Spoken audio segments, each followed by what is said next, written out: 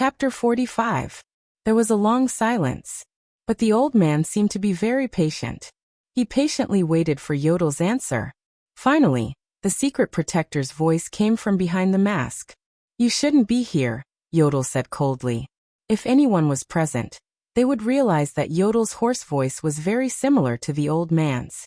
The old man in black did not speak. He only looked at Yodel with a strange smile. The old man's eyes did not move at all. But as someone at the peak of supreme class, Yodel felt that the old man's aura was gradually suppressing him. That night, 3.5 legendary anti-mystic equipment that conceal mystics in the country went to their respective places. The old man in black leaned on his walking stick, grinned, and slowly said, "The Staff of Constellation is the symbol of royal power. The Staff of Constellation is the symbol of royal power. It will always be in the hands of His Majesty. The Judgment Spear is wielded by the legendary Wing, and is guarding the western front lines. The kingdom's wrath is cleaning his motionless bow in the manor outside the city. The other half, which is the Supreme Shield, is with the Fortress Flower and is left in the Broken Dragon Fortress in the north." Yodel inhaled softly. Only the last half, the recently thawed Supreme Sword, followed Yodel Kato to Lower City District. It was also that night that the air mystic disappeared from Red Street Market, which is adjacent to Lower City District. The old man grinned again. His smile was very ugly. "I should have praised you. The last time someone managed to seal a mystic on his own, it was recorded during the Ancient Empire's era." Yodel's hand under his sleeve slowly tightened its grip on the gray cross-shaped handguard short sword. But Murat's pupils shrank, and his tone changed. "You, who went to welcome the kingdom's bloodline, should have kept a low profile and acted in secret. Why did you risk your life to find the air mystic and seal him? Don't tell me you want to be a messenger of justice." Yodel did not speak for a long time. The old man was a little impatient. The wrinkles on his face moved. He said, "Or should I report to His Majesty and let him ask you personally?" A long time passed. In the face of one of the 5 most feared people in all of Constellation, Yodel took a deep breath and spoke faintly with the same hoarse voice. "You're right. That night I saw Asda Sakern in Red Street Market. At that time he was on Thal's escape route." The black-robed old man continued to stare fixedly, as if this news was nothing. But no one knew that at that moment, Yodel was carefully weighing his words. "For Thales, I have no choice but to take action. Although the Supreme Sword is only half a set of equipment, it is enough to seal the air mystic." The black-clothed old man lightly coughed twice. On his ordinary face, a pair of eyes suddenly emitted a bright light. "I think you don't mind telling me every single detail of what happened to him before you sealed him? From words to emotions, from actions to attitudes? I'm very curious as to why Asda would return to the capital, a place that is so dangerous to him." Yodel clenched his fists tightly under his robes. He had to be careful. He was facing the Black Prophet. He could not lie. He couldn't. "Asda Sakern. He's a lunatic," Yodel said flatly. The old man, the Black Prophet, chuckled, the wrinkles on his face rippling. "Of course every one of them is a lunatic, so what? Even a lunatic should have words and actions, right?" "Before he was sealed he was very excited," Yodel answered slowly, choosing his words carefully. The old man stroked his cane, his dry lips parted. "You will never be able to understand their emotions. They are not even human. How could they have emotions? This nonsense can't divert his attention." Yodel thought in his heart. Yodel hesitated in his heart for a second before he made a decision. He had to speak. "He had to," he said. Yodel's hoarse voice came slowly from behind the mask. "He found a newborn mystic." In history, the first recorded appearance of mystics was around the Ancient Empire, around the year 1025 to 1035 of the imperial calendar. The imperial calendar year 1000? From the Ancient Empire to the Final Empire. The imperial calendar had been used for more than 1,600 years before it was changed to the termination calendar. Thales recalled the basic knowledge he learned in the past few days. In other words, it has been 1,200 years since the mystics appeared. However, this did not seem to be a good time for him to let his mind wander.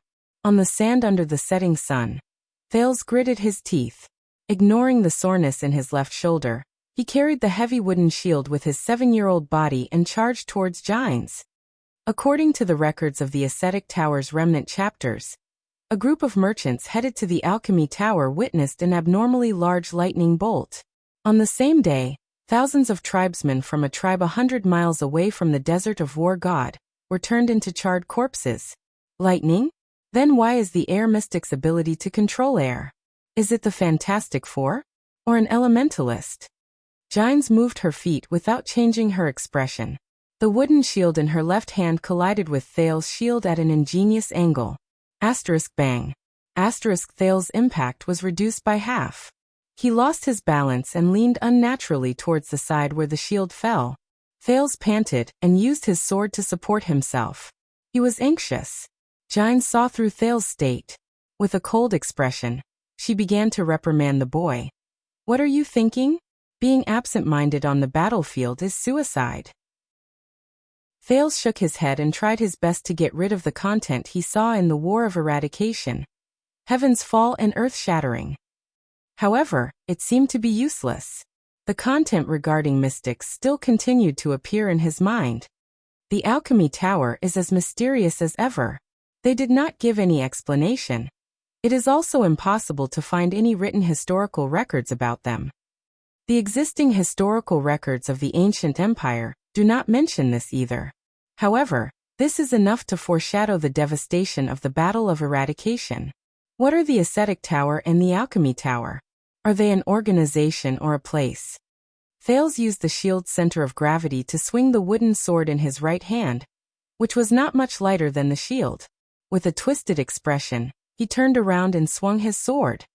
The war began in the year 1609 of the Empire calendar. However, there is no historical record that can prove how the Battle of Eradication started. It was as if all the opposing parties stood on opposite ends of the chessboard overnight and started killing each other. Why?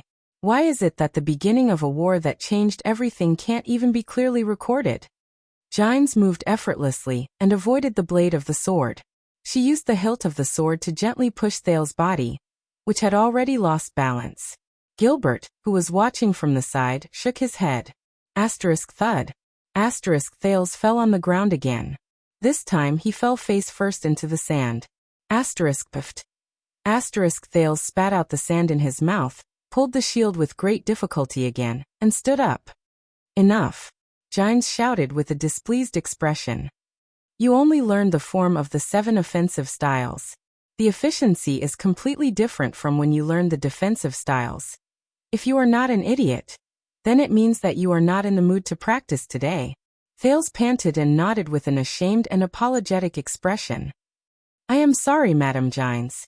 The number of mystics is even lower than the number of dragons in the legends.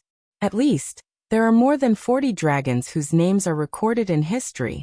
However, the number of mystics who publicly appeared and participated in the Battle of Eradication was less than 10. 10? 10 against the entire world? Brat!" Seeing that Thales was still absent-minded, Gines angrily flung the shield and wooden sword down. "Class dismissed. Wake up at 6 in the morning tomorrow, and make up for today's progress." Gilbert furrowed his brows. He did not know what was wrong with Thales. On the battlefield, Gines turned her head and shouted at Count Casso, "Before dinner he is yours." "He's yours before dinner, fix him up like that." Gilbert smiled, raised his hat and bowed. Thales threw down the wooden sword in frustration, and began to deal with his left arm. His arm was stuck on the shield again. Even so, even though he has many followers, the ones who truly caused the Allied forces to suffer huge casualties were mystics in the single digits. The most famous record was the battle at the Sighing Mountain Range at the Eastern Front in May 1614 of the Empire calendar. The Mountain Elves' 8,000 sentinel troops and the Dawn Dynasty's 50,000 well-equipped black armor troops were originally victorious. However, after the appearance of the Power Mystic, they were destroyed overnight. Power Mystic? Power? A single shadow, 58,000. What kind of power could cause such damage? It was almost comparable to an atomic bomb. Can Asta do it too? At this moment, Gines rubbed her palms and was about to leave with an unpleasant expression. But she saw a guard walk forward with a solemn expression and whisper a few words into Gilbert's ear. In the next moment, Thales was surprised to see that Gilbert's expression suddenly became surprised and worried, and even fearful. This Count Casso, who had rich experience in diplomacy, was indifferent to favors and insults, and who did not show his emotions, also had moments of worry and fear. While Thales was puzzled, he heard Gilbert stop Gines and speak with a solemn expression. His Majesty has sent a message. Lord Morat Hansen will be visiting Mindy's Hall tonight. He wants to meet Mr. Thales. Morat Hansen? Who is that? Thales was also surprised to see that the expression of the first-grade female official, Kessel V's lover, Lady Gines, had changed. It was also shock, worry, and gnashing her teeth. He will come sooner or later. Gines' gaze was cold, and her voice was frosty. He will face the bloodline of the royal family, and the inheritance of the throne of Constellation. The head of the kingdom's secret intelligence department, Black Prophet Morat. Why wouldn't they join in? The old man in black, Black Prophet Morat Hansen, did not speak again. For the first time, Yodel saw shock and fear in the eyes of Morat, who always had a mysterious and strange look on his face. Fear? A newborn mystic? Morat's voice froze. He took a step back in disbelief, and immediately raised his head. It works, Yodel said to himself. Morat knew too many secrets, including the secrets of mystics. But it was also because he knew too much that he was easily distracted by these things.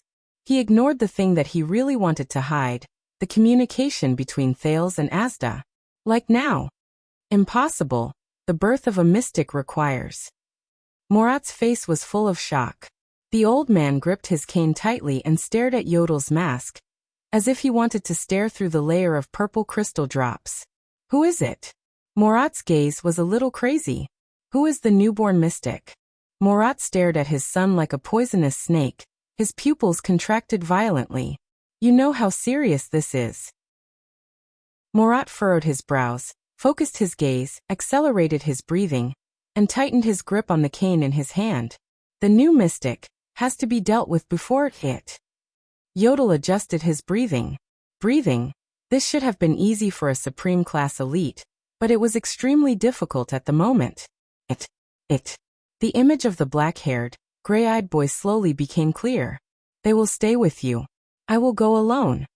In Sunset Pub, the stubborn boy's words and his resolute gaze vaguely appeared before his eyes. Yodel clenched his fist lightly. Morat slowly narrowed his eyes. Asda did not say his name, so he probably does not know his name. Yodel carefully sifted through the truest information and slowly organized it into words. Then I sealed Asda. He really does not know Thales' name, Yodel told himself. I am not lying. Morat did not speak. The old man only looked at Yodel with a strange gaze. After a few seconds, Morat looked away. Very good, you did not lie, the old man said affirmatively. His gaze was very solemn. But it is also very bad because you really did not lie, Morat added with a gloomy expression. Yodel felt relieved. He managed to hide it. Now, according to His Majesty's orders, let us go meet Sir Thales. Morat put away his gloominess and solemnity. His face once again radiated an ugly and terrifying smile as he walked towards Mindy's hall. Yodel's breathing suddenly stopped. Morat rubbed his cane and revealed his few remaining teeth. He turned his head and said with a smile, regarding the truth of Red Street Market, you probably don't mind if I ask that child in person again. Like the so-called newborn mystics? Do not misunderstand, it is just a professional habit like, to see if you are hiding anything? Yodel suddenly raised his head. Morat's smile widened. It was almost the climax of the last chapter. Swordless had to work hard. Although there were not many people who collected it, regardless of the starting point of the world of creation, there was a small increase of 1 or 2 every day. As a newbie who had signed a contract, Swordless was still very happy. Chapter 46. In the guest banquet hall on the second floor of Mindy's Hall, the guards invited the guests in and closed the door neatly. Say what you have to say and leave. Under the illumination of the everlasting lamps in the hall, Gines stood in front of Thales and blocked his way. She spoke bluntly. Thales calmly looked at the black-robed old man in front of him, who seemed to be on the verge of collapsing. Doubts grew in his heart. "You're still so cold, Officer Bajkovic." On the other side of the empty hall, Murat's old and hoarse voice traveled into Thales's ears. It was extremely unpleasant and made him inexplicably nervous. Murat's tone was mocking. "In any case, we have cooperated with tacit understanding more than once." "Cooperated?" Gines sneered. "Who would cooperate with a venomous snake?" "At that time, it was His Majesty's order and I had no choice but to obey." "How disappointing." Murat shook his head in a seemingly regretful manner, as though he was really sad. "I thought we were on the same side. You know, I have always treated you as my daughter." As he spoke, Murat's eyes shone brightly. "You know, I have personally raised you as my biological daughter." Murat lightly emphasized the word biological. Thales was surprised to see that Gine's expression, who had always been arrogant, suddenly froze, as though someone was strangling her throat. The female official, who had always been arrogant and imposing, immediately turned her head so that others could no longer see her expression. "Forgive me for being blunt." Gilbert, who was at the side, interrupted their conversation. With a serious expression, he bowed slightly. "Lord Hanson, you also know the importance of everything here to the kingdom. Please save unnecessary probing or small talk." Thales was even more surprised. Gilbert, who had always been well-mannered, seemed to be a little angry. "We all know that you are the chief of intelligence, and that you control the kingdom's secret intelligence department, which makes people pale with fright at the mention of it. Constellation also relies on your contributions." Gilbert's face was cold and his words were sharp. "Hence, it is only right for you to meet the future king in advance. Then please do not delay any longer. This is Mr. Thales." He deliberately emphasized the words intelligence agency and king. Thales suddenly realized that the former was meant for him, while the latter was a warning to Murat. The head of the greatest intelligence agency. Thales hid this information in his mind. The atmosphere was really not too good. The solemn Gilbert took a step back, leaving Thales completely out of Murat's field of vision. Murat's gaze swept past the crowd and shot towards the transmigrator. At that moment, Thales felt as if there was some kind of magic in those pitch-black eyes. It was as if she wanted to stare right through him. Thales even had the misconception that he was a little out of breath. Murat walked forward slowly. The sound of his walking stick hitting the ground created an ominous rhythm. Thud, thud, thud. Behind him, the masked protector Yodel also walked forward slowly. "This distance is enough," Gilbert said coldly. "Count Casso, you are indeed His Majesty's most trusted attendant." Amidst the sound of footsteps and walking stick, Murat's gaze was still fixed on Thales, but his footsteps did not stop. His old and hoarse voice traveled into Thales's ears. "I really admire your loyalty to the king, whether it is to the late king or to the late king's heirs." Thales noticed that he emphasized the words heirs. At that moment, Thales suddenly felt that after Murat's words fell, Gilbert, who was as sharp as a sword, stopped in his tracks. Gilbert furrowed his eyebrows tightly, as if he had thought of something bad. The eloquent and quick-witted former Foreign Affairs Minister, Count Casso, also gritted his teeth at this moment. He stopped talking and allowed Murat to come closer. Watching the old man in black slowly approach, Thales felt cold sweat trickle down his back. What kind of character is this? With just a few words and a few accents, he managed to make Gines, who has a strong aura, and the experienced and capable Gilbert willingly step back without saying a word? "So young sir, it was not easy for you to escape from Red Street Market and the mystic's hands." Murat put on a smile that was full of wrinkles and said gently but unreasonably coldly, "Mystic? Mystic?" Hearing that, Gines and Gilbert raised their heads in unison and looked at Thales with strange expressions. Thales was shocked. He subconsciously raised his head and looked behind Murat. He saw the masked secret protector, Yodel, standing quietly without saying a word. However, Thales acutely felt that the masked protector's posture seemed to be a little stiff and nervous. "Yodel, did you tell him everything? About my secret?" "In fact, I have some small questions to ask you." Murat smiled again. His eyes behind his wrinkles were extremely sharp.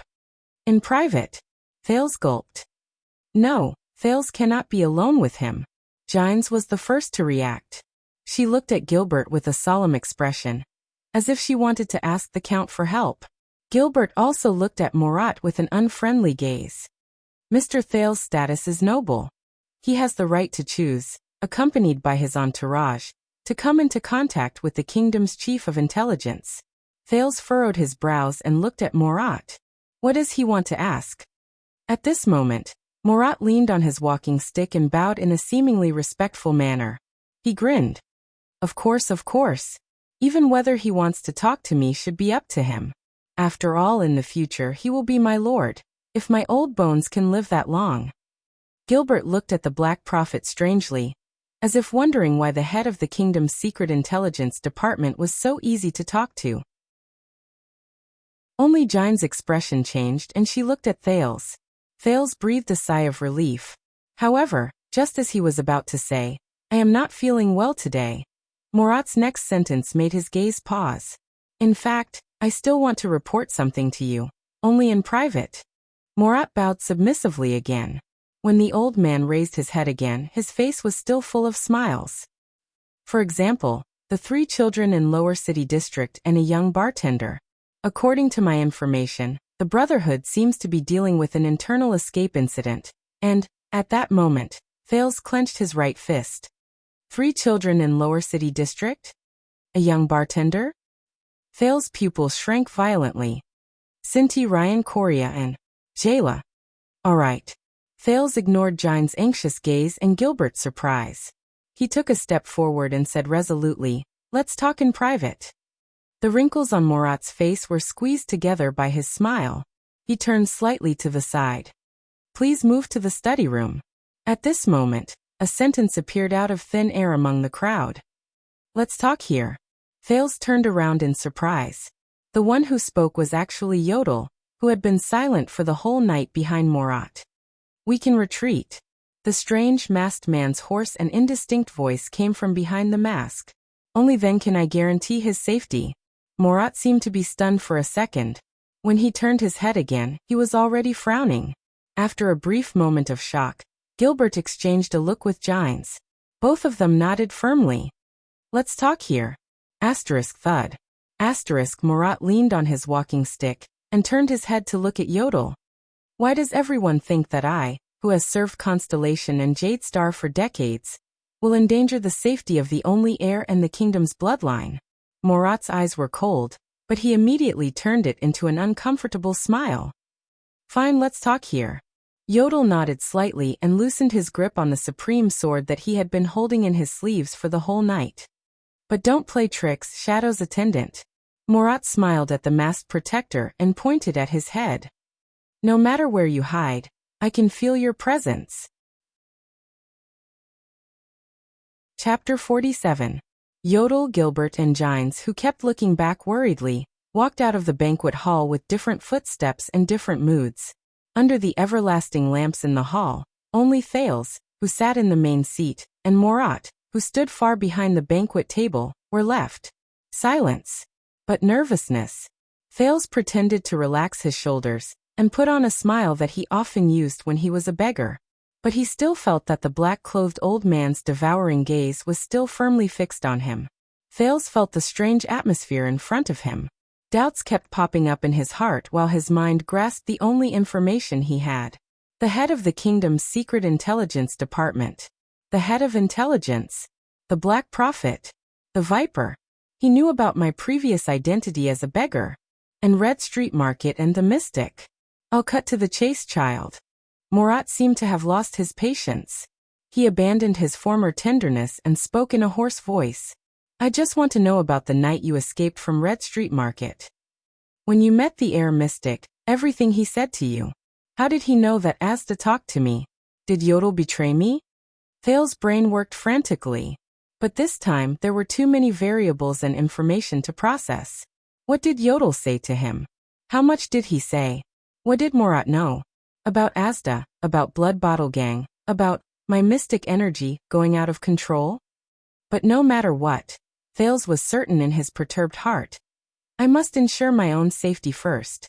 Ever since that night when Quide came to the 6th house to look for his hidden copper, he The beggar Thales, or the would-be heir Thales, seemed to have gotten used to drifting alone in a precarious and involuntary fate, trying his best to survive. What? Thales' face showed just the right amount of doubt. Then he came to a sudden realization and said, "Oh, the mystic. Are you talking about the legendary bosses of Blood Bottle Gang?" Morat narrowed his eyes slightly, as if he was doubtful and hesitant. Thales pretended to recall and scratched his head. "That night, I remember everything was so chaotic everywhere. Blood Bottle Gang's boss words. But things did not go as he expected." "Child." He was interrupted. Morat leaned on his walking stick expressionlessly, and his voice reached Thales' ears. "You have a talent for lying and acting." Morat widened his eyes abruptly. His pitch-black pupils shot into Thales' eyes, sending chills down one's spine. "Your old friend Asda Sakern." Morat's eyes widened abruptly. Thales was shocked.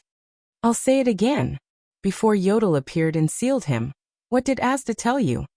Morat's eyes burned as he waited for his answer.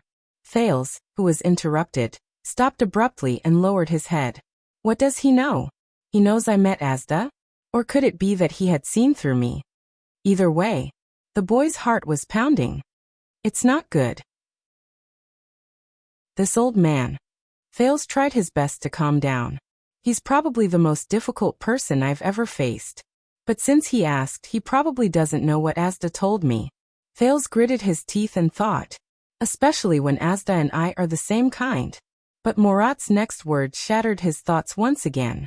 "Let me remind you again, child." Morat laughed in an unpleasant manner. "Asda, you found a newborn mystic, right?" At that moment, Thales felt as if he had fallen into an ice cave. "Yodel," the boy thought anxiously. "What did Yodel tell me? Why is he so sure?" Morat laughed strangely. "There is a reason why people fear me." The old man in black approached Thales step by step with his walking stick. At that moment, Thales even had the desire to escape. "I am a psionic. Even though I do not like this psionic, it has indeed helped me a lot." A bad feeling flashed through Thales' mind. "Regarding the air mystic, there is no need for you to lie anymore. I can see it clearly in your mind, Asda. Ah, that handsome gigolo in blue. God, he is still so young." Morat's words hit Thales' chest like a heavy hammer. However, the intrigued Morat was not done yet. His words chilled Thales' heart more with each sentence he uttered. "What is that in Asda's hand? A blue ball? Look at those 3 meatballs. Does he still like to play with squeezing human flesh? Why is it so dark around us? Where are you guys?" Morat's face was full of interest, as if he was casually flipping through an interesting travel book. Thales, whose mind was blank, began to tremble uncontrollably. Blue gigolo? Blue ball? Squeezing human flesh? Pitch black? How did he know? How did he know? Thales even felt that his breathing was about to stop. Morat seemed very tired. He lowered his head and rubbed the bridge of his nose. This ability is really strenuous to use. I can't use it often." He then raised his head and grinned, revealing an ugly, wrinkled smile. He looked at the stunned Thales. "This is why others call me the Black Prophet." Thales was so shocked that he was speechless. Morat gently opened his lips and spat out the most poisonous words to a transmigrator. "Yes, child. I can read people's minds." At this moment, Thales truly felt that he was about to face a great catastrophe. "What do we do now?" Standing in the corridor on the 2nd floor, the first-grade female official, Gines looked at the 2 men in front of her with an unpleasant expression. "Both of you know Morat's capabilities and abilities. He will use secrets, information, scandals, and anything else you can think of to control anyone he wants to control." Gines' expression was unpleasant. Gines paced a few steps and said hatefully, "You can rest assured and let that child. He is very smart, very mature, and has potential. But that is the Black Prophet. The omniscient Black Prophet. I know what he is capable of," Gilbert said solemnly. "How do you think the Fortress Treaty was signed without the help of the kingdom's secret intelligence department? Then why did you let him go? Kessel, that bastard, what was he thinking?" Gines was so angry that she slammed her palm on the railing on the 2nd floor. The huge force caused a dent to appear on the firwood railing. At this moment, Gilbert furrowed his brows and suddenly turned around. Gines, who felt that something was wrong, also turned around in puzzlement. Other than the motionless guards, there were only the two of them in the spacious corridor. At some point in time, Yodel had disappeared. Again. At the same time, at the northern city gate of Eternal Star City, the guards and the city defense team had finished their sentry duty for the day. They were preparing to pull down the huge sluice gate and close the magnificent Inkstone City gate. It's another peaceful day, the captain of the last shift of the city defense team thought.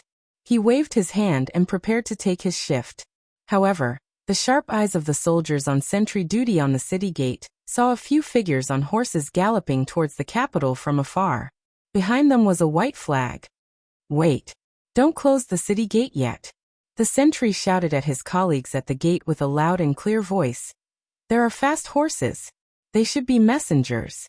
The captain climbed up the city gate in puzzlement and looked at the group of cavaliers in the distance. Only when the other party approached did the captain see, to his surprise, that the other party was holding a White Eagle flag. White Eagle? The sentry duty 5 miles away did not stop them, so they should be important messengers. But the captain took a step forward with a solemn expression. He shouted, "The capital is in front. Slow down immediately. City defense team, form an interception formation." Below the city gate, dozens of soldiers from the city defense team immediately shouted. They unsheathed their swords, formed a wall with their shields, and blocked the city gate. They formed a formation in the direction of the cavaliers. Cavaliers, slow down immediately. Report your identities and affairs. The captain shouted towards the outside of the city. The knight raised his head, but he didn't slow down at all. He raised a scroll and shouted anxiously, "I'm here." He raised a scroll and shouted anxiously, "An urgent letter from the Master of Cold Castle, Guardian Duke of the Northern Territory, Valarund. Emergency level, level 7. Present it to His Majesty. No one is to stop him. The Duke will be here soon. This is Sir's order." As he spoke, the knight raised his hand, and the scroll with the stone tied to it flew up to the city gate in an inconceivable manner. It was caught firmly in the hand of the captain, who possessed the strength of a superclass. He's a master. No wonder he's a knight from the northern region, the captain thought to himself as he felt the strength in his hand. But when the captain took off the seal and scanned it, he nodded after seeing the signature and imprint on it. The captain took 2 or 3 steps to the edge of the city gate and shouted to the troops below, "Everyone spread out. Let them through immediately. Thank you so much." The knights under the city gate rushed past the soldiers, who made way for them. Under the astonished gazes of the passers-by, they whipped their mounts with all their might and galloped towards the center of the capital. "Speed up! Speed up! Speed up!" The leading knight had a crazed look on his face as he urged the whole team to speed up without any hesitation. The captain looked at the departing knight with a grim expression. "Don't close the door yet. If what he said is true, we still have a Guardian Duke of the North to welcome. Emergency level, level 7.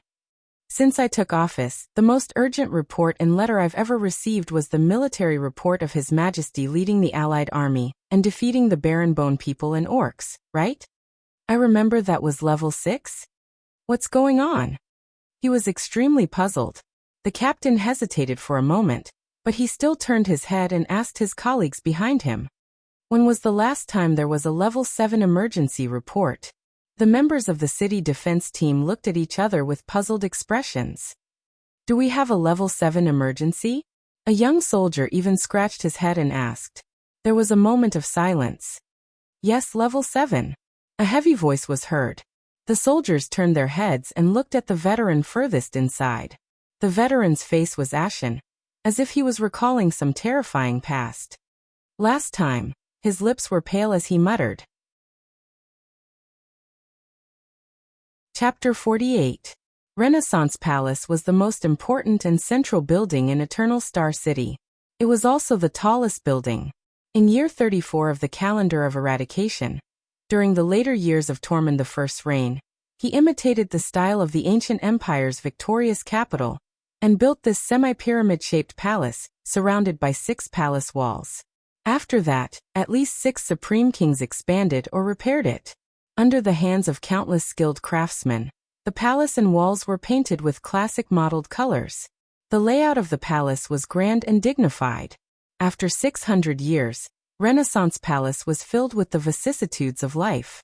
Above the 225 steps was the Hall of Stars supported by 24 gigantic pillars. It was grand and wide, and was used for holding national conferences. The open-air northern part of the hall looked down at Star Plaza outside the palace walls, the largest commercial plaza in the central district. The southern part was the convening room for the imperial conference. In the middle was the spacious meeting hall, which could accommodate a large number of nobles.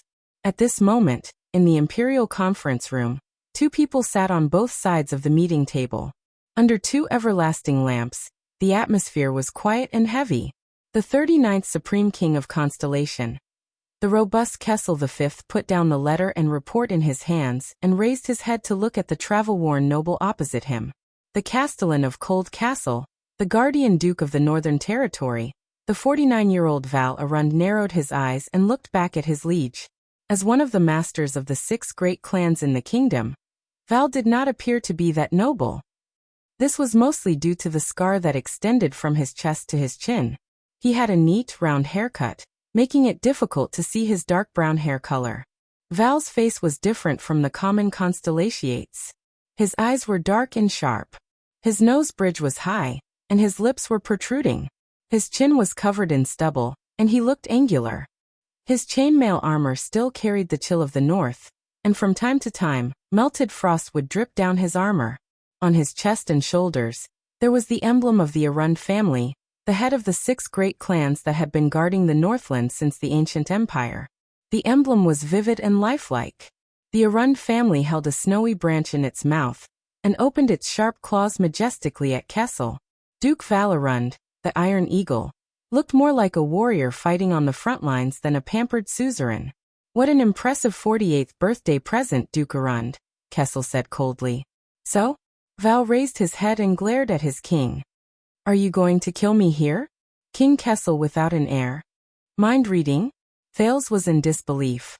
He could even hear his heart beating irregularly. Looking at Murat's gloomy eyes, he thought bitterly. "Then what else can I hide? Young sir, there is no need to be too surprised." Murat gently stroked the black wooden walking stick in his hand. It was as inconspicuous as his appearance. "You know, I have seen this expression of yours too many times. From criminals." Murat grinned horribly, revealing his missing teeth. "To kings." "Ha ha ha ha ha." Murat laughed sinisterly. Facing such a person, such a terrifying person. "Ha ha." Thales's mind was in a complete mess. "I might as well, right at this moment." "Calm down." A voice came from beside his ear. "He's been lying to me all along." Thales was startled. He slammed his palm on the banquet table. The sudden childish voice shocked him. Murat stopped laughing and looked at him strangely. "Don't act rashly. Only I can hear my voice now." Thales desperately grabbed the corner of the banquet table and stared at Murat. He turned his surprise at the voice into fear of Murat's mind-reading ability. "He doesn't need to read minds," the childish lowly voice said in his ear. "He doesn't know how to read minds? But he can determine the existence of a lie," the mysterious voice said. Thales forcibly suppressed his chaotic state of mind and shut his eyes tightly. A piece of memory came back to him. Chiron, the object of research in psychology, is focused on the behavior and psychology of individuals. Our object of research is biased towards the behavior and psychology of groups. There are many differences between the two. An old professor smoked his pipe and exhaled a mouthful of smoke. He smiled at Wu Chiron, who was flipping through the first draft of his thesis in annoyance. He said slowly, "But there is one thing in common. Human behavior and psychology have always been unpredictable and unpredictable. Not to mention the miracle of law. In the face of such a miracle, researchers must be humble. You also know that attempts to use one or a few macroscopic theories to encompass all phenomena in human society have long been criticized to the point of being riddled with holes, because there has never been the possibility of completely understanding the human mind. The memories of his past life flowed away like a tide and returned to his already sizable sea of memories. Thales suddenly opened his eyes and looked at the Black Prophet, who was calmly waiting for his answer. It's about time, Murat Hansen thought to himself. He narrowed his eyes with interest and looked at the little boy in front of him. However, looking at his expression, could it be that there was really something important that Yodel was hiding? Murat tightened his grip on his walking stick. Very well, let's see how many more lies he can tell. He didn't come here today just to verify Yodel's words and find clues about the newborn mystic. Murat breathed in the sweet air. What a luxurious and decadent smell. More importantly, I came to meet the future king of Constellation and cultivate respect and offer the kingdom's secret intelligence department in his heart, as well as dependence and obedience. One king with an opinionated mind like Kessel was enough. Stars can only shine in the dark, Murat thought with satisfaction. Next, listen carefully to what I have to say, the lowly's voice whispered in Thales' ear. He doesn't know what you have said. He only knows what he has said. I can't transmit my voice anymore. He will find out. Take care of yourself, Eli. The familiar voice in his ear, which was severely leaky but made him feel much more at ease, did not come again. Thales sucked in another breath. Even though he still looked terrified on the surface, he had already readied himself in his heart. It's just another game, he told himself. His gray pupils contracted and finally focused on Murat, who was in front of him. His brain, which had been frozen by shock and fear, also started to work. First, he sorted out the available information. Murat is lying. After being reminded by the mysterious lowly's voice, he calmly came to this conclusion. 1. I met the mystic. 2. The mystic talked to me. 3. The mystic found out that I am the next mystic. The secret Thales needed to hide was these 3 layers of information. The problem was, Yodel knew all 3 layers of information. If Yodel told Murat everything, then the Black Prophet would not be here at all. What awaits me might be Asda's so-called legendary anti-mystic equipment. I shouldn't have suspected Yodel. From Red Street Market to Vine Manor, he did everything he could to ensure my safety, Thales told himself apologetically. He doesn't know what you have said. The voice told him. Murat doesn't know that the mystic talked to Thales. So, from the beginning, Murat only knew the first layer. As for the rest, he was lying to get information from Thales. And I foolishly took the bait. My panicked behavior probably led me to the second layer. He only knows what he has said. The voice also said. Murat only knows what Murat himself has said. In Murat's words, there was only one thing that was certain. Asda had discovered a new mystic. But that was all. Yodel probably only told him half of the third layer. He doesn't know who the new mystic is.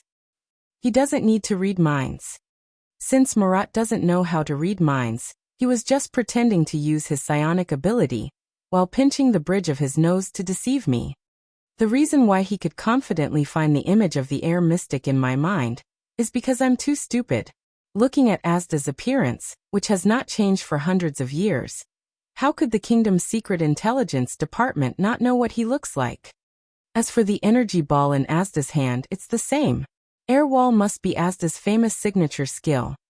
He likes the habit of squeezing human flesh balls. After the battle at Red Street Market, the corpses that were squeezed into balls must have been found. And the darkness at Red Street Market that night. Isn't this nonsense? Even a level 5 police officer could point this out during an investigation. So this guy's so-called mind reading, Thales frowned and thought bitterly. It's all a facade that Murat used known information to scare me and force me to submit. Now let's verify this. Lord Hansen, Thales raised his head in horror and said with a slightly trembling voice. Since you know how to read minds, why do you still ask me? You can just read my thoughts. How would I dare? Murat smiled slightly and bowed slightly with his cane in hand.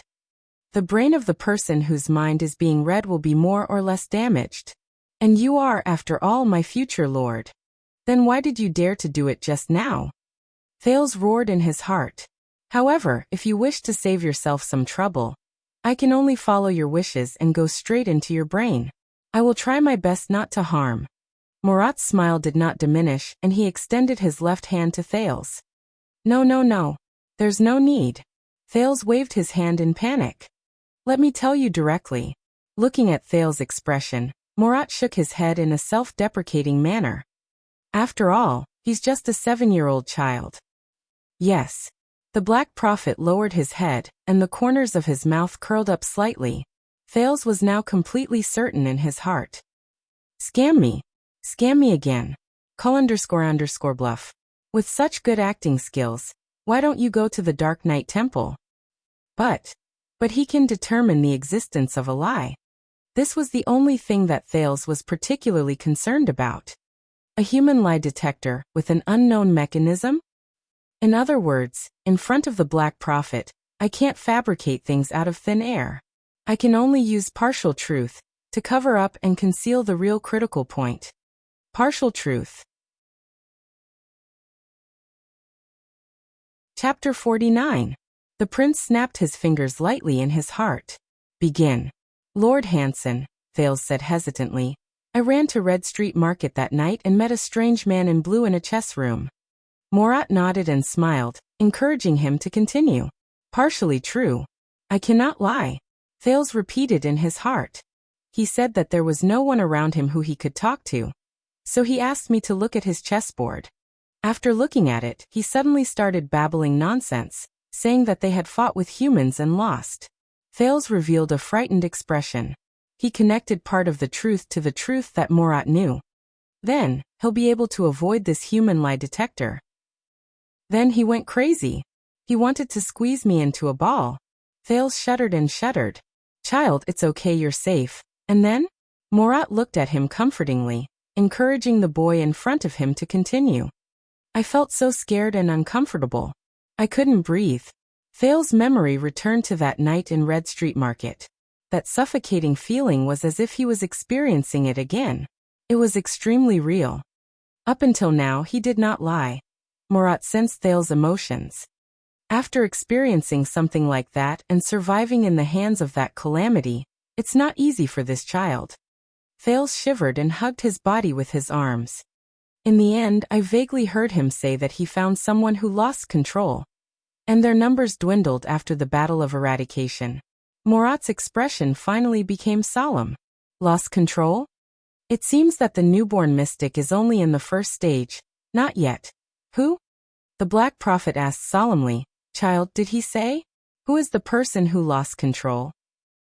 Thales trembled and shook his head. That strange man did not say. He only proudly said that he would guide that person, and that person would not be able to refuse him. Then Yodel appeared and stabbed him with his sword. Murat exhaled. The image of a smug madman talking to himself before killing someone appeared before his eyes. It seems that Yodel did not hide anything. Murat exhaled through his nose, his ugly wrinkled face twitching slightly. Thales exhaled softly. Partly true, it seems I have got away with it. No, the act must go on. But Yodel said that he won't die, and that he will come back after a dozen or so years, Thales added while trembling. Lord Hanson, they say you know the most, is this true? The weirdo will come back? Murat was preoccupied. He nodded perfunctorily. Yes, the supreme sword is not complete. It can only seal a mystic for a short period of time. But don't worry, the kingdom's secret intelligence department won't let him get close to you. The Black Prophet frowned, his mind already flying outside Mindy's hall. Tonight's goal had been achieved. First, he confirmed the information about the air mystic from Yodel, and obtained an additional reward: the existence of a newborn mystic. Second, he saw the future heir of Constellation with his own eyes. 3 had left a deep impression on him, one that he would never forget for the rest of his life. Thank you for your honesty and cooperation. Murat bowed deeply. When he raised his head, his gaze was already solemn and serious. Please be prepared. Get ready. Thales was a little puzzled. Murat gave him a deep look and nodded. The timing is a little hard to grasp, but I have a hunch that it will be soon. His cold, hoarse, but old and solemn voice echoed in the aristocratic banquet hall. Your Highness Thales. The prince opened his mouth wide, and his whole body trembled. Your Highness? So, But Murat had no intention of explaining. With a wave of his black robe, he turned around and left. Asterisk thud thud thud. Asterisk the sound of a cane hitting the ground rang out rhythmically. Thales finally came back to his senses. Wait! Lord Hansen! He stood up from his chair and yelled at the Black Prophet's back. The 3 children from downtown district and the news about the bartender. They are still alive. It seems that someone in the Brotherhood is sheltering them. Murat said without stopping and without turning his head. He had more important things to do. But can you tell me? Thales chased after him and spoke anxiously. He wanted to know more details. They are all my friends. Children. Murat's voice rose abruptly, causing Thales to stop in his tracks. You are not a king, not even a prince. The Jade Star bloodline. When you become the heir of Constellation, when you are strong enough, then we can talk about protecting them. Otherwise, these past things will one day become your weaknesses. The Black Prophet approached the door. His old voice sounded as if it was filled with indignation. And my 60 years of experience in the Kingdom's Secret Intelligence Department has taught me that the only way to prevent the enemy from sniffing out your weaknesses. Murat stopped in his tracks and turned around with a sinister smile. Thales felt a chill in his heart. Murat slowly raised his hand and gently clenched his fist in the midst of his wrinkled smile. It means to completely eliminate every weakness in your body. Do you understand now? Not His Highness. Prince Thales? Thales stared at him blankly. Murat turned around again and knocked on the door. The guards outside opened the door neatly, revealing the anxious figures of Gilbert and Gines. The masked protector Yodel stood alone on the other side. The former two looked over anxiously. Gines even ignored Murat, and rudely strode across the hall towards Thales. Don't worry, the 3 of you. Murat chuckled and pointed at the ground. Constellation has an excellent heir. One day, the Kingdom's Secret Intelligence Department will become his arm and be used by him. Gilbert frowned as he watched the Black Prophet limp past him. Lord Hansen. At this moment, Thales suddenly spoke from inside the hall. What about you? Have you eliminated your weaknesses? Murat was stunned. He raised his head and looked at the little boy on the other side of the hall. At that moment, Thales suddenly felt an inexplicable emotion flow through the unreasonable Black Prophet. Of course. Under everyone's gaze, the Black Prophet, Murat Hansen said resolutely, completely. Leave no one alive. Then he left Mindy's hall. Only Yodel clenched his fists without anyone noticing. Madam Gines, Mr. Gilbert, I am fine. Smiling and shaking his head at the anxious Gines and Gilbert, Thales turned to Yodel and said seriously, speaking of which, there is something I need to do first. Under Gilbert's furrowed brows and Gines' surprised gaze, the 7-year-old boy stretched out his right hand towards the masked protector, who had just returned from his departure. Yodel, I need your protector, Thales said firmly. Please escort me to Madame Serena Corleone's room. No heir? Coming from the mouth of you, who only has one daughter, this is rather appropriate. King Kessel placed his arms on the table and exhaled softly. I have traveled for 2 days and 2 nights, almost only a few minutes slower than the messenger raven.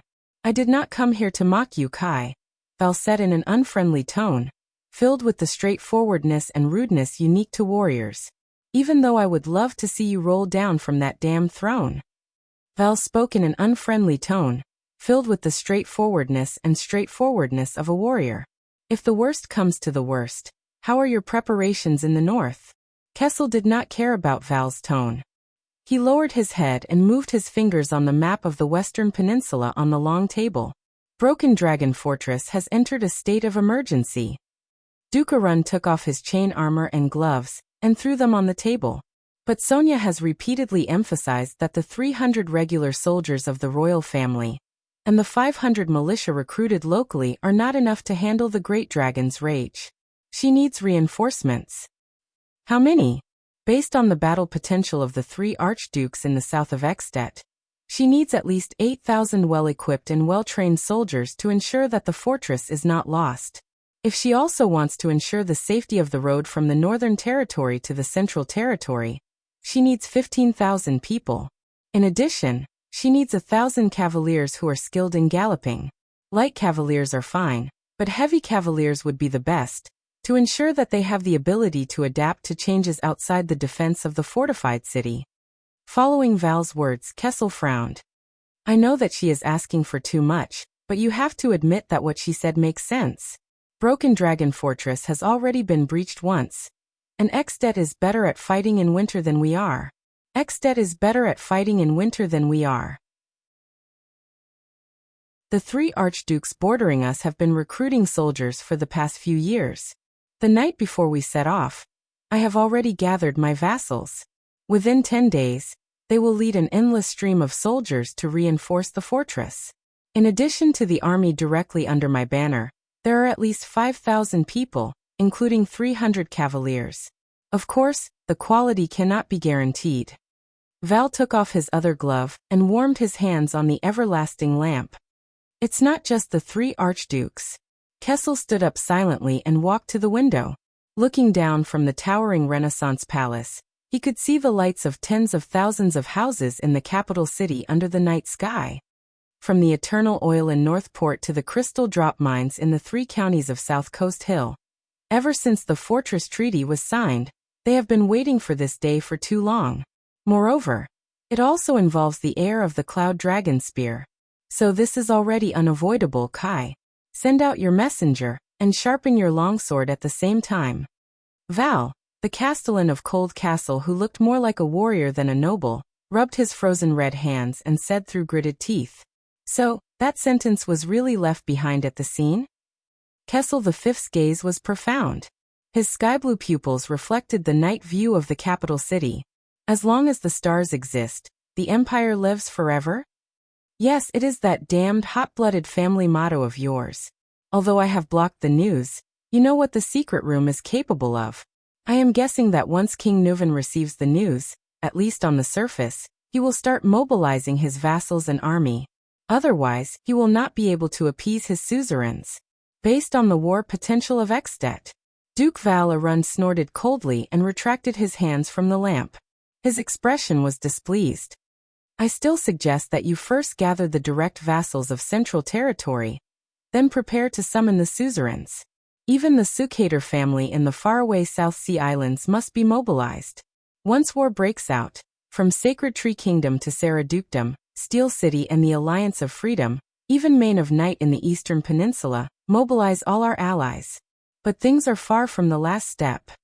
Kessel looked at the night view of the capital city outside the window and gently clenched his fists. King Nuvan is also not a hot-headed teenager. Do you think there is still a chance for a peaceful settlement? You know, this is far from the problem of that sentence. The Duke of the Northern Territory was filled with anger. He slammed the table fiercely. There are people on both sides who want it to happen, so this damn thing happened. Both of them were silent for a while.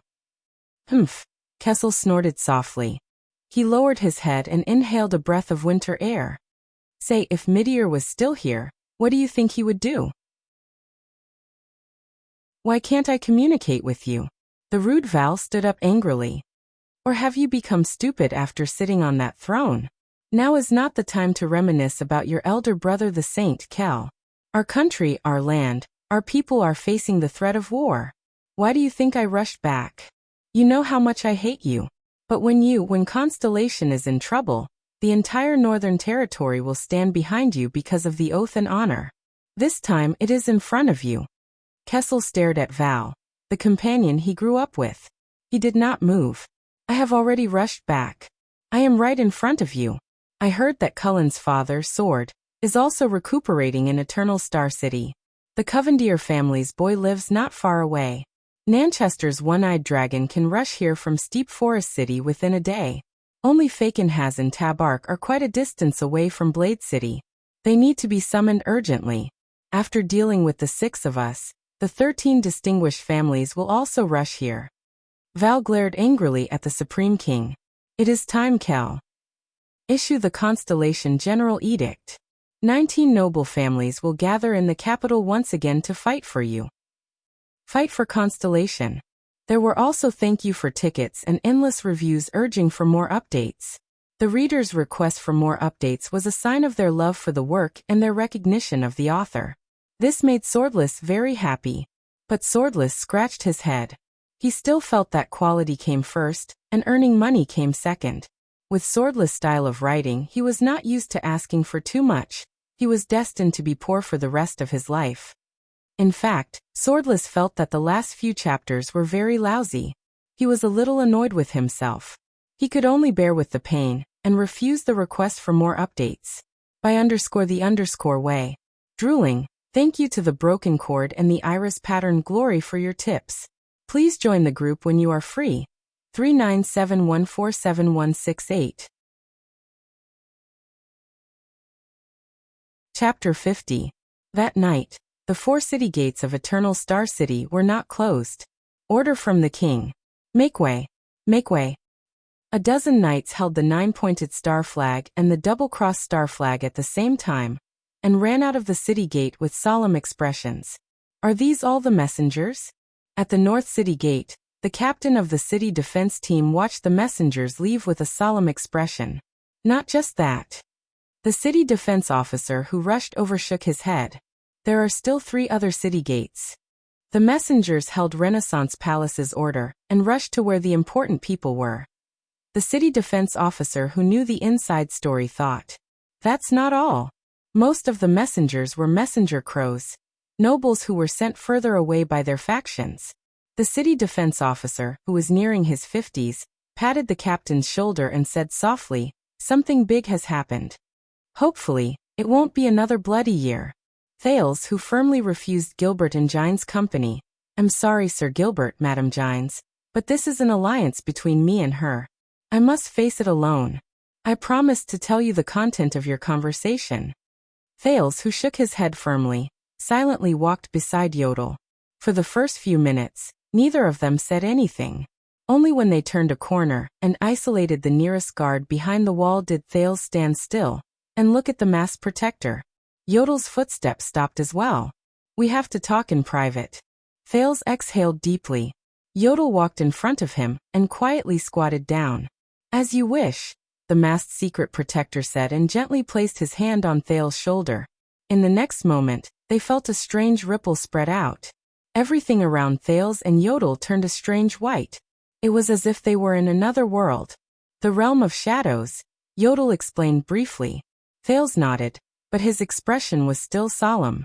He was not attracted by the strange pure white background in front of him. He had more important things to do.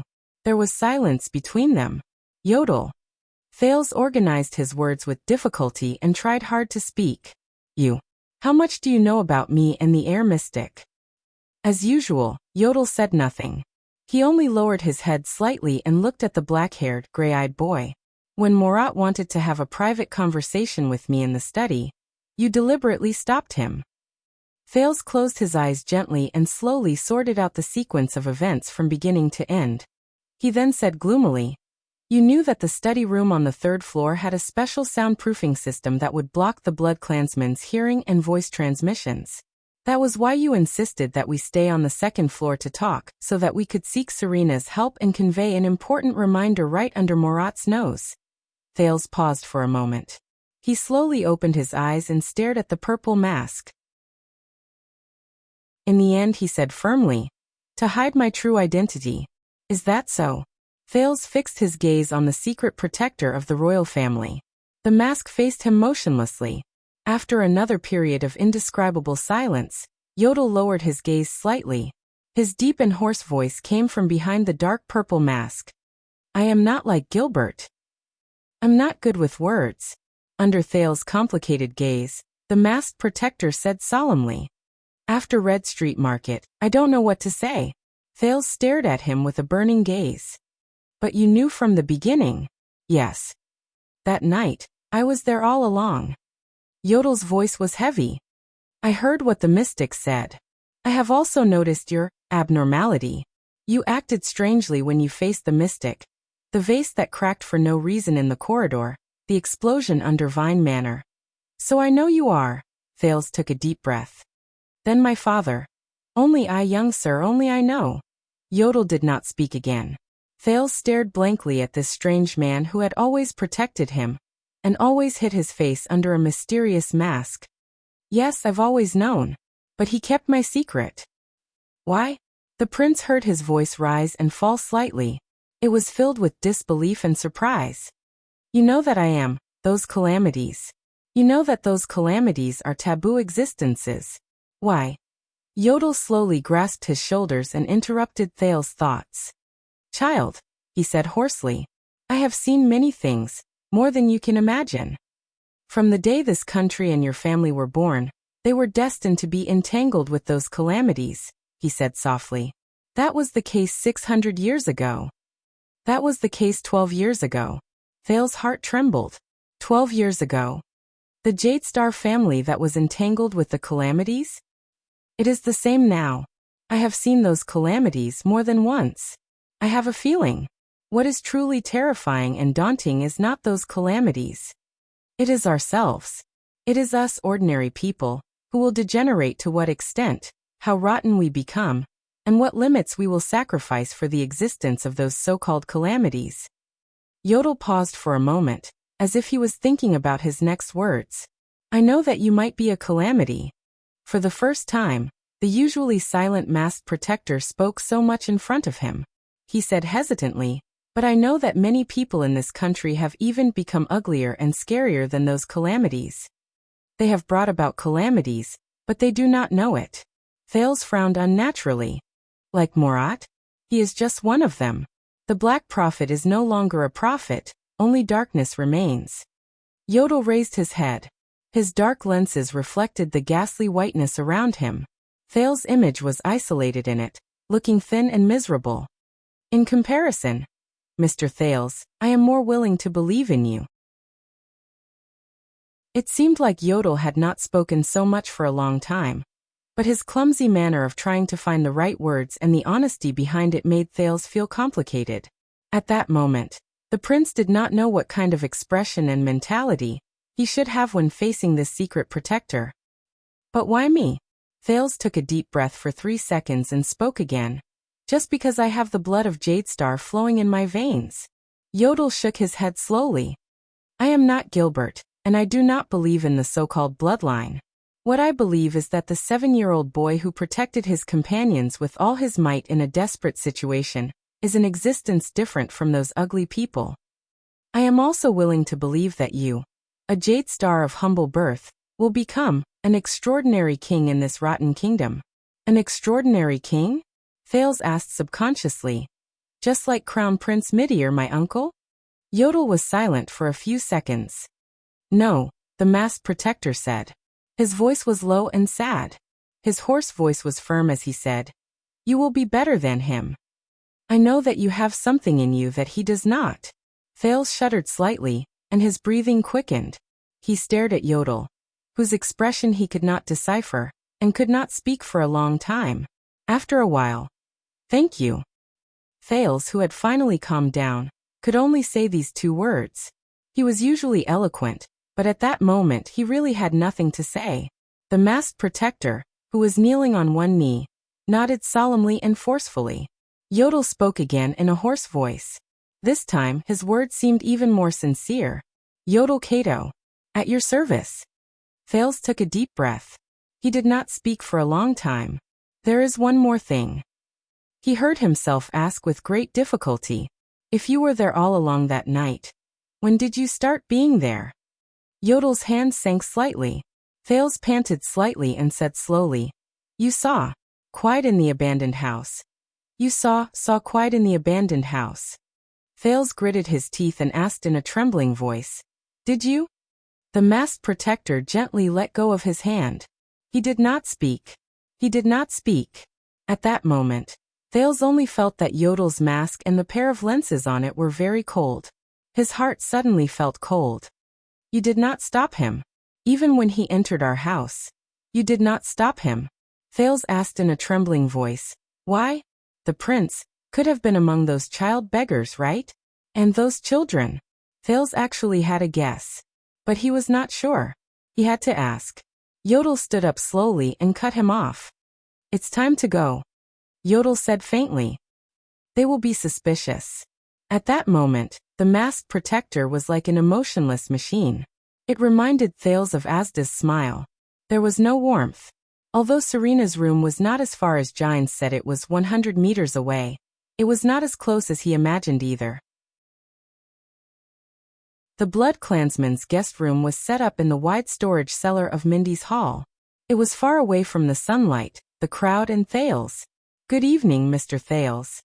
The pale-faced Blood Klansman, the old butler who had lived for an unknown number of years, Chris Corleone, bowed slightly at the door and flashed a dead smile at Yodel.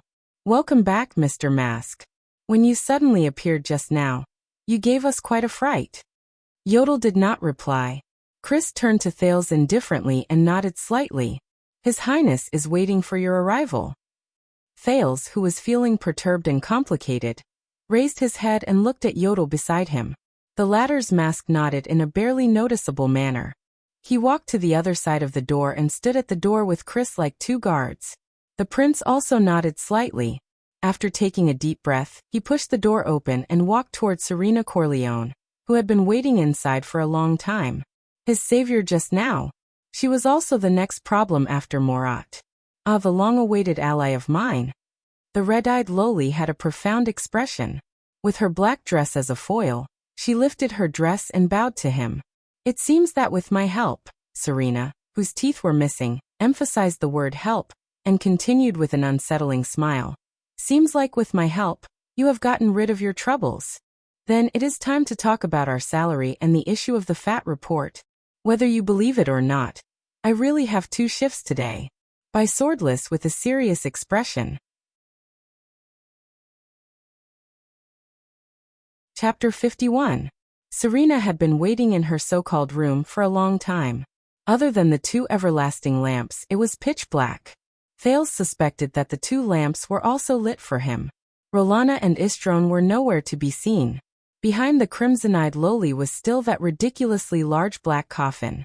If he had not seen with his own eyes how the Blood Klansman fiddled with a mechanism, and then folded it back into the size of a normal coffin, Thales would have doubted whether the Blood Klansman had so-called magicians to move it.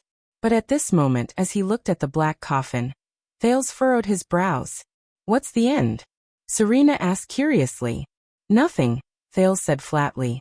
His expression returned to normal, and he swallowed back the question. "Why did you put a toilet bowl in the middle of the room?" "I came to thank my ally for her support, Serena." "Can I call you that?" Serena raised her eyebrows imperceptibly and pouted with her baby-fat face. "Just support, just an ally's duty, and not help that I need you to repay me? What a cunning and wordy brat." Serena thought in dissatisfaction. "I'm just conveying a few words that I don't understand. Let's just call me Madam Serena in English. I also got hold of some dirty little secrets in English." Serena tilted her head and flashed a cute lowly smile. In Maine Knox's words, why not? Right? Especially my dear ally who has an unclear relationship with the mystic? There was a moment of silence between the two. As expected, the old witch won't let go of this opportunity, Thales thought. "No, your help is very important to me. I am very grateful to you." Thales smiled bashfully. His gaze was sincere like a grateful little boy. "Otherwise, in front of the Black Prophet, I might even confess to him about the internal strife of the Corleone clan, and the truth about all of you taking refuge in Constellation. That is the Black Prophet we are talking about. Who knows what kind of terrible things he will do after he obtains these secrets. I do not wish to see anything bad happen to my ally. I hope you feel the same way, Serena." Serena's gaze instantly turned cold. "You're not willing to lose out at all, are you, my ally?" She deliberately smiled and revealed her small fangs at the same time. "Also, don't call me Serene.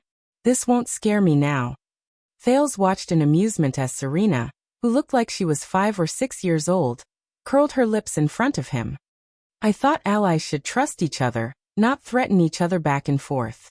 Thales' smile grew brighter. He took a step forward. "Our interests are aligned, my dear Serene. Since our interests are aligned, please call me Madam Serena. Please show more sincerity. For example, my subordinates and I need more blood, fresh blood."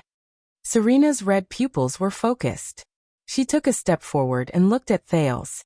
Sure enough, a dog can't change its ways, cough cough. Thales took a deep breath and took a step forward. He looked straight into the pair of red eyes, and tried his best to chase the image of the mummy out of his mind. He smiled and said, "To bind our mutual interests even more tightly, Serene."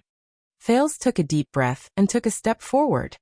He looked straight into the pair of red eyes, and tried his best to chase the image of the mummy out of his mind. "Selene? Rude mortal," Serena thought in slight annoyance. "When I take back the throne from that B*TCH. She looked at Thales' relaxed smile. So you're saying?" Serena chuckled. Her small lips curled up slightly. "You've finally made up your mind to propose to me?" Thales felt his worldview shake. With an expression as if he had just eaten **T, he helplessly looked at the 400-year-old witch who was smiling smugly. "You win." Thales sighed. Under Serena's sparkling gaze, he rolled up his left sleeve and extended his exposed wrist in front of the red-eyed lowly. "My fresh blood. This is what we agreed on in the alliance," he said flatly. Serena's expression changed, but it immediately turned into a smile. "I believe in your sincerity now, my dear ally." I thought he would keep going back on his word. The Archduchess closed her eyes and took a deep breath. The curve of her lips grew wider. "This boy isn't that annoying after all. Remember 1/8 of a pint, Serene." Thales' gaze was solemn, and his breathing was rapid. "Not more. But not less." Serena opened her eyes. Ignoring Thales' question about how he addressed her, she smiled strangely. "I will control the amount of blood." The lowly's face was intoxicated and fanatical. At this moment, the anxious Thales felt that the person in front of him was an archduchess of the blood clan who was 400 to 500 years old. "Blood? Can't you use another word?" Thales looked at Serena, who had turned into a gourmet. He gulped with difficulty. The shadow of being a mummy lingered in his mind. "Hey, can your gaze be gentler? I'm a little scared of your expression. It's giving me goosebumps." "Give me a hint, sister. Don't bite me with such a big mouth." "Ah. Ouch, ouch, ouch."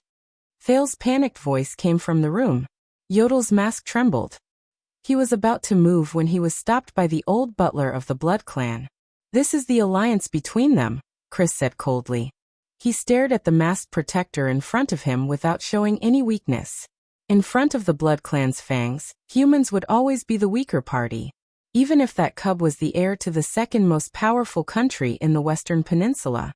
But as the blood-sucking continued, "It seems wrong?" Thales' voice came from the black coffin again. "Your mouth looks quite small. Why is it so powerful?" "Hey, don't be too intense at the beginning. There needs to be a transition." "Ouch, my teeth. You're hurting me." Slow down, one bite at a time. Lighter, yes, be gentle. Tongue. Don't use your tongue everywhere. I won't be able to take it. Chris' expression became more and more unpleasant. "All right, maintain this pace. Take small bites. I know you can't control yourself, but you have to hold it in and stay rational." "Serena, be good. For my health, don't be so fast." Chris' face turned from pale to livid. "Damned mortal. Is that brat doing this on purpose?" He looked at Yodel, who was opposite him fiercely. Yodel's hand, which was raised in the air, paused for a moment. Chris' face twitched as he saw Yodel turn his hands outwards and make a gesture that indicated that he had no choice. "Yes," the masked protector said hoarsely and helplessly. "This is their alliance." Yodel stood at the door with ease and put his hands behind his back again. Before Chris flew into a rage and rushed into the room, Serena finally sucked enough blood. Satisfied, she let go of the nervous Thales and licked her bright red lips. "Thank you for your hospitality," the red-eyed lowly said sweetly. "You're welcome." Thales, whose face was ashen, sat on the floor with a displeased expression. He caressed the two small holes on his wrist and opened and closed his mouth. "Donate a bag of blood and save a life." He felt that she had secretly sucked a lot of blood. "Don't worry, that child is stronger than we thought." Gilbert walked down the hall on the first floor and looked at Gines, who was in a daze. At this moment, the sound of a horse galloping came from outside Mindy's hall. Gilbert's expression changed. It was a messenger on horseback. "Looks like it will be an eventful night." Gines snapped out of her daze and looked at the messenger with a complicated gaze. She respectfully handed over a 9-pointed star seal's wax scroll. Gilbert broke the wax and opened the scroll. The more he read, the darker his expression became. Something big has happened. Gilbert put down the scroll and frowned deeply. His Majesty has urgently summoned us to the palace. Of course you are, after all, his most trusted attendant and former foreign affairs minister. Giles sighed and turned around nonchalantly to walk upstairs. As for me, forget it. I would rather stay here and look after that child. No. Gilbert turned to Giles. His expression was more solemn than ever. He faced Giles, lifted the top edge of the scroll, and shook it gently. Kessel Jade Star's signature and the 9-pointed star seal were revealed at the bottom of the paper. His Majesty has urgently summoned all of us to Renaissance Palace. Chapter 52. When Thales was asked out of Mindy's hall by Gilbert and Giles with serious expressions, he did not know what had happened. What is it? For the first time in over 20 days, Thales stepped out of the cedarwood door of Mindy's hall. He looked puzzled as he looked at the familiar dark-colored carriage. Gilbert will explain it to you. Giles' serious look made him nervous. She swung the horsewhip in her hand and leaped onto the driver's seat lightly. She answered briefly, "All you need to do is to get on the carriage immediately." Thales turned his head in confusion. The middle-aged noble took out a boarding stool out of nowhere and placed it gently on the ground. "Please, young sir. Madame Giles does not like to sit in the carriage. I am sorry, but you will have to endure an old man like me sharing the carriage with you." Gilbert's attempt at humor completely failed. Even the two horses could sense that he was preoccupied and intentionally avoided him. What happened? With uneasiness and apprehension, Thales stepped on the boarding stool and the carriage pedal. He turned around to look at the guards of Mindy's hall, and saw that they had no intention of leaving with him. As if sensing Thales' gaze, the swordsmen, with Cora in the lead, bowed their heads to show respect. "They will not leave with us. One carriage, it will be more discreet," Gilbert said flatly. Thales looked at the extremely serious expressions on the two men's faces, and suppressed his desire to get to the bottom of the matter. He only asked, "After we leave this time, will we still return?" "It depends on His Majesty's will." Gilbert's tone was a little solemn. "Forgive me for being rude, but we must leave as soon as possible." "Things are actually so serious?" Thales did not say anything else, and simply sat in the carriage. Gilbert, who followed closely behind, gently closed the carriage door. Inside the dark carriage, there was still the same dark red sofa from 20 days ago. The glass adorned with crystal drops, the carriage decorated with the 9-pointed star emblem, and the slightly glowing paint. Giles' horsewhip was light and rhythmic, but the speed of the carriage was much faster than the last time Gilbert drove it. Of course, it was also much bumpier. As the carriage jolted up and down, Gilbert watched Mindy's hall gradually disappear outside the window under the moonlight. He looked at Thales solemnly. "Time is tight. I will only speak about the main points." Aside from the conversation in the secret chamber, Thales had never seen Gilbert so serious. This made him anxious. Ekstedt's diplomatic group is scheduled to visit Constellation around the new year. The middle-aged noble looked at Thales seriously. Thales narrowed his eyes and tried hard to recall the history of the continent over the past 20 days. Ekstedt, Rikaru Ekstedt, the human hero of the Battle of Eradication, established the country in Northland. The great dragon of the north, the hero's nation, the Western Peninsula's blade, Constellation's powerful northern neighbor. Gilbert continued solemnly. An urgent report came from the Northern Territory. 3 days ago, the Ekstedt diplomat group was on their way south to Central Territory. They were all robbed and killed. No one survived.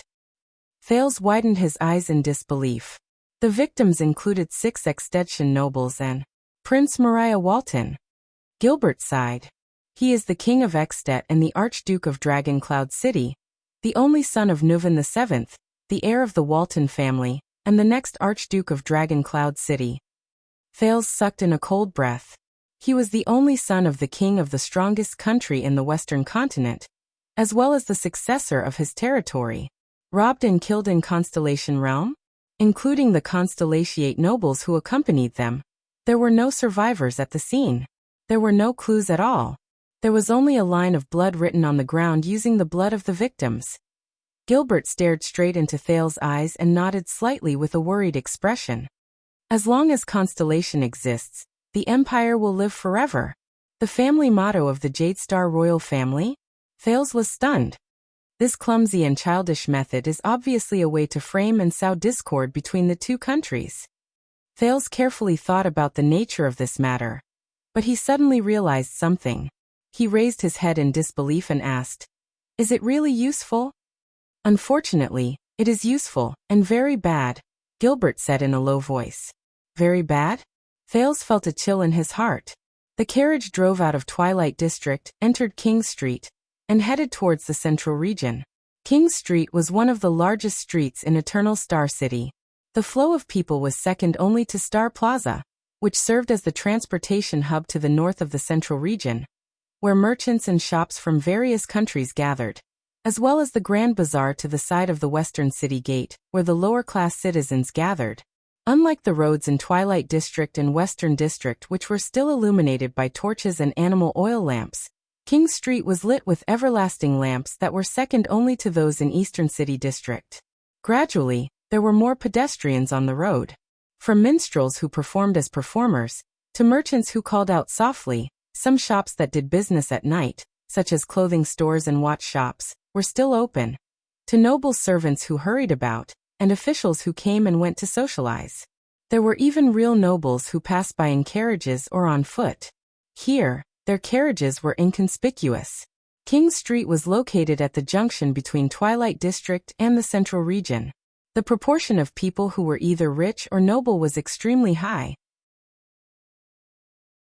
Compared to Star Plaza and the Grand Bazaar that Thales had seen before, this place appeared more conservative and quiet.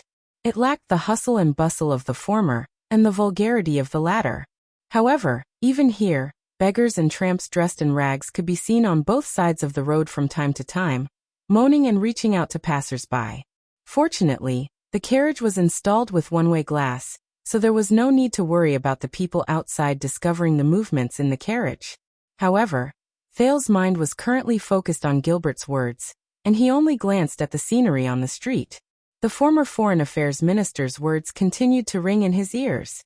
The key lies in the Fortress Treaty. At the end of the Bloody Year, Exstead invaded, and Broken Dragon Fortress fell. From the Northern Territory, the land of cliffs, Western Desert to the Eastern Sea, most of Constellation was engulfed in the flames of war. The army was weak, and the kingdom was almost in a hopeless situation.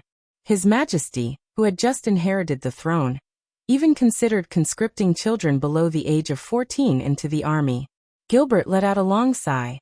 His gaze was absent-minded, as though he was recalling the years of war.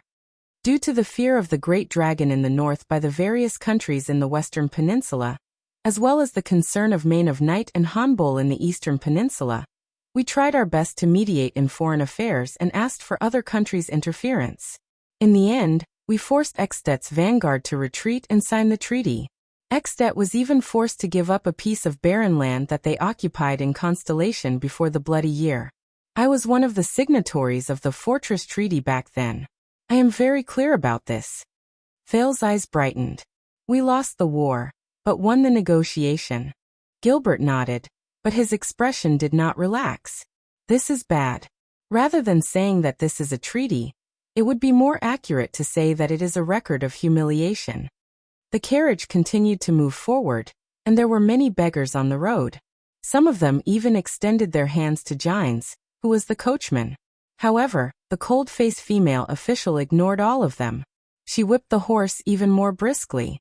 At the moment when we were winning, and our land and wealth were within our reach, we were forced by other countries to stop fighting and even cede our land.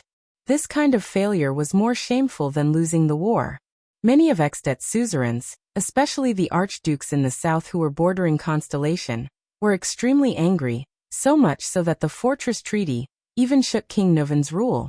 Over the past 10 years, the relationship between the Great Dragon and Constellation has always been below freezing point.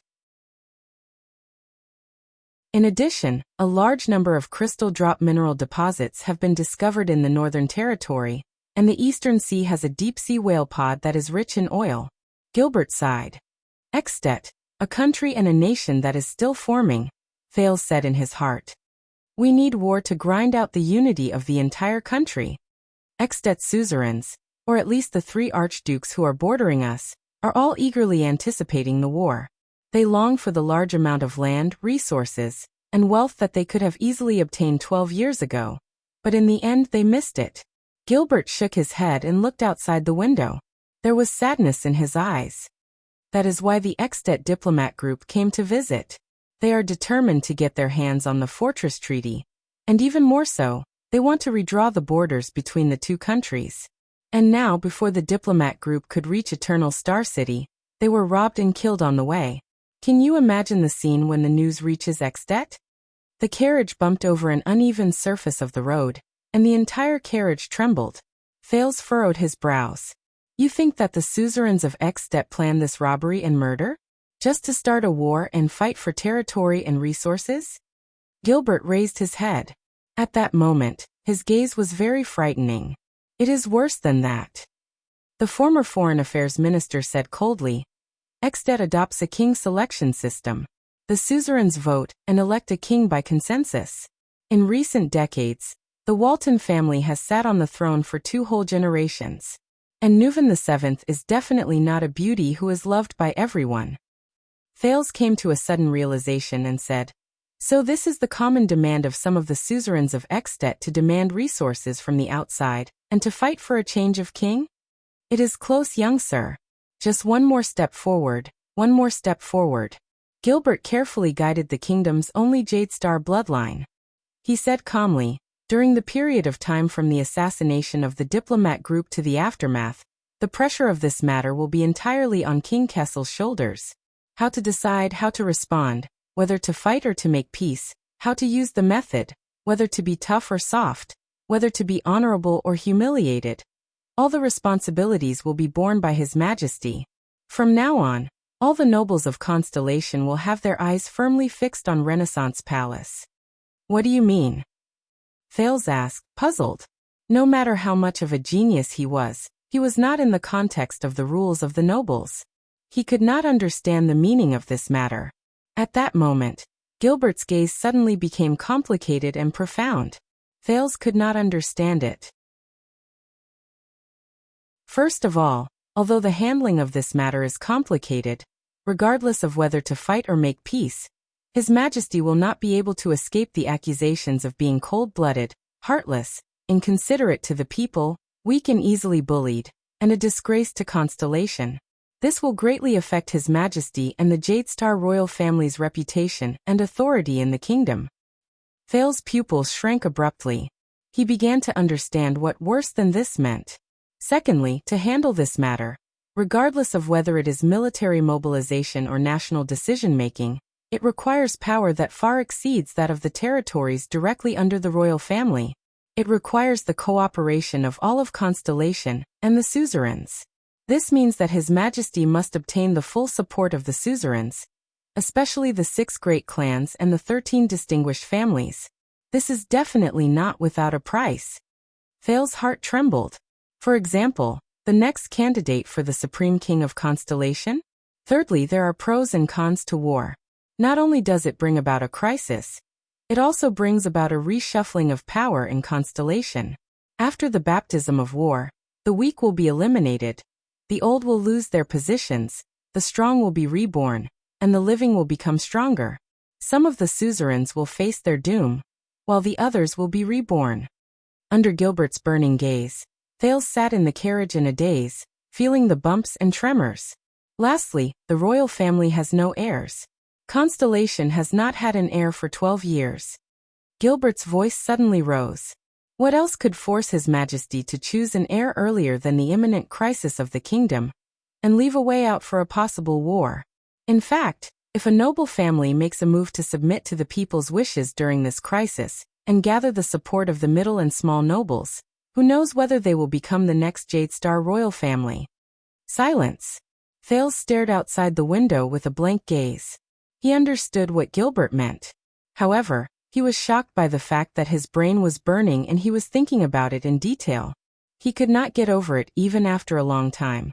Gilbert looked at his expression and shook his head slightly.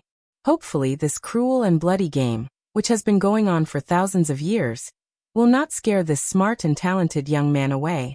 After a long while, Thales spoke in a dumbfounded manner.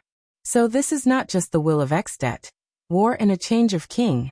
This is also the wish of many people in Constellation, to fight for the throne of the royal family. Thales added his final conclusion with great difficulty. Thales added the final conclusion with great difficulty. The assassination of the diplomat group is the result of many political factors working together. It is something that will inevitably happen under the tacit agreement of the ambitious people from both countries. I guess so. Thales uttered the last two words, and it was an affirmative sentence. Gilbert looked at Thales' condition worriedly. He blinked hesitantly, but in the end he still opened his mouth and said, "In view of the current situation of the royal family, your existence and appearance will make you the target of all the suzerains in the country and Extet internationally. For the sake of your safety, I will suggest to His Majesty to postpone the recognition of you." Thales did not mind Gilbert's words. He spoke softly and interrupted the middle-aged noble. "Is it worth it?" Gilbert raised his eyebrows. Thales asked weakly, "Just what kind of person would look forward to the arrival of war?" Thales slowly closed his eyes and clenched his fists. "This is not a game of counting chess pieces on a chessboard." Thales slowly closed his eyes and clenched his fists. "This is war. It is two groups of living people standing face to face, taking each other's lives in a reasonable and lawful manner, until one side is completely taken away. War. They have experienced the disaster of the bloody year. Why are there still people who look forward to war? Just for the sake of a crown? To enjoy authority and power in a broken and decaying kingdom, on a barren and hungry land, and among the numb people? Then they will rule for more than 20 years in a difficult, miserable, fearful, and paranoid manner, and then impose the same misfortune on their descendants? Is it worth it? Gilbert wanted to answer, but he was momentarily speechless. Thales, who did not have an answer, shook his head with a dejected expression. However, this was probably history. The history of human behavior. There was another period of silence in the carriage. The carriage drove away from the bustling King Street. The number of beggars outside the carriage increased, and Gines had to use her horsewhip to scare them away. This is not just war. Gilbert looked at his student with a worried expression and said softly, "This is politics. We are all gamblers whose goal is power. Land and people are just bargaining chips that can be used to exchange. Victory and defeat are just a matter of shifting the bargaining chips. This is the game between the nobles and the country." Thales raised his gaze and chuckled softly in resignation. "Yes, war is the continuation of politics, a game of power, a feast for crows. But I don't like this." A voice in his heart whispered softly. The prince shifted his gaze outside the carriage window. There, a beggar with a distressed expression extended his hand to touch the carriage axle. Looking at the beggars in the capital, Thales thought gloomily, "This is already a broken kingdom. Wait!" The carriage passed by a bright everlasting lamp. Thales focused his gaze and instantly saw the beggar's hand clearly. It was a pair of rough and calloused hands. However, the calluses were not evenly distributed on the areas he usually saw. Instead, they were concentrated on the thumb, index finger, and the area between the thumb and index finger. His brain immediately began to work. He had seen such a unique callus on another person's hand before. Jayla Charlton. Thales was shocked. He turned to another beggar, then the third, the fourth. "Gilbert." The middle-aged noble looked at him in puzzlement. Thales said without batting an eyelid, "Something is not right. These people are not beggars." The prince sucked in a deep breath. They are." Yodel's hoarse voice traveled faintly from the air and finished his sentence. "Assassins."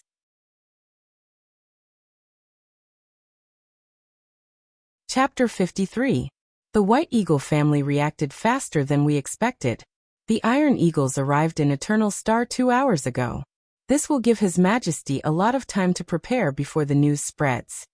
Zayn sat elegantly on a carriage without a coat of arms driven by the Knight Seychelles. He said those words with a cold expression, and looked out of the carriage window. Another carriage with an equally mysterious identity was parked beside them. The windows of both carriages were open so that the owners of the two carriages could converse. But so what? No matter how fast a fish swims, it cannot avoid the current. This is the current that His Majesty is destined to face. A sharp voice came from the other carriage. But there's a problem with our intelligence, Zayn said coldly. There's an unexpected big shot in the diplomat group. The consequences are more serious than we thought. You want to give up? Zayn paused for a moment and took a deep breath. No, not at all. The plan remains the same. There's no turning back now, is there? That's good. The sharp voice said nonchalantly. The general edict has been issued. The nobles will come one after another in a short period of time. By then, Extet's official response should have arrived. Mobilizing troops, demanding territory, threatening war. Guess how His Majesty will respond? Endure humiliation for the greater good? Or send our country to hell at all costs? And for you to do such a big thing, you're really willing to be ruthless. Zayn sighed softly and shook his head gently. Just as your race says, power from violence. This is a necessary step. I need to determine your attitude and stance. Your refusal to join New Star has troubled us greatly. Another voice laughed loudly. Looks like you're very confident in yourself. It's no wonder. Think about it. The young, elegant, and outstanding master of Jade City, Guardian Duke of South Coast, Zayn Covendier, was made heir by His Majesty. What a beautiful scene. We are willing to promise on the honor of our family that your rule in Western Desert will not be shaken, and that you can even benefit from the decline of the Northern Territory. Zayn said seriously and sincerely. And it doesn't have to be me. Constellation can also become a king selection system, right? He leaned forward slightly and said slowly and softly. And as one of the 6, you're destined to be the king selection. The carriage was silent for more than 10 seconds. All right, from now on you have my guarantee, the shrill voice said slyly. If Constellation reaches that stage, the Fakenhas family will follow the trend. Zayn clenched his fists slightly. He suppressed the impatience in his heart. This fellow. He still wasn't willing to bet easily. Did he think that Fakenhas had a chance as well? Or did he simply lean towards the other families? Cullen? Nanchester? Or the most unlikely Tabark? I will remember Fakenhas' attitude, the master of tricolor iris flower said faintly. Although Zayn kept a straight face, he was very wary of the person in the other carriage. This fellow's threat level on his list was second only to the fat Guardian Duke of the Eastern Sea, and even higher than the one-eyed dragon of Nanchester. The shrill voice laughed again and continued. It's an honor. The future King Zayn. I heard that you have been disgraced by the Blood Bottle Gang's matter? Aren't you working together to control the gang? Is that old man Cullen just going to stand by and do nothing? When Zayn heard the word His Majesty, he frowned and curled his lips without anyone noticing. Thank you for your concern. Everything is under control. Let's call it a day. I still have to rush to Renaissance Palace, and you should be in the ruins right now to personally receive His Majesty's edict. Don't worry. The shrill voice suddenly turned cold. Fakenhas is never absent. Very well, Sir Fakenhas. I look forward to seeing you again. Zayn said his last words. Yes. The shrill voice laughed and said. I also look forward to the reunion of the 19 noble families in the capital 12 years later. Huh. The two carriages started their respective carriages, crossed each other, and drove further and further away. Zayn lowered his head and closed his eyes, gently rubbing the bridge of his nose. Sir, Seychelles' voice came through the front window. Something's wrong up ahead. Zayn opened his eyes slightly. In the distance outside the carriage, a rapid and strange sharp sound came. Seychelles let go of the horsewhip with one hand and gripped the sword at his waist. He said coldly, It seems that a carriage has been attacked by assassins. Looking at the beggars who were either lying or standing on both sides of the street, Gilbert calmly leaned forward and pulled open a small window at the front of the carriage.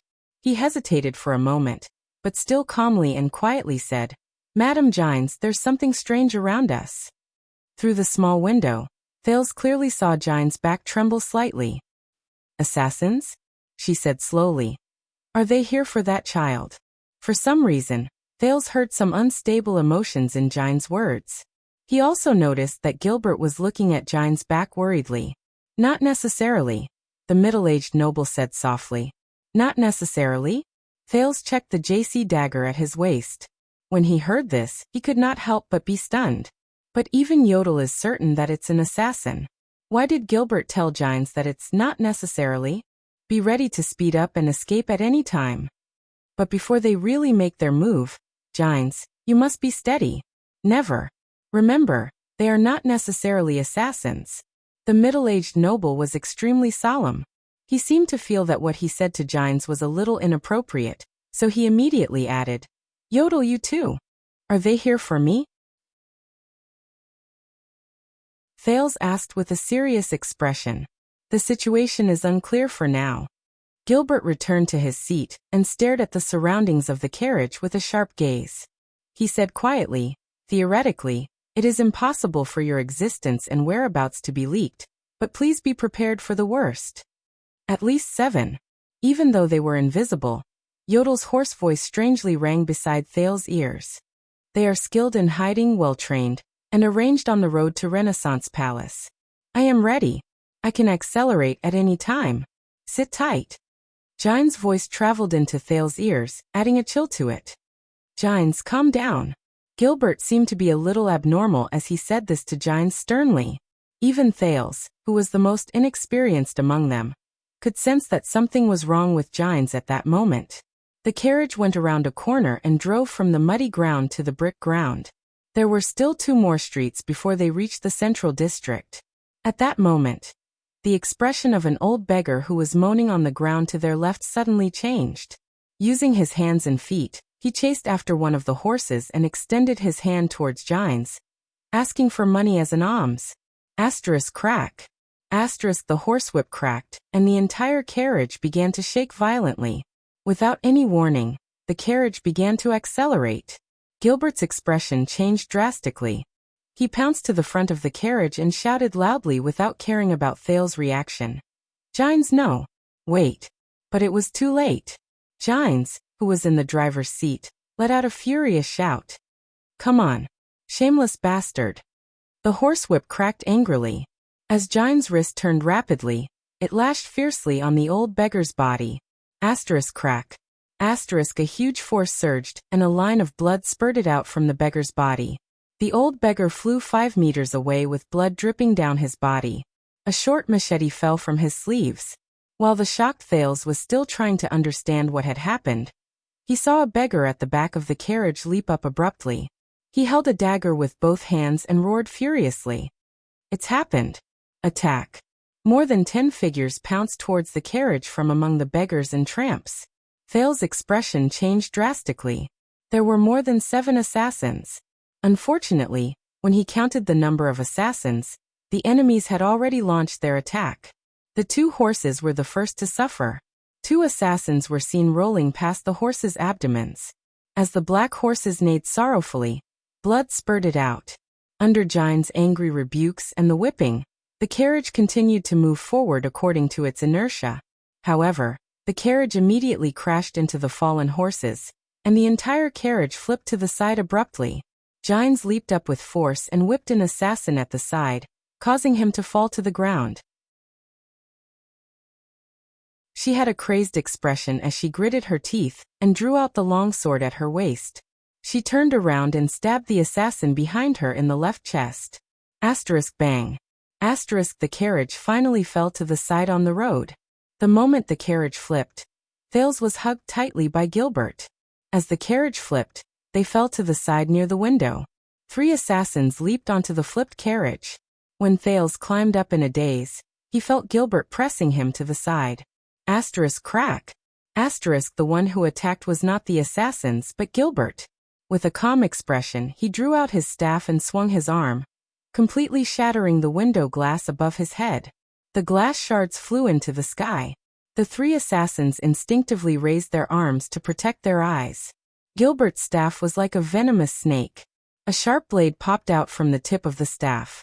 With a precise thrust, an assassin fell while holding his neck. Thales hugged his head tightly as he felt the small glass shards fall around the carriage. 2 long swords were passed into the carriage and thrust towards Thales. However, they were deflected by the noble's rapier in Gilbert's left hand. With an ingenious move and strength, the 2 swords were deflected. Rip. One of the 2 blades stabbed into the sofa in Thales' left hand, while the other swept past his right arm and pierced through the air. Thales gritted his teeth as he felt a cold sensation coming from his right arm. One of the assassins saw the scene in the carriage. He immediately said in surprise, "No." However, before the assassin could finish speaking, he was interrupted. Yodel appeared behind the 2 assassins like a ghost. His gray short sword slashed horizontally across the back of their necks. The 2 assassins, who were dressed in rags, immediately fell limp. "Send him away!" Gilbert roared furiously. He blocked the glass shards that filled the sky, pressed on the carriage, and flipped out of the carriage. Yodel grabbed Thales' belt and fished him out of the carriage. As Gines roared furiously, Thales saw the situation around him clearly. Under the illumination of the everlasting lamp, 7 or 8 assassins dressed as beggars charged towards the overturned carriage with long shadows behind them. The unrelated passers-by ran and fled amidst screams and cries for help. The street was instantly in chaos. Gilbert kicked a broken piece of the carriage towards the assassin closest to him. He then thrust his swords forward and forced the assassin on the left to retreat. Yodel's figure flashed, and he slit the throat of an assassin who was charging towards him. He then carried Thales in his arms. Just as he was about to enter the realm of shadows, a sudden change occurred. Screech. An ear-piercing sound suddenly exploded in the air. Yodel suddenly let go of Thales. Screech. It was a sharp sound of extremely high decibels. At that moment, Thales gritted his teeth in pain. He felt as if his head was about to explode from this sound. Damn it! What is this sound? He subconsciously covered his ears. However, that urgent sound was like a demonic sound. It drilled into his brain without any obstruction. Screech. The sound continued. Gines and Gilbert seemed to be greatly affected. Their expressions were distorted and their movements changed. Gines' left arm was even cut by a knife while she was swaying. Hiss. The demonic sound became more and more urgent. Yodel trembled as he resisted the invasion of the demonic sound. He lowered his head. Thales knew that he was speaking, but his mind was filled with the piercing sound. He could not hear it at all. Thales narrowed his eyes and endured the pain in his eardrums. He used all his strength to cover his ears. He raised his head and was shocked to see that 5 of the assassins, who had pained expressions but could move freely, had reached behind their backs and pulled out a weapon. They aimed it at him and the masked protector. Crossbows. Thales felt a chill in his heart. He no longer doubted that this was a meticulously planned assassination. The crossbow mechanisms trembled simultaneously.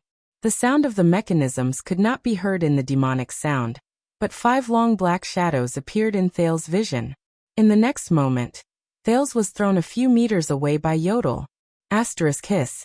Amid the tormenting demonic sound and the strong wind in the air, Thales watched in despair as the black shadows shot towards the masked protector. Yodel's figure trembled violently as he spun rapidly. "No, Yodel, Kato," he thought in fear. Thales fell to the ground and rolled a couple of times. Hiss. The demonic sound was getting closer. He covered his ears and struggled to get up while trembling in pain. But he ran into a ragged figure. It was a sloppy young beggar. His face was delicate and young, and he was not much older than Thales. His lips were open and trembling at a high frequency.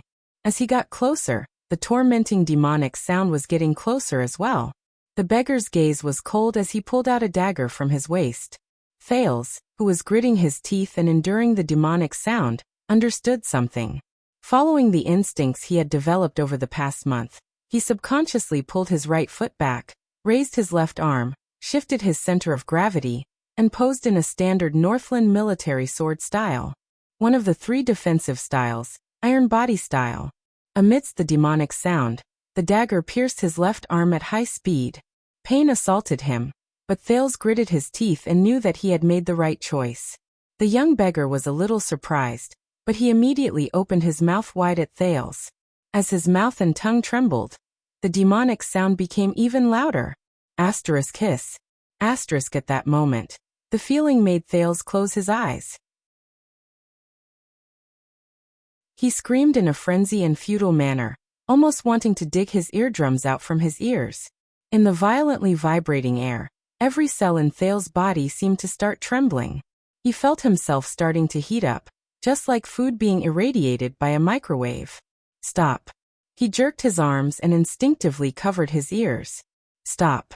The dagger was pulled out of his left arm, and a trail of blood gushed out. Stop. Thales' face was drawn in pain, and he fell to his knees in the terrifying demonic sound. Stop. The dagger stabbed at his throat again. Stop. At the last moment, Thales opened his eyes in despair. He saw the young assassin's cold-blooded face gradually distort into another blurry face. It was a girl with long eyelashes. Her bright eyes were staring at him curiously. "Ha! Your name is Wu Qiren? What a strange name." "My name? Take a guess." The boy trembled and reached out to the blurry face. Excitement and boiling heat assaulted his heart at the same time. He felt pain in his left shoulder, and the demonic sound by his ears suddenly rose, covering the girl's next words. He only saw her blurry lips open and close. "Stop." He mumbled subconsciously. "Stop. I can't hear her. Stop." He reached out and grabbed something, as if he had grabbed something out of thin air. "Stop," he mumbled. Then, the demonic sound really stopped. His mind was no longer in a mess. His eardrums no longer hurt. The scene in front of him returned to normal. Thales trembled and opened his eyes. The dagger that was aimed at his throat was now stuck in his left shoulder. The owner of the dagger, the young assassin, grabbed the hilt of the dagger and knelt down weakly. The young assassin fell into Thales' arms face to face. The corners of his mouth twitched, and his body trembled. Thales looked at him in confusion. The young assassin's face gradually turned pale. He looked into Thales' eyes, and his gaze was also filled with confusion and puzzlement. Why? Thales could read this message from his gaze. Thales panted heavily, endured the pain in his shoulder, and looked at him in shock and bewilderment. The boy also wanted to know why there was a murderous psionic assassin just a moment ago. Wait. This is? Thales supported the young man, panted, and lowered his head. In the space created by their bodies and arms, the boy raised his warm right hand. He trembled and looked at the warm and moist thing in his hand. It was an irregular red sphere. There were many tubes in it. It seemed to be vibrating. Thales focused his gaze. He saw it clearly. His gray pupils shrank abruptly. In Thales' previous life, he did not do well in his high school biology class. When he went to university and became a postgraduate, his biochemical knowledge improved by leaps and bounds. But this did not stop him from recognizing what the thing in his hand was. It was a blazing heart that was still pulsating unceasingly. It was bright red and had a hint of liquid in it. Heart. The blood vessels between its two chambers could not absorb blood, and they twitched forcefully. Thales subconsciously looked at his chest, and then at the young assassin's chest. But their chests were intact, without a single drop of blood. Asterisk thump. Thump. Thump. Asterisk the beating of the heart became slower and slower. It became slower and slower. Thales was stunned for a few seconds before he trembled violently. The fresh, bloody heart slid from his hand to the young assassin's knees. The young assassin's breathing became weaker and weaker. With a pale face, he seemed to realize his fate. "Lucy," he moaned beside Thales' ear, listless and powerless. These were his last words, until he stopped moving. The sounds of fighting finally returned to Thales' ears. The trembling prince extended his right hand, which was covered in warm blood, and pulled out the dagger from his left shoulder while enduring the pain. He threw it away without looking and scrambled away from the young assassin. The young assassin's corpse fell face down powerlessly, pressing down on that heart. His own heart. What is this? Did I lose control again? Thales shuddered and thought of Yodel, who was surrounded and killed by arrows. He subconsciously turned his head, but there was nothing beside the carriage other than the assassin's corpse. Thale's ear, which was still in pain, moved. Another assassin landed beside him. The moment the demonic sound disappeared, the assassins noticed the abnormality in this corner. With Gilbert and Gines holding them back, they finally managed to free up some manpower and quickly came to help. The assassin who came to help looked at the young man lying on the ground in shock, then at Thales. Without hesitation, he swung his right hand and a hidden blade appeared under his wrist. Thales extended his hand towards JC, thinking about the possibilities of defense and escape. Or, he glanced at the young assassin's corpse. With that power, at this moment, Thales' entire body erupted with intense pain from inside out. Irk. Thales clenched his teeth and suddenly fell limp. It was as if someone was tearing his soul apart. No. But the assassin did not care about his movements. He only coldly thrust his hidden blade at him. But at this moment, Thales did not even care about the danger to his life. He had never experienced such pain. It was as if every single molecule in his body was roaring in protest. Thales finally could not stand the torturous pain anymore. He screamed and twitched as he watched the enemy's hidden blade attack him. Is this the end? It hurts. It hurts. That power is indeed not without a price. However, rip. Just as the assassin was about to succeed, a tall and slender figure appeared behind him. Before the assassin could turn around, a long sword came from the back of his head and pierced through it.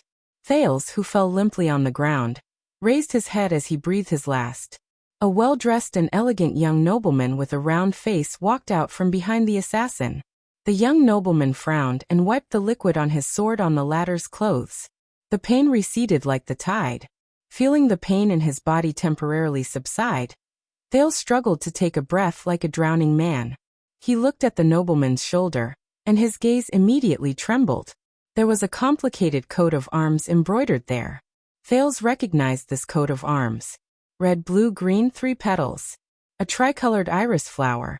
In the distance, the fanatical Seychelles knight waved his saber and stood beside Gilbert, who was lying limply on the ground. He beheaded an assassin. Come behind me, child, Zayn Covendier, the master of Jade City, guardian Duke of South Coast, said indifferently and elegantly. Eternal Star City does not welcome murder.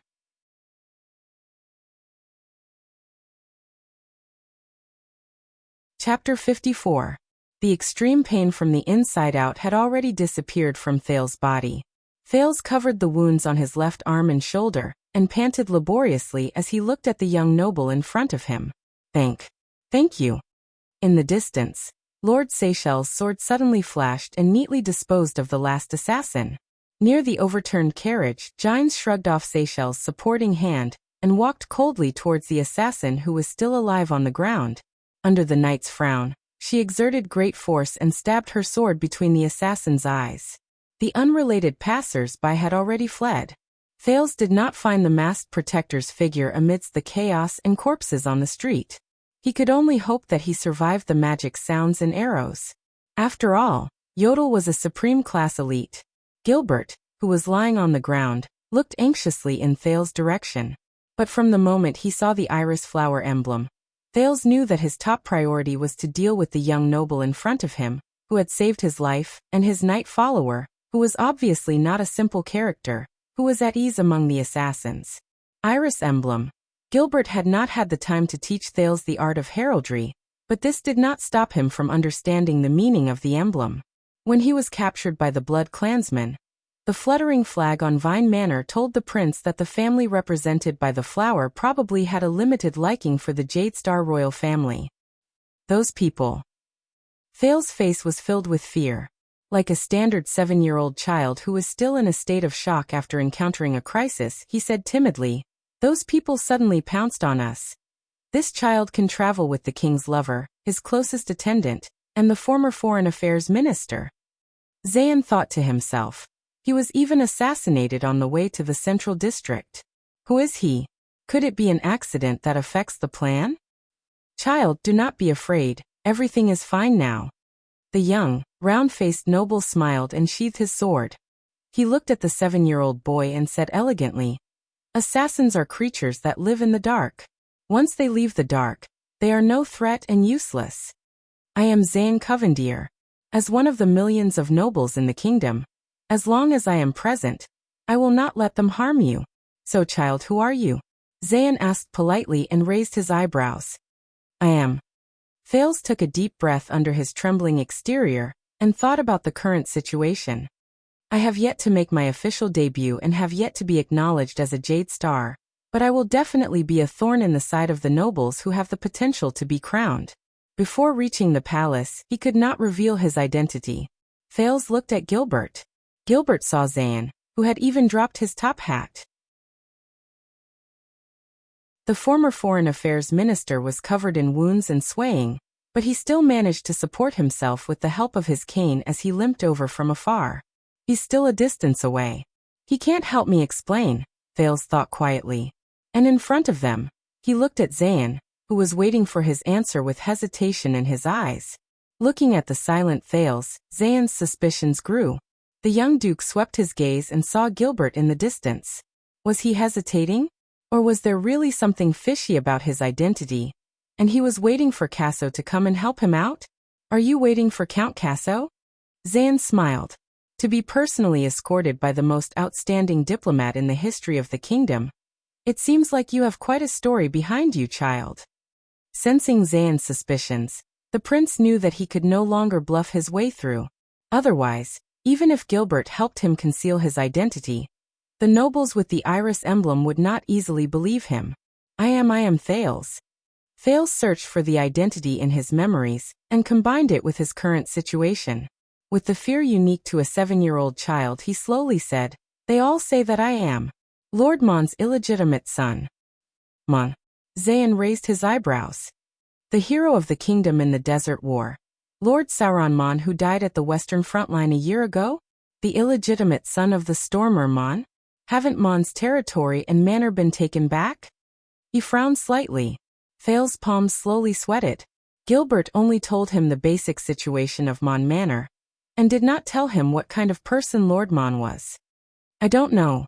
They didn't tell me much about Father. Thales lowered his head and said dejectedly. Gilbert finally arrived in front of the two of them. The former Foreign Affairs Minister's face was filled with surprise and worry. He trembled as he bowed to Zayn. Thank you for your generous help.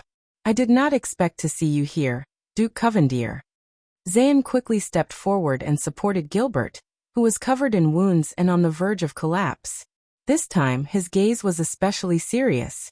Count Casso, I would rather meet you on another occasion and talk over a cup of wine, he said sincerely, than lend a hand in a despicable assassination. Count Gilbert Casso. Zayn silently recalled this person's identity. The cunning fox of Constellation. This was how the various countries led by Exdet addressed Count Casso after the Fortress Treaty. At that time he was still Viscount Casso, who had just inherited his father's title. It was enough to prove this person's wisdom and means. 12 years ago, it was he who acted as Constellation's negotiator and maneuvered through the various countries' negotiation tables. He almost single-handedly defeated the great dragon of the North's ambition to invade the South. He was also the first noble in Constellation's history to be promoted from a viscount to a count just based on his diplomatic achievements. When the news of the victory in the negotiations spread, almost all of Constellation was celebrating wildly, celebrating the final end of the bloody year. If it was not for political reasons, he, who was highly sought after in the political arena back then, would almost certainly be the next Prime Minister of King Kessel. How would it be Cullen's turn? He is a rare talent in Constellation. If there comes a day when Zayn thought to himself, he will be a powerful helper. He immediately put on a stern and serious expression. I will instruct the police station that no matter the reason for this despicable assassination, it cannot be forgiven. The mastermind must pay the price. Just like him, Gilbert was also speculating about this young duke in front of him. He was one of the 6 great clans, the Covendier family, who had just been promoted for 2 years. 2 years ago, when the old duke passed away in that regrettable family tragedy, everyone thought that the declining Covendier family and the wealthy South Coast Hill would be torn apart in the endless civil strife. Even His Majesty had written an edict and reached an agreement with the other clans to intervene in the family's internal strife in order to reap benefits. That was until this young duke, who was rumored to be at odds with his family, returned from his travels in the distant eastern continent across the sea. Facing pressure from his three powerful cousins, Zayn reunited tricolor iris flowers and South Coast under the surprised gazes of all the nobles, becoming one of the noblest and wealthiest families in Constellation. Sir Covendier, Gilbert chose his words carefully. I will remember your righteous deeds, but before that, I must. At this moment, Thales suddenly spoke up and interrupted their respective thoughts. Sir Casso. In their eyes, the 7-year-old Thales lowered his head dejectedly and said reluctantly, I do not want to inherit Mon Manor anymore. The exhausted Gilbert's gaze shifted. Thales, he is reminding me, he thought to himself. I am just an illegitimate child who has not even seen my father's face a few times. I do not have any rights to begin with, and Thales raised his head while trembling, his eyes filled with tears of fear. I do not want to experience what happened just now again. I just want to be that Thales without a surname again. Child, I understand your feelings. Being caught in the whirlpool of inheritance is never a pleasant memory. Thank you very much, Your Grace. But Gilbert sighed. With Zayn's support, his eyes lit up. But this is His Majesty's order. We have to rush to Renaissance Palace immediately, Your Grace. Gines bandaged her wounds and walked forward with a hostile expression, interrupting their conversation. She did not dare to look at Thales and Gilbert, and only insisted on leaving in a rude and unreasonable manner. But when she was about to pull Thales' arm, Seychelles stopped her in midair. The latter looked at the young duke expressionlessly, and waited for his decision.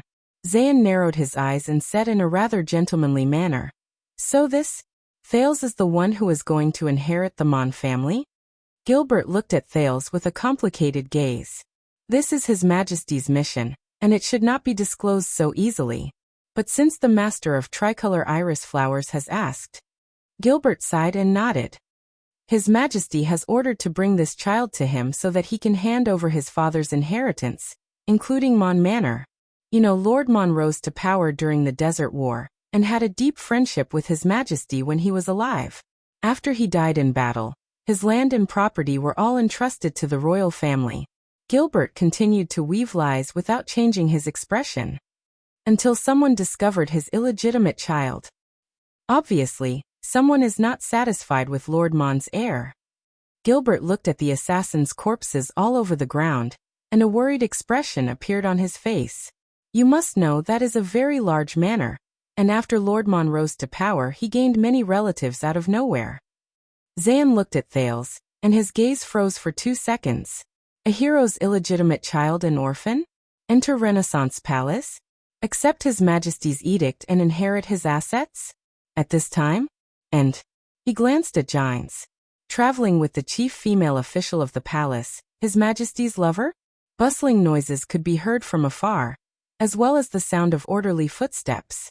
The city defense team and the police station finally arrived late. Anxiety was already showing on Gines' face. Gilbert's expression did not change, but Thales knew that he definitely did not want to expose himself to the public, even if it was as Lord Mon's illegitimate child. I see, no wonder His Majesty places such importance on this. As the remaining 3 people waited anxiously, Zayn suddenly flashed a smile. Lord Mon was not only His Majesty's comrade in arms, but also Constellation's hero. His bloodline should not be left behind in an ugly conspiracy. Thales secretly sighed in relief. Zayn then said worriedly, but the 2 of you are badly injured. Fortunately, the city defense team and the police station are here. The 2 of you can get medical treatment and assistance from them. And you must also clearly explain what happened before and after the assassination. As for this child, since he is His Majesty's imperial order, you can hand him over to me. I am about to head to Renaissance Palace, Zayn said plainly. Gilbert and Gines' expressions changed. Your Grace, this is too much trouble for you. Gilbert's expression was solemn as he said decisively, and this is my mission. The child's safety is the highest priority. He has already experienced an assassination. And Zayn said emotionally. He knelt down on one knee, tore off a piece of cloth from his sleeve, and bandaged Thales' wound. A hero's orphan is worthy of me doing this. Thales' expression stiffened. Too clumsy, Zayn thought coldly in his heart. Sending his most trusted attendant and his lover to pick up the orphan of a low-ranking noble at such a critical moment? Even if that noble is a comrade who went through life and death with the king on the battlefield. There must be something wrong with that boy. Zayn smiled and nodded at them, showing an expression that told them not to worry. With the name of tricolor iris flowers and Seychelles' ability, there is no need to worry about his safety. Sensing Zayn's gaze, a chill ran down Thales' spine. Zayn Covendier. Gines took a step forward angrily, but was firmly blocked by Seychelles and his sword. Step back, madam. Seychelles did not back down from the supreme class knight. His gaze was cold. This is the Duke's will, and also my mission. Gilbert's brows were furrowed as tightly as they could. Facing a Duke and a supreme class knight, he anxiously thought of a countermeasure. Sir Covendier, this is not appropriate. This is His Majesty's. Gilbert had never spoken in such a stern tone. No one can doubt my respect for His Majesty, Zayn said loudly, his gaze fixed on Thales. But it is obvious that my carriage and guards are more suitable for His Majesty's mission than you, who are covered in wounds. Zayn turned his head, and his words were daunting. Or is there something else you are hiding from me? Gilbert was momentarily speechless. Gine's gaze was cold as she tightened her grip on the hilt of her sword at her waist. She was already prepared to risk her life to snatch Thales away. Thales became anxious as well. Leave with this guy? Impossible. But with Yodel's disappearance, using force would only be counterproductive. What should I do? Thales frantically thought of all the solutions he could come up with. He even considered the power in his body. What should I do? Child, there is no need to be nervous. His Majesty Kessel is known for being impartial and strict. Zayn saw the three people's reactions, and was even more certain of his thoughts. He smiled with slight mockery. Moreover, since you are of Lord Mon's bloodline, isn't it only right and proper for a son to inherit his father's assets? You should be proud of your father. It was his decisive charge during the Battle of the Altar that saved the entire Desert War. Please allow me to escort you away as a sign of my respect for the hero. Looking at Zayn's bright smile, Thales felt his scalp go numb. He could not think of a countermeasure. The solemn Gilbert and anxious Gines also seemed to be at their wits' end. The corners of Zayn's lips curled up. He stood up and raised his right hand. Please, this is young Sir Thales? Thales took a deep breath and glanced at the middle-aged noble and the female official. Looks like there's no other way. At this moment, the owners of the orderly footsteps finally entered everyone's sight. At least dozens of elite warriors, equipped with iron armor, long swords, silver shields, steel helmets, and even portable mystic guns and special crossbows for infantry, marched in orderly steps and surrounded everyone present. Everyone's expressions changed. Seychelles was the first to see the warriors' equipment and ornaments clearly. He approached the Duke with an unpleasant expression and said in a low voice, "It's not the police station or the city defense team. It's the royal guards." Zayn's expression suddenly became extremely unpleasant. Gilbert and Gines saw clearly the leader of this group of murderous elite warriors. Both of their expressions relaxed. It was a short and small figure wearing a cloak. His head and face were tightly covered with constellation. Thales suddenly realized that the voice under the cloak was that of a young woman. The short and small figure took a step forward and scratched her head. With that supreme king, however, the voice seemed to be a little confused and out of practice.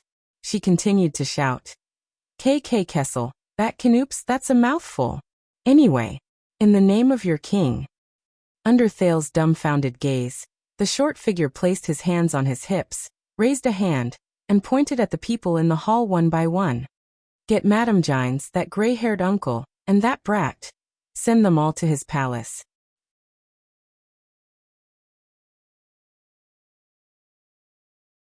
Chapter 55. Thales, who was rather injured, was carried by a guard. He was dizzy from the swaying, But his speed did not decrease as he followed the group. The pain in his left shoulder and left arm snapped him back to consciousness. Where am I? He shook his head hard. The prince only realized after a while that he was being escorted by the elite royal guards, led by the cloaked woman, in a daze. They were marching forward at a steady pace. Gilbert and Gines were walking together with the cloaked woman. They seemed to be whispering to each other. Thales took a deep breath. Dragging his tired spirit, he raised his head to look. They passed through a thick, grayish-black palace wall that seemed to have no end. The wall was mottled and occasionally damaged, as if it had been through a long time. The guards marched in orderly steps, arriving in front of a giant steel gate controlled by complicated ropes.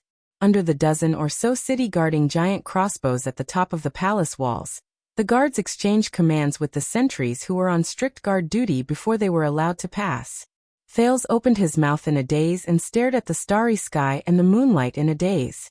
The ground under his feet changed from muddy wasteland to coarse stone to exquisite tiles made of an unknown material. The everlasting lamps on both sides grew larger, more exquisite and more dazzling. When a magnificent pyramid-like building, which looked like a huge slope, rose from the ground and appeared before his eyes, he saw the royal guard standing guard every 10 steps, teams of patrolling soldiers, and the servants who came and went nodding at them to greet them. Thales suddenly came to a realization. They had arrived. It was the tallest, largest, most magnificent, and most honorable building in Eternal Star City. Thales relaxed and lowered his head again. When he woke up again, it was already the morning of the next day. Thales found himself wearing a set of coarse pajamas and lying on a cushioned stone bed. He was slightly stunned. He moved his bandaged left hand and left shoulder. When he felt that he was fine, he nimbly jumped off the stone bed and stepped on the ground, which was also made of cold stone. The cold temperature and coarse touch came from the soles of his feet. Thales furrowed his eyebrows. He took a step forward and touched the stone wall, which was also cold. He sized up the place. The ceiling wasn't high, but it was made of the same stone material as the walls, floor, and bed, emitting a faint chill. He walked to the windowsill and opened the wooden window. The cold wind poured in, making him shiver. Fortunately, the winter sun shone into the room made of pure stone from the tall stone windowsill. But unlike the warm Mindy's hall, even daytime and sunlight could not dispel the uncomfortable feeling of coldness and dampness in this room. Just like the abandoned house. A thought struck Thales, and he remembered the place where he had stayed for 4 years. He glanced out of the window. The prince instantly sucked in a breath of cold air. The moment he stuck his head out, he saw a crowd as small as ants, a carriage the size of a fingernail, a house the size of a chessboard, and a street with fine lines. Without a doubt, this room was at an extremely high place, overlooking the various scenery of the king's city below. Just like in another life, he told himself. At this moment, the only door in the room made of thick wood was pushed open. Gines Bajkovic, the first lady of the court, appeared at the door of the room. Madame Gines. When Thales saw a familiar face, he instantly felt a lot more at ease. Looks like you have recovered quite well. Gines' face was a little pale, and she did not seem to be in a good state of mind, but she still forced herself to stay upright. It's more than quite well. Gines thought. I was hit by a dagger the day before, and the next day.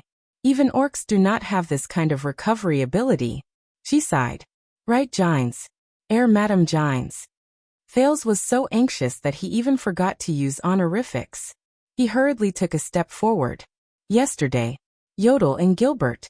Gines extended a hand and interrupted Thales' words. She said quietly, Don't worry, Gilbert is by His Majesty's side. They have important matters to deal with. And Yodel, he is still alive. Still alive? Thales was shocked. Does that mean? Gines seemed to have realized that her words were a little too harsh. She immediately corrected herself and said, He was hit by a few arrows and is currently recuperating. Yesterday, it was also thanks to him informing His Majesty's other secret protector in time that the royal guards rushed over in time. Thales heaved a sigh of relief with complicated emotions. He remembered the conversation he had with Yodel last night. Thank goodness. That was not the last time. That masked protector. He survived. Thales immediately shifted his attention back to Gine's words. Another secret protector? Thales remembered the young woman who wore a cloak. He saved this piece of information. Before he could digest it, his mind jumped to another matter. Also those assassins and that Duke Covendier. Gine's gaze became stern. This made Thales remember the days when he trained hard. She said, "That is not a problem you should be concerned about. Everything has been taken care of. Those problems will not be problems very soon. Also, you have to believe in your father." My father? Thales recalled this unfamiliar term with great difficulty. It was not that he did not care, but ever since he came to Mindy's Hall from Red Street Market, he had only met his father in name once, not to mention his strange attitude towards him. "I have asked the servants to prepare hot water and breakfast. Tidy yourself up first. We still have important things to do." Giles looked at him sternly. Servants. Thales was stunned for a moment. He quickly turned his head around and looked at the room that looked more like a coffin than a bedroom. "So we are," Giles nodded tiredly. "Yes, you are in the largest and most important building in Eternal Star City. The Palace of the Supreme Kings of Constellation." Giles uttered 3 words expressionlessly. Renaissance Palace. Thales opened his mouth wide, and remembered the large pyramid-shaped building he saw last night. No wonder it's so high up. He then furrowed his brows and looked at everything around him. The mottled walls, the dull color, the dim lighting, the cold temperature, the hard stone slabs, the rough ground, the narrow room. Compared to Mindy's Hall, this place was like a slum. Giles saw through Thales' gaze. Why? Not used to it. She crossed her arms and looked at Thales' expression with interest. "No, it's not that." Thales quickly waved his hands and shook his head. He wanted to say something, but in the end he only sighed and lowered his head.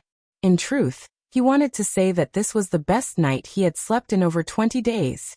The hard and cold bed and the rough and uneven floor allowed Thales to regain the sense of security that the soft bed and quilt in Mindy's Hall could not give him.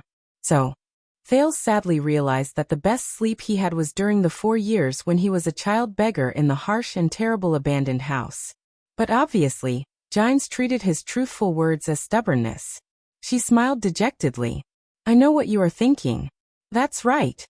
The Palace of the Supreme King is not as glorious, luxurious, exquisite, and magnificent as I imagined."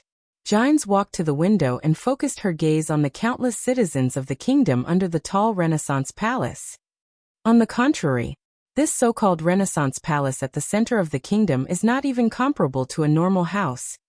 Thales watched in a daze as the arrogant, domineering, and unyielding female official, Giles Bajkovic, sighed desolately in the next moment. Very narrow. Very high. Very cold. Giles turned around and looked at Thales with a complicated expression. And very dark. Thales followed behind Giles Bajkovic and stepped on the hard and rough stone floor that was unique to Renaissance Palace. They walked past the similarly narrow, cold and dark rooms. The guards and servants they met on the way lowered their heads and bowed to Giles when they saw her. The lighting in the interior of this semi-pyramid-shaped palace was so bad that they had to use lamps to illuminate some of the more difficult corners during the day. Because they were too high up, cold wind continuously blew in through the gaps. The only good thing about this place was that it was usually very difficult to rear insects in such a place. The narrow walkways and low ceilings made the atmosphere in the palace feel oppressive and uncomfortable. Sometimes, it even seemed lifeless. This place. Thales stuck out his tongue and secretly sighed. It really doesn't look like a palace. Instead, it looks like a mausoleum. Weren't the Egyptian pyramids in my previous life the mausoleums of kings with countless ancient histories buried underground? Giles suddenly stopped. She returned to her cold self and spoke slowly. "We're here." "We're here?" Thales, who had been absent-minded just now, only noticed that he and Giles had walked into a spacious and dark stone corridor. In front of them was a stone door that opened on both sides. "Go in, child." Giles did not answer him. She only nodded at Thales with a profound expression. "Be polite." "What polite?" Before the stunned Thales could finish speaking, Giles pressed her hand against the stone door and pushed it open abruptly. Boom. Thales stared at the scene behind the stone door in astonishment. It was a pitch-black room with everlasting lamps lit in a few corners. The everlasting lamp in the center was held by a woman with her back to him. Is that a woman? While Thales was still in shock, Gines pushed him into the room. Boom. The stone door closed. Thales managed to find his footing after much difficulty, but he realized that he was already locked in the stone house by Gines. So it's you, boy? At this moment, a mellow, pleasant, and sweet voice came from the center of the room. Thales turned his head in confusion and looked at the woman with her back facing him. The woman held the everlasting lamp and slowly turned around. Thales' eyes brightened. It was a beauty with an oval face with bright eyes and white teeth. She was in her 30s. Compared to the charming and mature Gines, she lacked a hint of valiance and cleverness, but was more gentle and charming. She wore a dark veil and a robe decorated with half a red sun. Wait a minute, half a red sun? Thales was shocked. You are the priestess of Sunset Temple? Sunset Temple? The beauty chuckled softly. However, not only did Thales not feel a hint of gentleness from her laughter, he even felt a faint coldness. Let me take a closer look at you, boy. The beauty's waist slowly moved closer to him, but Thales furrowed his brows. He could not feel any warmth or kindness from her. He could feel some sort of uncomfortable aura from this woman. As expected, the charming beauty in her 30s crouched down in front of him. She narrowed her eyes and observed Thales. You also have a pair of gray eyes. Just like your mother. Thales' pupils shrank. Mother? Thales was stunned for a second. You know. I'm sorry, madam. Do you know my mother? He asked in surprise. At the same time, he remembered Gines' reminder to be polite, so he quickly changed his tone and used honorifics. Of course your mother, She is a ruthless character who should not be trifled with. The charming beauty curled up the corners of her mouth, and her gaze was cold. Did Kessel not tell you? Thales' breathing quickened without him realizing it. No, madam. Thales said a little awkwardly. Apart from her name, my father did not tell me anything else. I see. All right, you can leave now.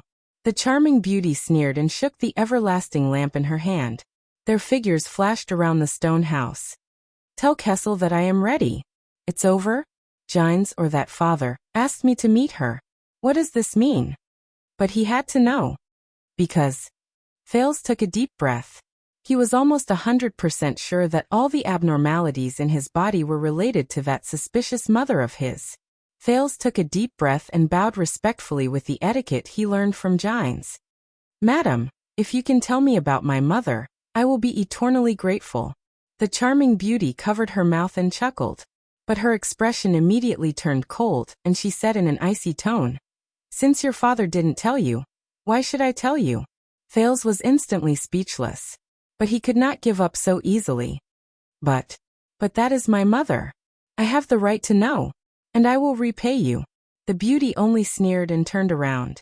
But you are not my son. I have no obligation to tell you. Besides, I do not need you to repay me. Thales was speechless again. From Yodel to Gilbert, other than his own father, he had never met someone like this. This is even more arrogant than the king. But a path seemed to be instantly connected in his mind. More arrogant than the king? Thales' brain worked continuously. He thought of something. He took a deep breath and looked at the charming beauty. I see. I know who you are. The charming beauty turned her head in surprise. I heard my father and Gilbert talk about you. Thales furrowed his eyebrows tightly. He tried to recall the time when he was just saved by Yodel and brought to Mindy's hall. I remember now, he said slowly. You are. Thales took a deep breath and raised his left hand to look at the faint scar on it. He looked hesitant for a moment, but then said firmly, You are that bloodline lamp. The lamp used to search for my father's blood descendants, the caster of the bloodline divine art. You are the head ritual master of Sunset Temple. Lycia. The expression of the charming beauty, Lycia, immediately became unpleasant. As expected of your mother's son, she said slowly. You even inherited her cunning and good memory. That's right, I am Lycia Arund, the head ritual master of Sunset Temple. the only spokesperson of the sunset goddess in the world, and also the person who will prove your identity as a member of the royal family.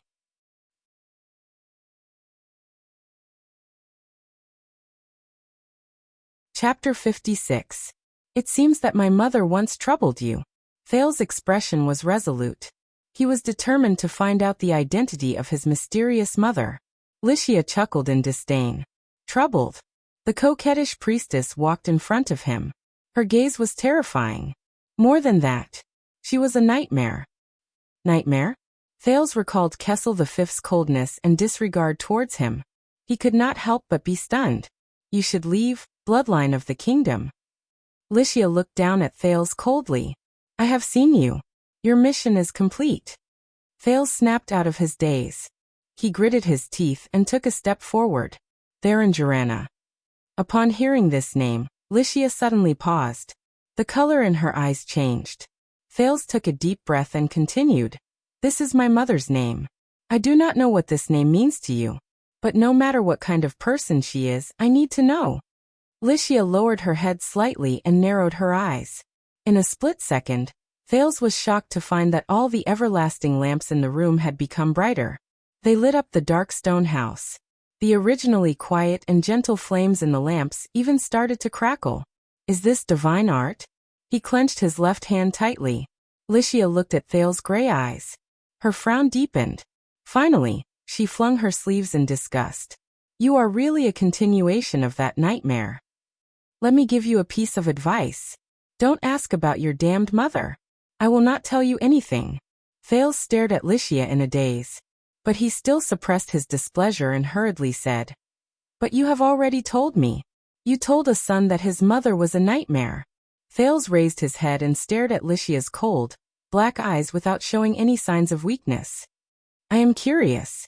Whose nightmare is she? Father's?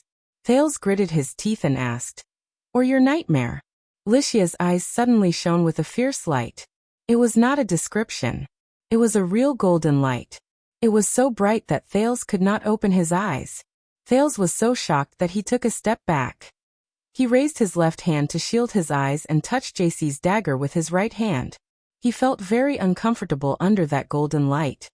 Is this the power of the so-called sunset goddess? Watch your words, mortal. Lycia's eyes were shining so brightly that even her pupils and expression could not be seen clearly. She had a dignified expression on her face, but she spoke in an incomparably calm tone. In this mortal world, no one knows better than me how hateful your mother is. Thales stared at her blankly. She is a cold, cruel, cunning, and crazy bitch who is obsessed with power and strength.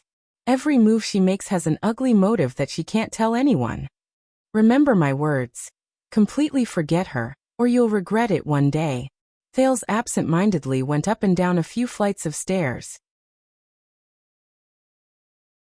He followed Gines down a path in Renaissance Palace that he did not know which floor it was. He could not let go of Lycia's words for a long time. Cold, cruel, sinister and cunning? Crazy obsession with power and strength? What kind of person was his mother? The more Thales thought about it, the more suspicious he became. Especially when it came to the abnormalities in his body. Thales gritted his teeth. Gines looked at Thales and shook her head slightly. Don't take it to heart. Gines pursed her lips nonchalantly. It's normal that Lycia doesn't like you. That woman has always been stubborn, and can't let go of anything. Thales raised his head curiously and heard the female official say flatly, Before she became the ritual master, she had a marriage contract with your father. Thales was shocked when he heard this. Marriage contract? Yes. Due to many reasons they couldn't get married. Gines snorted in disdain. Lycia, that woman who couldn't live without a man, ran to Sunset Temple in a fit of anger, and served the goddess for the rest of her life. So she doesn't like me, the king's lover. The prince, who had just heard a huge piece of gossip, opened his mouth wide in shock. But so what? At that moment, Gines returned to her capable and astute self. The first-class female official curled up the corners of her lips slightly. Why do you have to let other people's gazes decide your fate, even if those are the gazes of the gods? At this moment, Gines stopped in front of a larger stone house and gently pushed the door open. We're here. As usual, you can go in alone. As she looked at the stone house, Jine's original capable and confident expression disappeared. She sighed dejectedly. Only you can go in here, the female official said faintly. Emma's. Thales was puzzled. He finally noticed that there was something wrong with Gines, who stood in front of the door. However, Gines pushed him into the stone house again without any explanation. Eternal Star City, West City Gate. Wait a minute. Is that the Caribbean family's carriages in front? May I ask if Count Caribbean himself is here? Uncle? Uncle, is that you? A group of knights holding single-winged raven flags rushed over from the city gate, looking travel-worn. They caught up to a carriage that was escorted by a dozen knights. The coat of arms of 2 towers and a longsword were engraved on the carriage door. The leader of the knights holding the single-winged raven flags was a male noble in his 30s. He sped up on his horse and arrived in front of the carriage. He watched as a dignified old noble with white hair at his temples alighted from the carriage. Derek? It's you, the young and promising Count of Wingfort from the Chroma family. You actually rode a horse here? The old noble said gently. The young Count of Wingfort, Derek Chroma flashed a smile. It would take at least 2 days and 2 nights for a carriage to travel from Wingfort to here. I wouldn't make it in time. I might as well ride a horse here. On my way here, I met the carriages of the Bosdorf family and the Lasche family. They should arrive in a while. This way, the people from the west of the 13 distinguished families will all be here. As for you, uncle, it's been a long time. How are cousin Cohen and aunt Kesha and Gina? Cohen has been restless ever since he returned from the battlefield. I arranged for him to work as a police officer in the capital. Hey. When he thought of his old classmate Snitch, Count Caribbean heaved a deep sigh. As for your aunt, she is still the same. She worries about Cohen's marriage every day. That pair of little demons at home are overjoyed. Every day, they urge their mother to hold a ball in the name of helping their brother find a wife. The old noble said faintly. What? The young Chroma was stunned for a moment. He immediately smiled and said, Aunt has always been like this. When I came of age, she almost brought half of the girls from Walla Hill with her.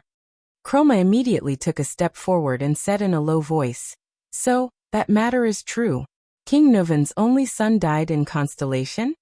The Count of Walla Hill, Tarami Caribbean, looked at his wife and nephew and sighed softly. It seems to be true. I just met Count Zamunto of the Arun family.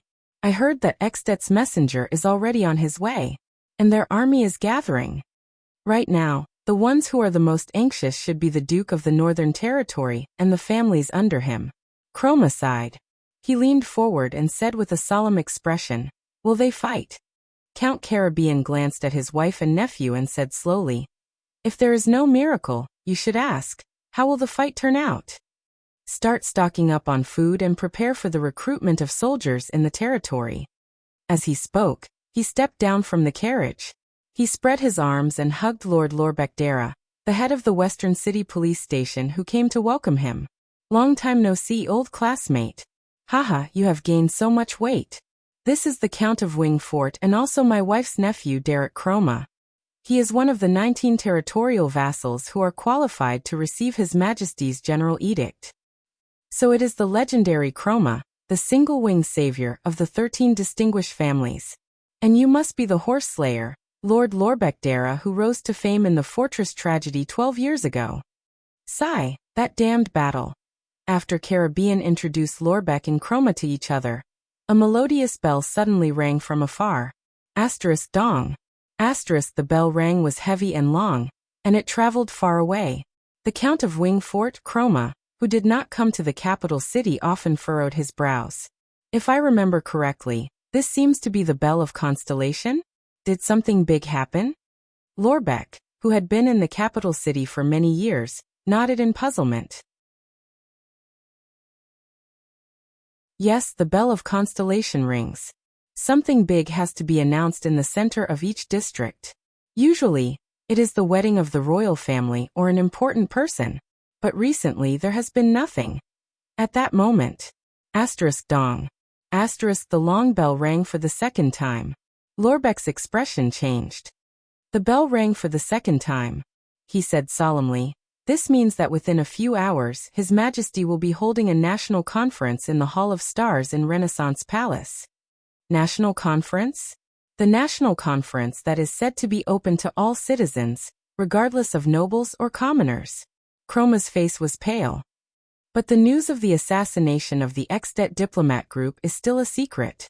It is only spread among the nobles. The higher parliament of Constellation is also going to be held tonight, isn't it? Why is the national conference being held at this time? Yes, the matters of the national conference will be announced to the entire Star Plaza and all of Constellation. Do you still remember the declaration of war in the Desert War? Director Lorbeck thought hard. Count Derek Chroma looked at the citizens of the capital city, who were excitedly rushing to Star Plaza. His expression was unpleasant. Surely His Majesty is not going to announce the news and declare war on ex-det in advance? Who knows? Count Caribbean's expression darkened. But that is the Iron Hand King. It's not like he has never done something like this before.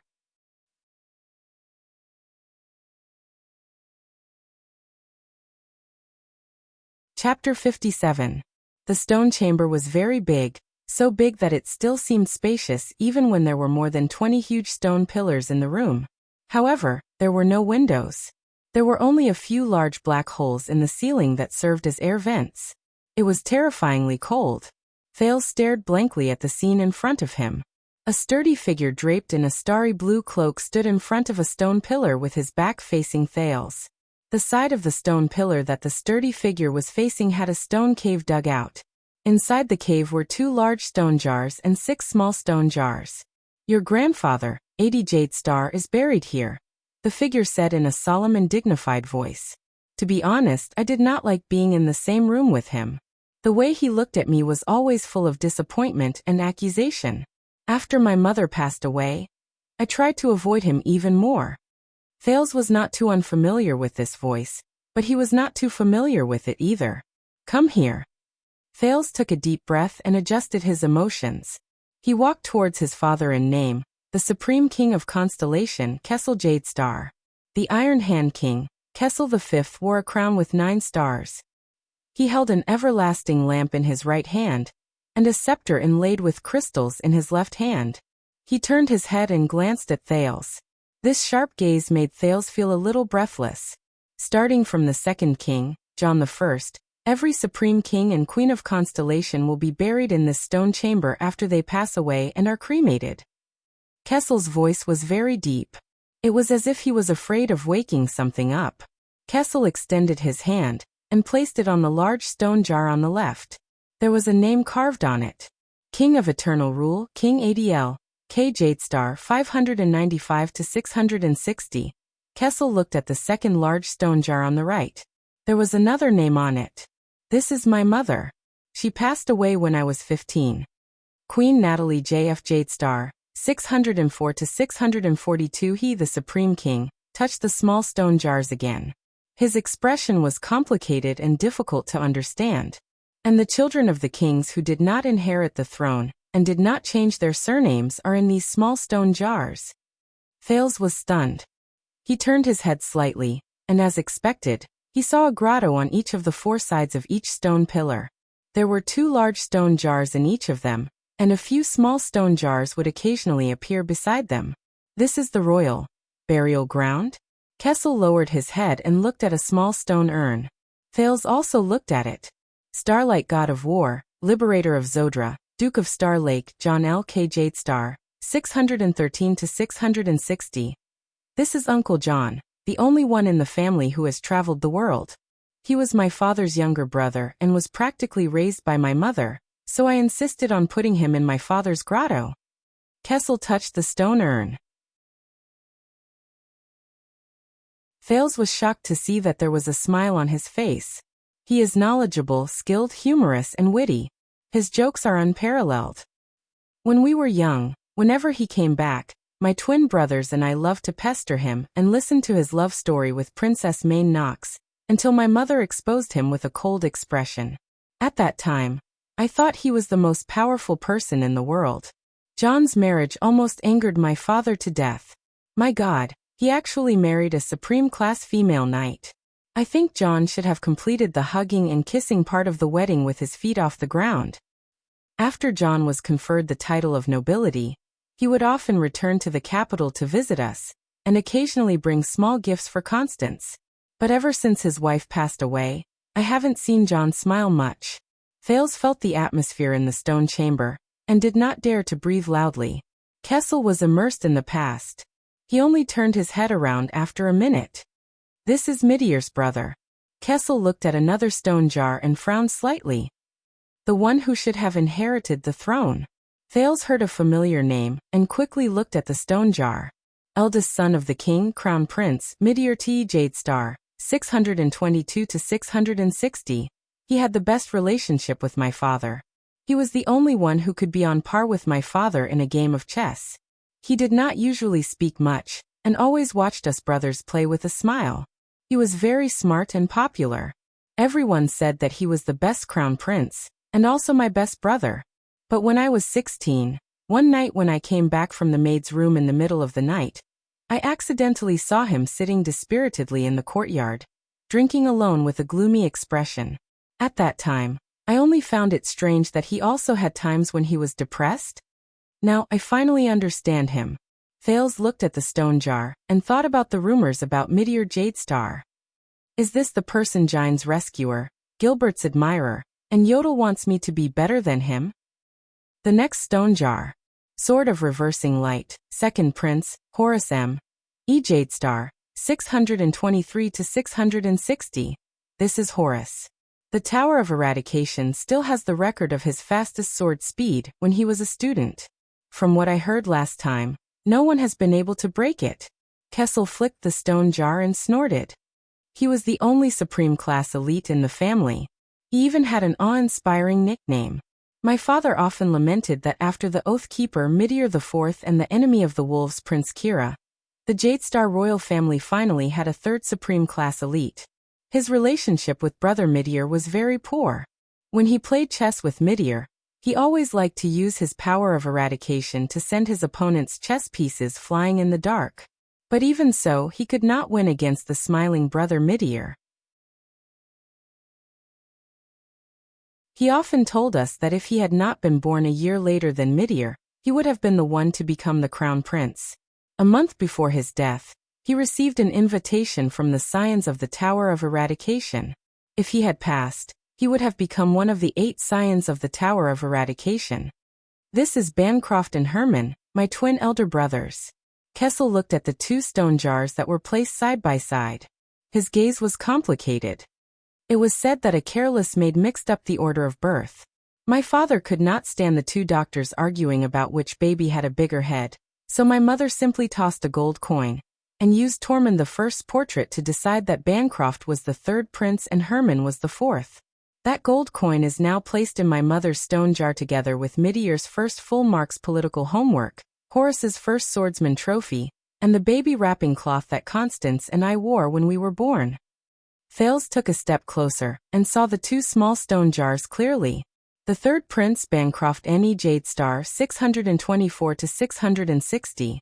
The 4th prince Herman N.E. Jadestar 624 to 660. When we were young they argued endlessly at the dining table. It was practically a nightmare for our entire family. Midier joked that Herman was probably frightened by the 2 of them, and went to the Tower of Eradication to learn martial arts. Bancroft loved painting and sculpture. He donated half of the funds for the Arts and Culture Department of the National Academy of Sciences. But he was also quite vain, probably second only to his love of money. When we were young, we often said that he should marry into the Sucator family. The dowry alone would be enough for him to eat for the rest of his life. In the end, when he went to the Southern Isles, he proposed with a sketch and really married a lady Sucator. And Herman was the most handsome among the 5 brothers. He was also good at music and good at writing poems. Both commoners and nobles liked him more. Every time he went out on the streets, he would attract screams and flowers. Because of this, my father appointed him as the first choice to lead Constellation's diplomatic mission to the Sacred Tree Kingdom. It was a pity that he did not marry an elf. Otherwise, my father might have passed the throne to him to strengthen the elven bloodline that has existed since Midier IV. Kessel held his scepter and looked at the light in the everlasting lamp. The five of us used to be so close. I still remember when we were young, we fought with the three princes from the main Knox dynasty in the palace. Horus was in charge of offense, Midir was in charge of defense, mainly to protect me, and the twins were in charge of flanking. But after we grew up, everything changed. Midir was still smiling. I had the best relationship with him, but I always felt that he was becoming more and more unhappy. Ever since Horus returned from the Tower of Eradication, he was filled with a murderous aura. He always wanted to show off in front of my father. I still remember him scolding me for 5 minutes at the Imperial Conference about my visit to Red Street Market. Banker did not care much about the matters between the brothers, but every time he saw the four of us, he would walk away from us. Herman stuck to Horus like a little follower, but that smile really disgusted me. But Kessel's smile froze. But all that is not important anymore. Now they are reunited here. Kessel walked towards the last small urn. Thales lowered his head and gently clenched his fists. Eldest daughter of the king, Constance N. E. Jade Star, 642 to 660. This is Constance, our little sister. Kessel lowered his head. His voice was heavy, as if he did not want to say more. She is the only consensus among the five of us. We are willing to sacrifice everything to protect her happiness and smile. Thales sighed. He closed his eyes gently and imagined his aunt, the Princess Royal, who had died at the age of 18. The Jade Star family was born to shoulder the fate of Constellation, Kessel said faintly. Thales opened his eyes and listened to Kessel's heavy breathing. He thought about the purpose of the king's actions today. The two of them did not speak for a long time in the empty stone chamber. Thud. The king suddenly slammed his scepter on the ground. It startled Thales. I do not know how much you know about us, nor do I know what kind of imagination you have regarding the title of Jade Star. Kessel V's voice was low and stern, but there was not a hint of fatherly emotion in it. But that is definitely not an easy title. It represents glory, history, power, and most importantly, sacrifice. Thales was speechless. He did not know what to say. It seemed like whatever he said would not be right. Are you ready? Kessel finally turned his head. His sky-blue pupils were sharp and oppressive as he stared straight at Thales. From the moment I am crowned with the title of Jade Star, I will fight for Constellation, die for Constellation, and Kessel stared at the 6 small stone jars. His gaze dimmed. Born for Constellation. Thales' breathing froze for a moment before it quickened.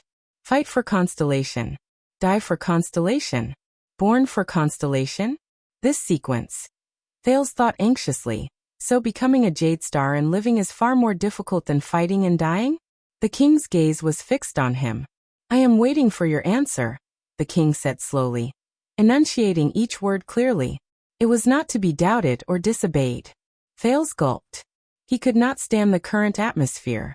The prince forced a smile and said, shouting about dying for a certain country or something. It really sounds like you are in a war. But Kessel continued to stare at him with a burning gaze. All right. Thales took 3 deep breaths, opened his eyes and said dejectedly, no. Kessel furrowed his brows slightly. Before leaving Red Street Market, everything I did was to struggle, to survive in this damned world. The prince said disappointedly. I did not think about everything before my eyes at all. The royal family, conspiracies, everything. He said sincerely. I was not prepared to play these games at all. People die at the slightest provocation, but I can still talk and laugh as if nothing happened. I am more used to a dilapidated house, a hard bed, and curling up in a corner when it is cold and hungry. I work hard for myself and my friends' survival, not to drink and eat in a luxurious room while I concoct conspiracies, deprive lives, and provoke or deal with wars. I am also not prepared to become Thales Jade Star. The prince exhaled and lowered his head. Everything is a coincidence. I am not prepared for anything. Asda's figure seemed to appear again before his eyes and smiled at him.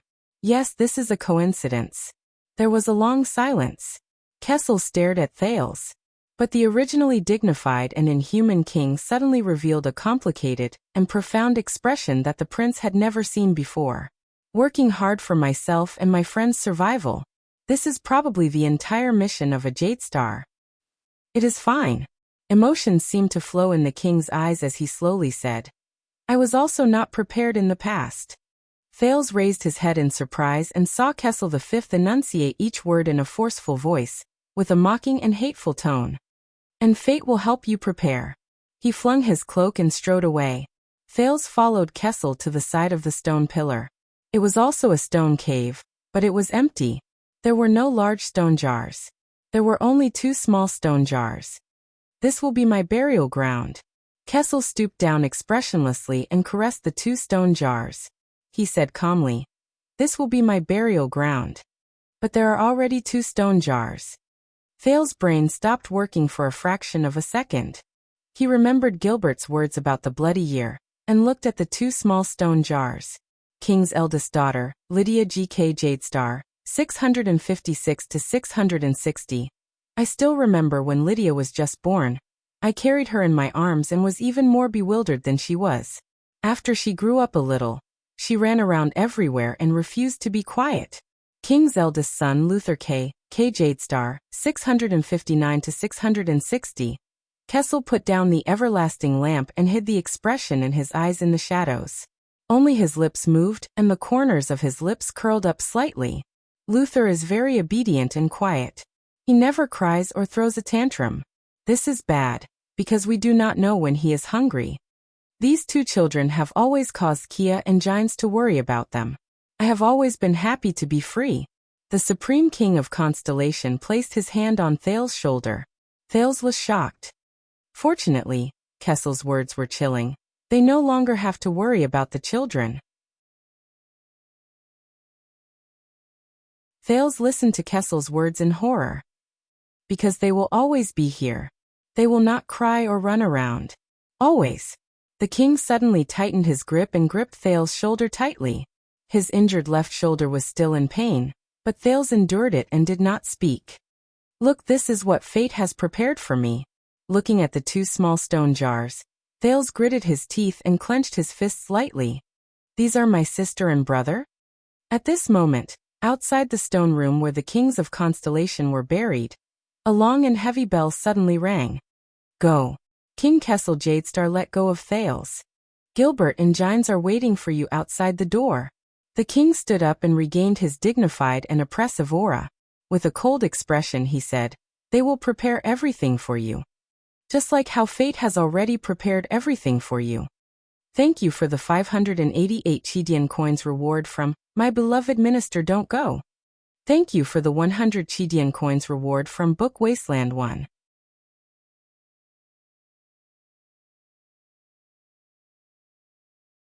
Chapter 58. When Thales walked out of the stone room with complicated and indescribable feelings, he already had some guesses about the long chime, and what was going to happen next. Today. He calmly looked at Gilbert and Gines, who had been waiting for a long time in front of him. How sudden. Gilbert's gaze was filled with sighs and sadness, while Gines' cold expression seemed to be a little hesitant. Shouldn't they be cheering? Why do they look like this? Thales thought helplessly. His mind was already filled by the stone room, and what was going to happen next. For some reason, he could still maintain his composure even though his heart was heavy. Is this what it means to not show one's emotions on one's face? Gilbert said bitterly. Please forgive me, this was not my intention. Extet's emergency envoy will arrive in Eternal Star tonight. Whether it is a declaration of war or a compromise, at this time, His Majesty. Gilbert furrowed his brows tightly. He wanted to say something but stopped himself. However, he still sighed deeply and kept his mouth shut. Don't waste any more time. The national conference will start at 3 in the afternoon. His Majesty wants us to send him to the waiting room before 1. Gines interrupted Gilbert with an indecipherable expression. The former Foreign Affairs Minister and the first-grade female official had already changed into dark and solemn formal attire. Behind them were 8 plain-looking female servants holding 8 full trays. They were lined up orderly and quietly on both sides of the corridor. Dong. The bell rang for the second time. Gines walked forward with a complicated expression and led the troubled Thales into another room. The 8 female servants entered one after another. At the first sluice gate on the outer wall of Renaissance Palace. The place Thales had just passed through last night was maintaining order despite the guards' rude and merciless reprimanding. The nobles, the people of all walks of life, and those with reputable positions all had different expressions on their faces. The crowd formed a long line and fought for a place to enter Renaissance Palace. In front of Renaissance Palace, at the first heavy and mottled sluice gate, under the strict inspection of nervous guards, the qualified participants were allowed to enter one by one. I am the vice president of the Iron Smelting Guild. I am qualified to listen in. What? The Iron Smelting Guild has 25 vice presidents? Sigh, you don't understand. They are just there to make up the numbers. I am the only one who is special. Let me tell you, look at my black hair and black eyes. Do you understand? My family's craftsmanship was inherited from the Far East, the Don Dynasty, before the Battle of Eradication. All right. A gentleman uses his mouth, not his fists. I won't go in, okay? I am Eros Kata, a fabric merchant specially licensed by the royal family. I can go in. Look. This is the late King Adie's signature, and His Highness Midier's signature is also at the bottom. I also have the invitation that Mindes III sent to our family back then. Although it had a long history, it was only 150 years ago. Hey, don't do anything, I'll walk by myself. Go by yourself. Punk. Do you still remember me? I am the coroner of the Central Police Department, Raisin. We have been colleagues for half a year. Are there any seats left in the Hall of Stars? I'm on duty here, so I don't know. However, my cousin, who was a palace guard, told me that the hall was already half full. If you're not a viscount or a noble, you won't be able to enter. So we can only go to the Star Plaza and listen to the guards passing down the decisions of the big shots? That's right. Forget it. For people of our identity, even if we enter the Hall of Stars, we will only sit at the bottom and the outermost level and listen to the big shots on the top and the innermost level in silence. It is impossible for us to interrupt at all. Oh my God, that's the single-winged crow and the twin-tower longsword flag. Chroma and the Caribbean family's carriages. Get out of the way. You won't have a good time if you offend them. So what if they're nobles? Nobles also have to abide by the basic law. Oh no, it's the Constellation Treaty. What a joke. They're not ordinary nobles. They're high-ranking vassals who were appointed by the royal family, have over 1,000 private soldiers, vast territories, and countless vassals. As a coroner, you need to improve your posture. Do you know about the 13 distinguished families? They talk and laugh with the royal family and the 6 distinguished families. How do you know so much? I'm ashamed. I used to teach the family's third son martial arts in the manner of the Kisen family in Eastern City District. Ignoring the pushing and shoving from the crowd around them, Count Derek Chroma's cavalry and Count Tarami Caribbean's carriage weaved through the crowd and arrived at Renaissance Palace half an hour after the bell rang for the second time. As 2 of the 13 high-ranking vassals known as the 13 distinguished families, who were second only to the royal family and the 6 great clans in the country, Derek Chroma and the old Caribbean count passed through the crowd effortlessly with just the emblems and flags of the single-winged crow and the sword of the Twin Towers. They passed through the first palace wall and the palace gate under the respectful gazes of the guards and the officials at the palace gate. There weren't so many people before the national conference. Director Lorbeck sighed softly in the carriage.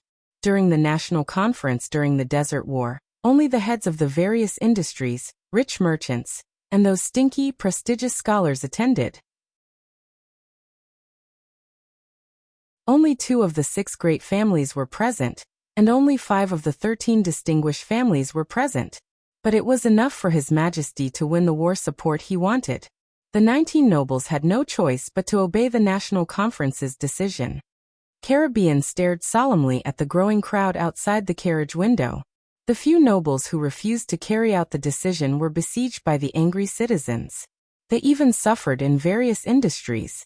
Even though they were just vassals of the great families, this was not a good sign. The young Count of Wingfort, Derek Chroma, rode close to the carriage window. His expression was unpleasant. Sirs, we should hurry up. Even though the 19 nobles have their own designated seats for the conference, and won't be driven to the Star Plaza below the palace to listen to the conference, we might have to fight with those nouveau riche nobles and commoners for a while. Northwest of Renaissance Palace, Star Plaza, diagonally below the Hall of Stars, was currently bustling with noise. The virtuous king's initiative, known as the National Conference for All Citizens, was the only national conference where commoners and minor nobles could listen to the supreme power struggle of Constellation. It was about to begin in the afternoon. Every topic, every discussion, and every decision in the conference would be conveyed to the entire Star Plaza by someone specially assigned to inform all the citizens of the capital. Jennard frowned as he looked at the bustling crowd in the plaza. He and his city defense team had just been seconded from Eastern City District in the morning to maintain order in Star Plaza together with the people from the police station. God have mercy on us. How is this possible? The Star Plaza could accommodate tens of thousands of people. Even Duke John's Starlight Brigade in the past could not maintain such order with just over 1,000 people. The people's gazes were all focused on the conference venue above their heads. It was the hall that faced the Star Plaza, the Hall of Stars. The crowd pushed and shoved against each other. Indifferently, under the loud berating of the thousands of guards in the plaza, and the giant city-guarding crossbows on the walls of Renaissance Palace that were on standby, the people passed back and forth the news of the king's sudden national conference. I guess it's because of the Red Street Market explosion a month ago. TSK, could it be that the Blood Bottle Gang was beaten up so badly by the Black Street Brotherhood that they became so anxious that they started to go crazy? How can a small gang fight alarm the big shots up there? Where did you get this news from? What do you mean by orderly? What Blood Bottle Gang? What Black Street Brotherhood? How can there be gangs in the capital? We are a civilized society. Our lives now are so blissful. Why do you want to spread these words that will destroy the environment? Huh. You look shifty-eyed. You must be a spy from a foreign power, right? You can't go wrong if you listen to me. The Barenbone people must have rebelled again. The ones behind this must be the merchants from Camus Union who are greedier than vampires. They seized my family's merchant group last month. They want to collect tithe. Do you believe it? 50% out of 10. Damn those Barenbone bastards. Why is the legendary wing so soft-hearted? You should learn from His Majesty and capture them all like the orcs and bury them alive at the desert god's altar. Do not insult the legendary wing. He is so handsome, but he is in existence who can unify the Western Peninsula with just his face. My aunt is a maid in a viscount's house in Morningstar District. She told me that something happened to Ekstedt in the north.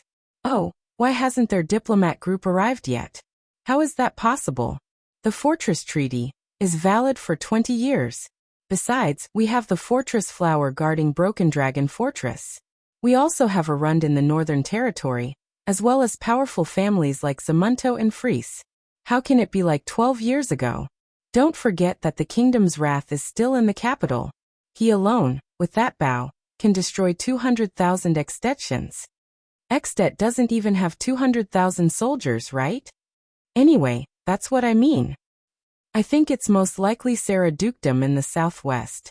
A relative of mine who came to seek refuge with me said that evil witches have been spreading a plague there recently. The neighboring Anlenzo Dukedom and Norton Dukedom have sealed their borders. Wait, did the plague spread to Constellation? Did the nobles in the southwest not come? What about the Tabark family?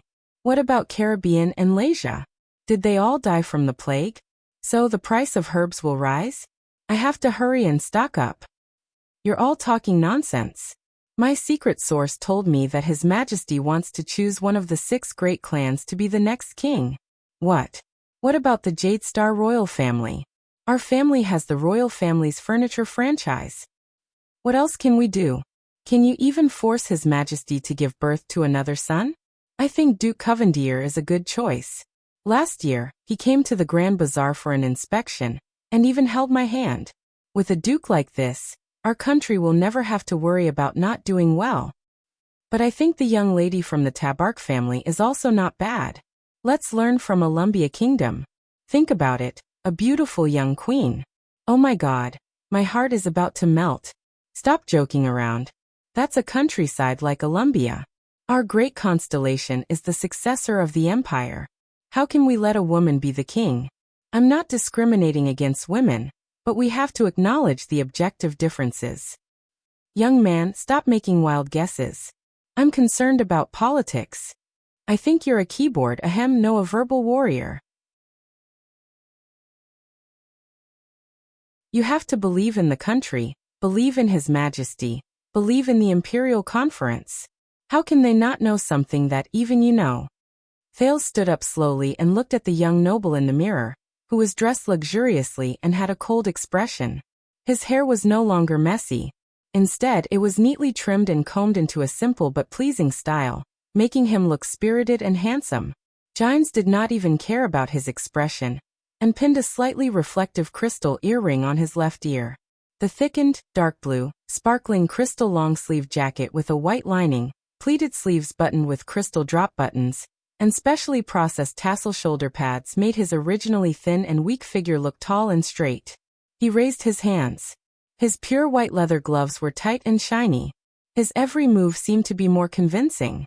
The black, tight-fitting aristocratic trousers with a belt buckle in the shape of a star, and the expensive leather boots that made him 2 inches taller made him look like a noble when he walked. The 9-pointed star emblem that represented the Jade Star family was embroidered on Thales' back. There was also a gold and silver 9-pointed star pin on his chest, which shone under the light. The maid sprayed some men's perfume on him. It was almost undetectable, but it made his aura more similar to that of the upper class. Hey. Thales laughed bitterly and sighed. Fashionable adornments, elegant mannerisms, established etiquette, and limited knowledge. These are the best tools to separate and categorize people of different social classes. This is the circle of nobles. This damned, evil cultural capital. Even Gines and Gilbert, who were watching from the side, could not help but nod slightly. It's about time. Gines sighed and said in a bitter tone, Kessel. His Majesty hopes that you will go in as soon as possible. Thales knew that their emotions were a little off, but since they had already come to this, he cleared all thoughts in his mind and slowly left with Gilbert and Gines. I need to confirm some things with you. Thales raised his head and looked at Gilbert. Your name? I mean, His Majesty originally planned to give you a name that is more in line with the Jade Star tradition, such as John and Midier, or Kessel and Tormund. After all, the name Thales is used by the commoners. It is the first time it has appeared in the royal family's genealogy. It will also allow people with intentions to investigate your past. Thales turned his head back and walked forward step by step. Without changing his expression, he said, Thales. What? Just call me Thales. I will not change my name. Those are the past. I will not forget them at all. I cannot give up on them at all. Thales looked at the endless corridor and clenched his fists. He did not care about Gilbert's hesitant gaze. Hey, I will obey your will. Under Gines' murderous gaze, Gilbert sighed. It was a very long corridor. Thales did not bat an eyelid. He took a few dozen steps forward and stopped. Before his eyes was a large black door. The Hall of Stars is right in front. You will go to a hidden room at the innermost level. Do not be nervous. When the time is right, I will open the door. You just have to follow my instructions, Gilbert said with his head lowered. However, he immediately looked to the side of the door. The middle-aged noble looked puzzled. Ida, you should be protecting His Majesty at this time. Thales looked forward and saw a petite figure leaning against the side of the door. It's her. Thales recognized her. It was the cloaked woman who led the royal guards and saved him from Zayn's hands last night. Her face was still covered by the cloak. Under the gloomy light, her face could not be seen. The cloaked woman crossed her arms and left the wall that she was leaning against. Hey kid, that masked man asked me to give you a gift. A young, pleasant, and lively voice traveled into his ears. The cloaked woman handed something over. Thales was stunned. He took the item, not even bothering about the overly fair, smooth and tight skin on her hand. It was a black dagger sheath with a buckled belt. A row of words was carved on one side. A king is not respected by his bloodline. Thales resisted the urge to subconsciously touch his chest. With complicated feelings, he drew JC from his belt and inserted it into the sheath. The size was just right. Thank you. Yodel, is he all right? Thales calmed his breathing and buckled the sheathed dagger at his waist. Don't worry, that kind of man will not die for the time being. The cloaked woman chuckled. I know him very well. Thales nodded, walked past her, and stood in front of the door. The prince looked at the black stone door in front of him and gritted his teeth. Just one more step. Behind him, Gilbert's frown deepened. Gines bit her lower lip, and the cloaked woman twisted her neck without a care. Thales did not turn around. He only looked at the gray stone floor in front of him. He said faintly, Gilbert, once I take this step, can I no longer turn back? Gilbert was stunned. But Thales did not intend to let him answer. The prince raised his head and forced a smile with difficulty. No. Perhaps, when I opened my eyes for the first time in this world, there was no such thing as turning back. I can only keep moving forward. When she heard this, Gine's gaze was obscure and hesitant. She extended her hand, but was held back by Gilbert, who shook his head. Don't worry, cheer up. This is a good thing. Mr. Gilbert, Madame Gines, and this cloaked woman, a good person, told me before. Under the illumination of the everlasting lamps on both sides, and the sunlight from the windows on both sides of the corridor, Thales turned his head around. He gave them a thumbs up and grinned brightly. Just treat it as another game. Before the three of them could react, Thales pushed the door open and stepped in. A gust of cold wind gushed into the stone door. There was not enough light in front of him, and it seemed to be endless darkness. Thales' figure disappeared into the darkness. Gilbert sighed and lowered his head. Gines turned her head around, and did not say a word. Only the woman in the cloak snapped her fingers happily. I like this kid. Gines raised her head and chuckled bitterly and helplessly. Her face was full of sorrow and pity. Yes, this boy is just a child. How can he bear such a heavy burden and future? There was a moment of silence. Then a hoarse voice suddenly rose, he can. The cloaked woman tilted her chin. He recovers really quickly. Gilbert and Gines looked behind them in surprise. There, the masked protector's figure appeared in the air. However, the strange thing was that Yodel's figure was erratic and extremely blurry, as if he was covered by a veil made of air. He can bear that kind of responsibility, the blurry Yodel said with determination. I understand him. He has a quality that all the people in this world, all the gods, all the demons, and even all the mystics do not have. There was another moment of silence. Gilbert shook his head and snorted softly. He raised his hat slightly to show his respect. Forgive me for taking my leave. There are still 2 hours left in the national conference. It is time to see His Majesty Madame Gines. Gines nodded and left with Gilbert. As the sound of footsteps echoed, their figures disappeared into the distance of the corridor. Only the masked protector and the cloaked woman were left. 3 blue vine grass arrows pierced through your chest. It has only been 1 night. It is impossible for you to stand up. The cloaked woman looked at the blurry Yodel and sighed deeply. You made a deal with that mask again? I have warned you many times.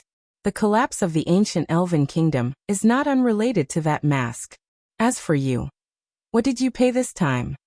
Yodel did not respond. He only remained silent and touched the purple mask on his face. Yodel's figure gradually disappeared, and only his hoarse voice remained. No matter what I pay, it cannot be compared to 1/10,000th of what that child will pay. To all the good names are taken by others too. If I have time, I will update during the day. If not, I will update at night. However, there have been many things recently, but I will try my best to fix my update time. Thank you for your support. The climax is almost here, huh? All kinds of requests for my collection and recommendation.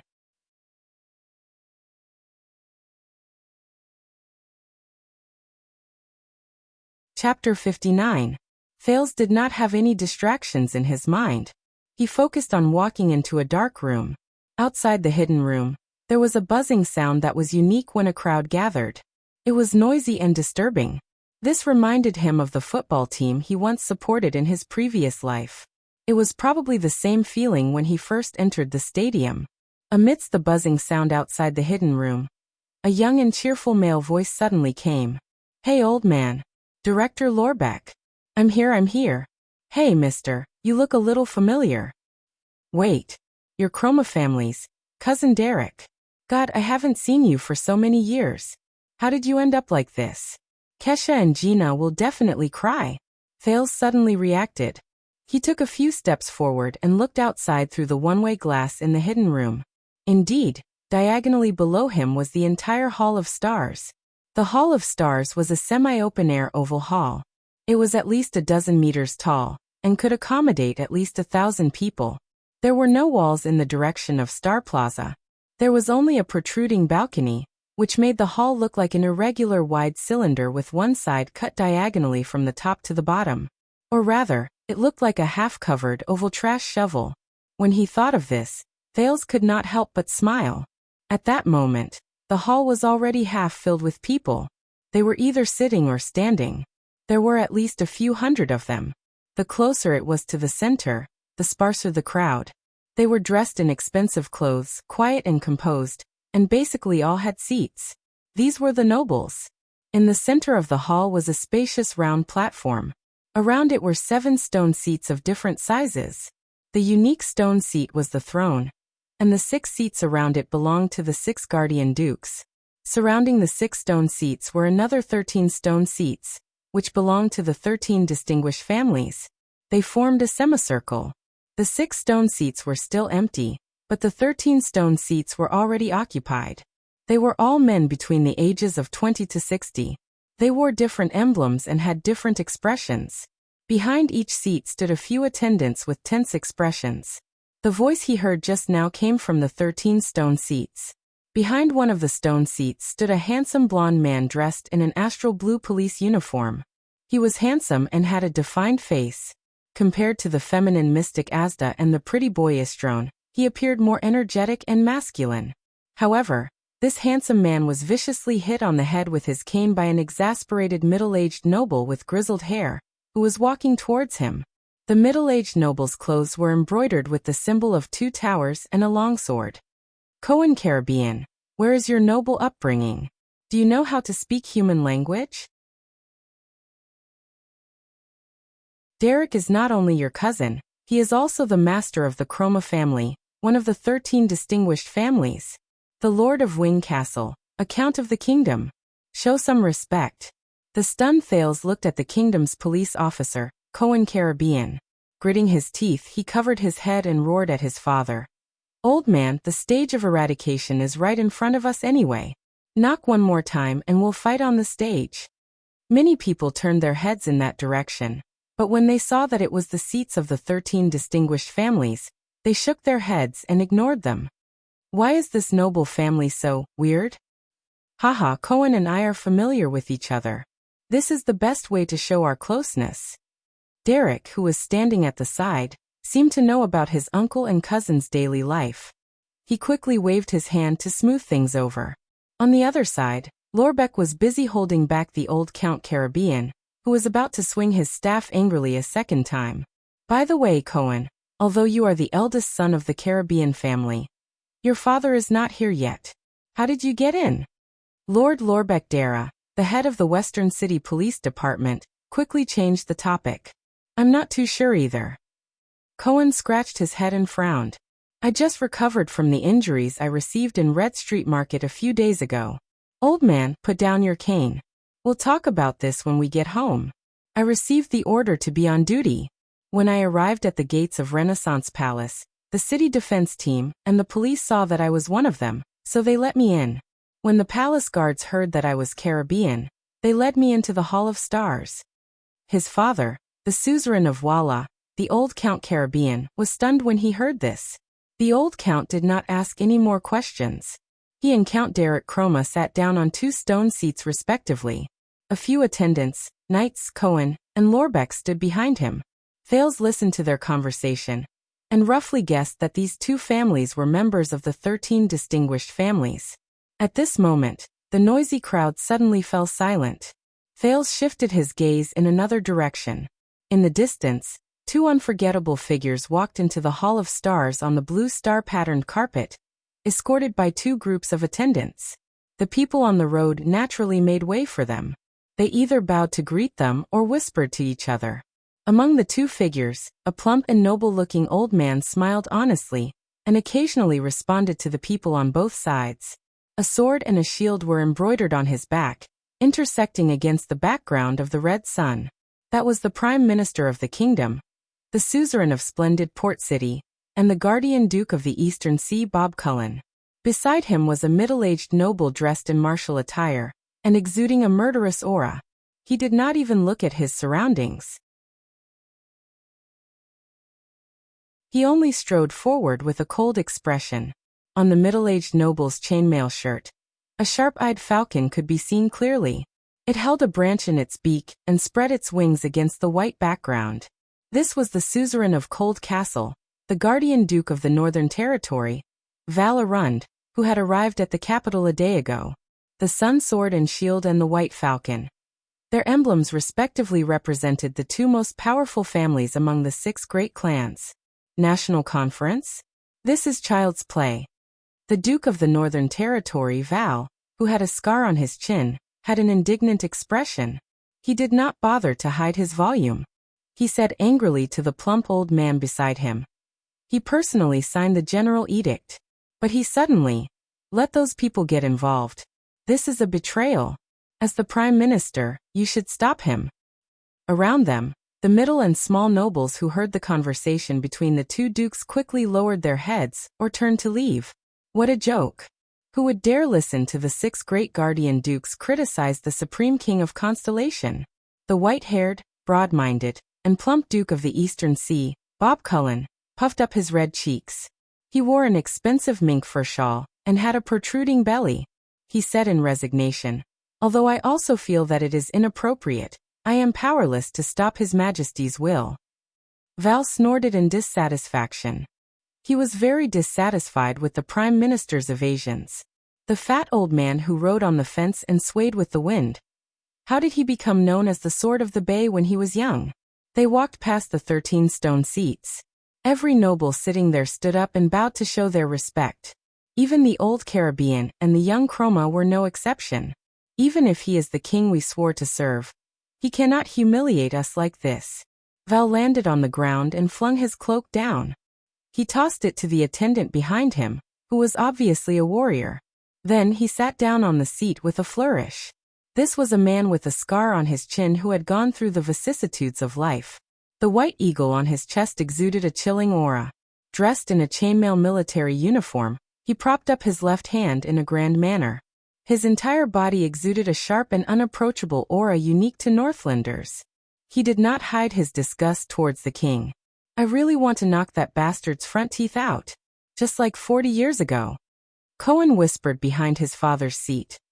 "Even if he is the Duke of the Northern Territory, how can he speak of His Majesty like this without hiding it?" Count Caribbean replied in a low voice, "If you grew up with His Majesty and almost married your sister to him, you would be able to speak of His Majesty like this. Be careful with your words. The guards will soon start passing down the message. At that time, every word from the 20 stone seats will be passed down to Star Plaza." The old Duke Cullen watched and sighed softly. With the help of his attendant, he sat on one of the 6 stone seats. After all, he is our king. We can only hope that our remonstrations will be effective. These Northlanders. It has been 50 years, and they have not improved at all. The old Duke shook his head in his heart. At this moment, there was an uproar in the crowd. The noise formed by the gathering of whispers grew louder and louder. Gilbert's familiar voice rang out. "In the name of the Supreme King of Constellation, Kessel Jade Star, subjects of the kingdom, pay your respects to His Majesty." Thales raised his eyebrows. A group of people walked in from the other side door of the Hall of Stars. Like a rolling wave, the crowd knelt down on one knee and only stood up after the king was far away. The robust Kessel V still held on to his scepter with one hand. His expression was cold and dignified as he stepped into the Hall of Stars. 8 members of the royal guards guarded closely behind him. The king instantly became the center of attention. Even though he was kneeling on one knee, the whispers in the crowd did not decrease. Instead, it became more intense. The Duke of Eastern Sea patted his plump face and said with a smile, "His Majesty is here. Why don't you raise your suggestion to him in person?" "Humph," the Duke of the Northern Territory snorted in disdain. "As if he will listen to me as long as I speak." King Kessel strode towards the stone seat. At this moment he suddenly raised his head and glanced at the secret room. Intentionally or unintentionally, Thales clenched his fists lightly. He adjusted his breathing and calmed his mood.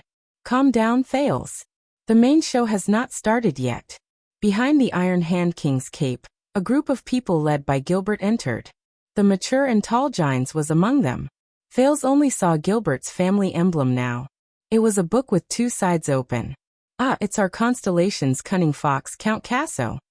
The big-bellied Duke of Eastern Sea, Cullen smiled and said, "There's also Count Godwin, Viscount Kenny, Baron Garce, Lord Croppen. They're all the kingdom's future hopes, and our alert and intelligent female official, Lady Gines."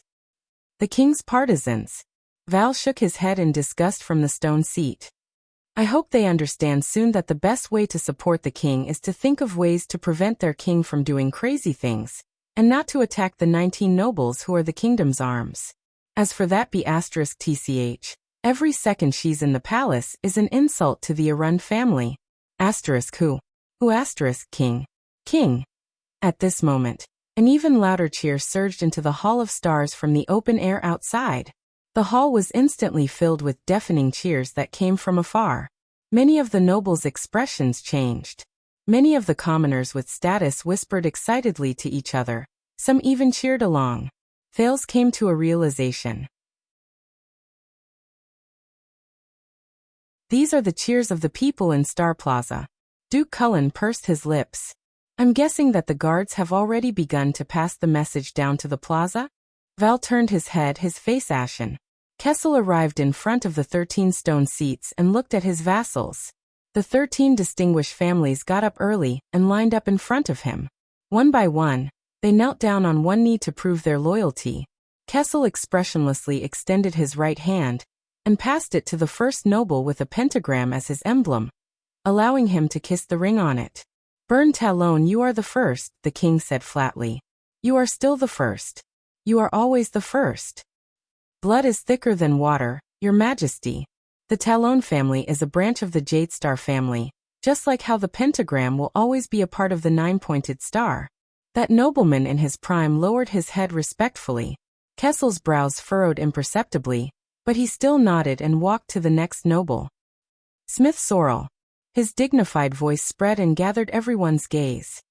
"I heard that you and your territory have been persistently opposing the Border County Expansion Tax Exemption Order." "Of course, Your Majesty." A middle-aged noble with a golden sun emblem kissed the king's ring and shook his head firmly. "How can the blood of nobles be tarnished?" Kessel snorted softly. "Louis Bosdorf." The king extended his hand to a noble who had a black lion on his chest, baring its fangs and brandishing its claws. "Will the warlike black lion still fight for the pride?" The noble kissed the king's ring, smiled, and answered cunningly, "I swear to fight to the death, Your Majesty. As long as the lion remains wise and brave, it will remember the pride." Kessel nodded and continued to walk forward. Tarami Caribbean. Kessel walked up to Count Caribbean and showed a nostalgic expression. "I remember that you were once a member of the Starlight Brigade and risked your life for John." "I risked my life for my hometown," Count Caribbean said solemnly and kissed His Majesty's ring. "Everything is for the stability of Constellation." Kessel nodded while deep in thought. "Derek Chroma, you look smarter than your father." Kessel continued to walk forward and said meaningfully to the young Derek, "Is the crow that wants to save its master even if it only has one wing? Is it still in Wing Fort?" Derek Chroma, who had a tattoo of a single-winged crow on his body, cleverly enunciated each word and kissed the king's ring. Expressionlessly he replied, "That crow has been saved and nurtured by its master. That is why it risked its life to save its master. Of course, that crow will forever remain in Wing Fort." Kessel patted his shoulder and walked towards a half-bald noble. He extended his right hand. "Haj Dastan." This time, the noble had 2 long swords embroidered on his body, forming a cross. Kessel said coldly. I still remember that your clan's motto is forward or backward, survive or fall. Have you chosen the direction you should take this time? The direction has always been there. The half-bald Hajj Dostan lowered his head and kissed the king's ring, so that no one could see his expression clearly. But those who stand too high cannot see clearly. Kessel snorted coldly and angrily. He did not hide his dissatisfaction towards this person at all. Wilkos Zamunto polite Fries. This time the king extended his hands and faced the two resolute nobles with white bears and iron-colored long walls as their emblems. Wilkos Zamunto polite Fries. Will Overwatch City and Lonely Old Tower be able to withstand the northern cold winds? Cold winds. The bearded Count Wilkos Zamunto kissed the king's ring and said heroically, for Constellation, Overwatch City can even withstand the great dragon's wrath. The bald Count Porotfries was not to be outdone either. He kissed the ring and his eyes shone. Although the lonely old tower stands in the howling cold winds, no matter how bitterly cold it is, the furnace in the tower will still burn without end. Under the king's signal, the two northern nobles slowly stood up. Kessel walked past all the 13 distinguished families present, and walked towards the two dukes. He waved his hand and stopped Bob Cullen, who was swaying and trying to stand up. Forget about the Prime Minister. Your stomach is practically heavier than my scepter. The Duke of the Eastern Sea was all smiles, as if he did not understand the hidden meaning in Kessel's words. He only nodded and thanked him. Gines, who was beside him, took off Kessel's cloak and let the king sit on the highest stone seat. Kessel glanced at Val and shook his head nonchalantly. As for you, I guess that you have a strange disease that prevents you from bending your knees? Yes, Valerun said carelessly. His eyes were burning with anger. Regardless of whether I am facing Extet or Constellation's royalty, I have this strange disease. Kessel shook his head. It has been 40 years, but your sense of humor is still as bad as ever. After greeting each other with a slightly deeper meaning of their allegiance, the nobles of the 13 distinguished families returned to their seats. 2 of the 6 guardian dukes are present, while 8 of the 13 distinguished families are present. Gilbert reported with a solemn expression. Your Majesty? Wait for a while more, Kessel said calmly. Once again, deafening cheers rose from Star Plaza. Amid the cheers, Val said disdainfully, suddenly announcing that the higher parliament will be changed into a national conference and convening it ahead of schedule. Do you think those nobles who are too far away will be able to make it in time? At the very least, we can forget about Blade City's Tabark family. Kessel shook his head with an expressionless face. This is the chess game of the heroes of Constellation. The players have long been determined, and the game has long begun. Looks like that crown has not only turned you into a king, it has also turned you into a third-rate bard. Valerun said indignantly, gritting his teeth. Only the Duke of Eastern Sea smiled and tried to smooth things over. Thales, who was in the secret room, felt his heart clench. He saw an old man in a black robe, holding a cane, standing at the very end of the king's supporters group. The people around him tried their best to avoid this old man. Only a young man in a white robe, who was similarly dressed in a simple white robe, followed behind him. That is, Morat Hansen. Why is he here? Beside Cohen, Lord Lorbeck looked at the figure in the black robe and frowned. I feel cold all over when I see that poisonous snake. He is the kingdom's chief of intelligence and attends the Imperial Conference. Of course he has to come. Cohen also frowned, obviously not too fond of this person. But according to what the director said, His Majesty and Prime Minister Duke Cullen, who see him every day, have long frozen to death. Cohen raised his eyebrows, revealing a look of disbelief.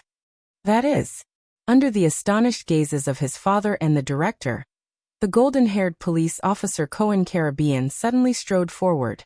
With an angry and indignant expression he walked towards.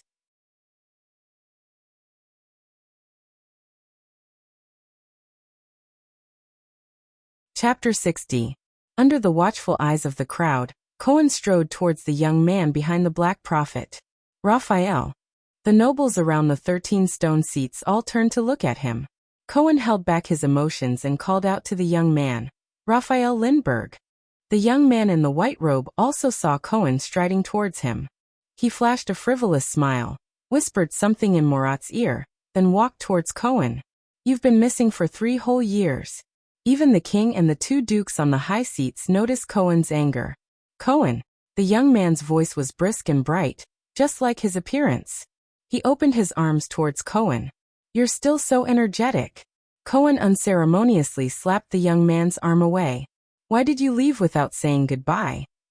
He looked at the king's supporters in the distance, as well as Lord Murat Hansen, who stood alone at the side. No one dared to approach him. He said in disbelief, You're now, with the Black Prophet? Do you know how much blood and sin he has on his hands? That's a misunderstanding of the world, Raphael said with a smile. Lord Hansen's contributions to constellation and sacrifices are far greater than any of the lords here. Cohen was stunned. For a moment, he could not find the words to refute. He could only say, We'll talk about this later. For the past 3 years, what exactly? I've been by Lord Hansen's side, listening to and following his teachings. Raphael's expression was still as calm as ever. Teachings? Cohen was stunned for a moment. His expression changed from surprise to anger. Is that the reason? You abandoned Miranda for 3 whole years for no reason at all.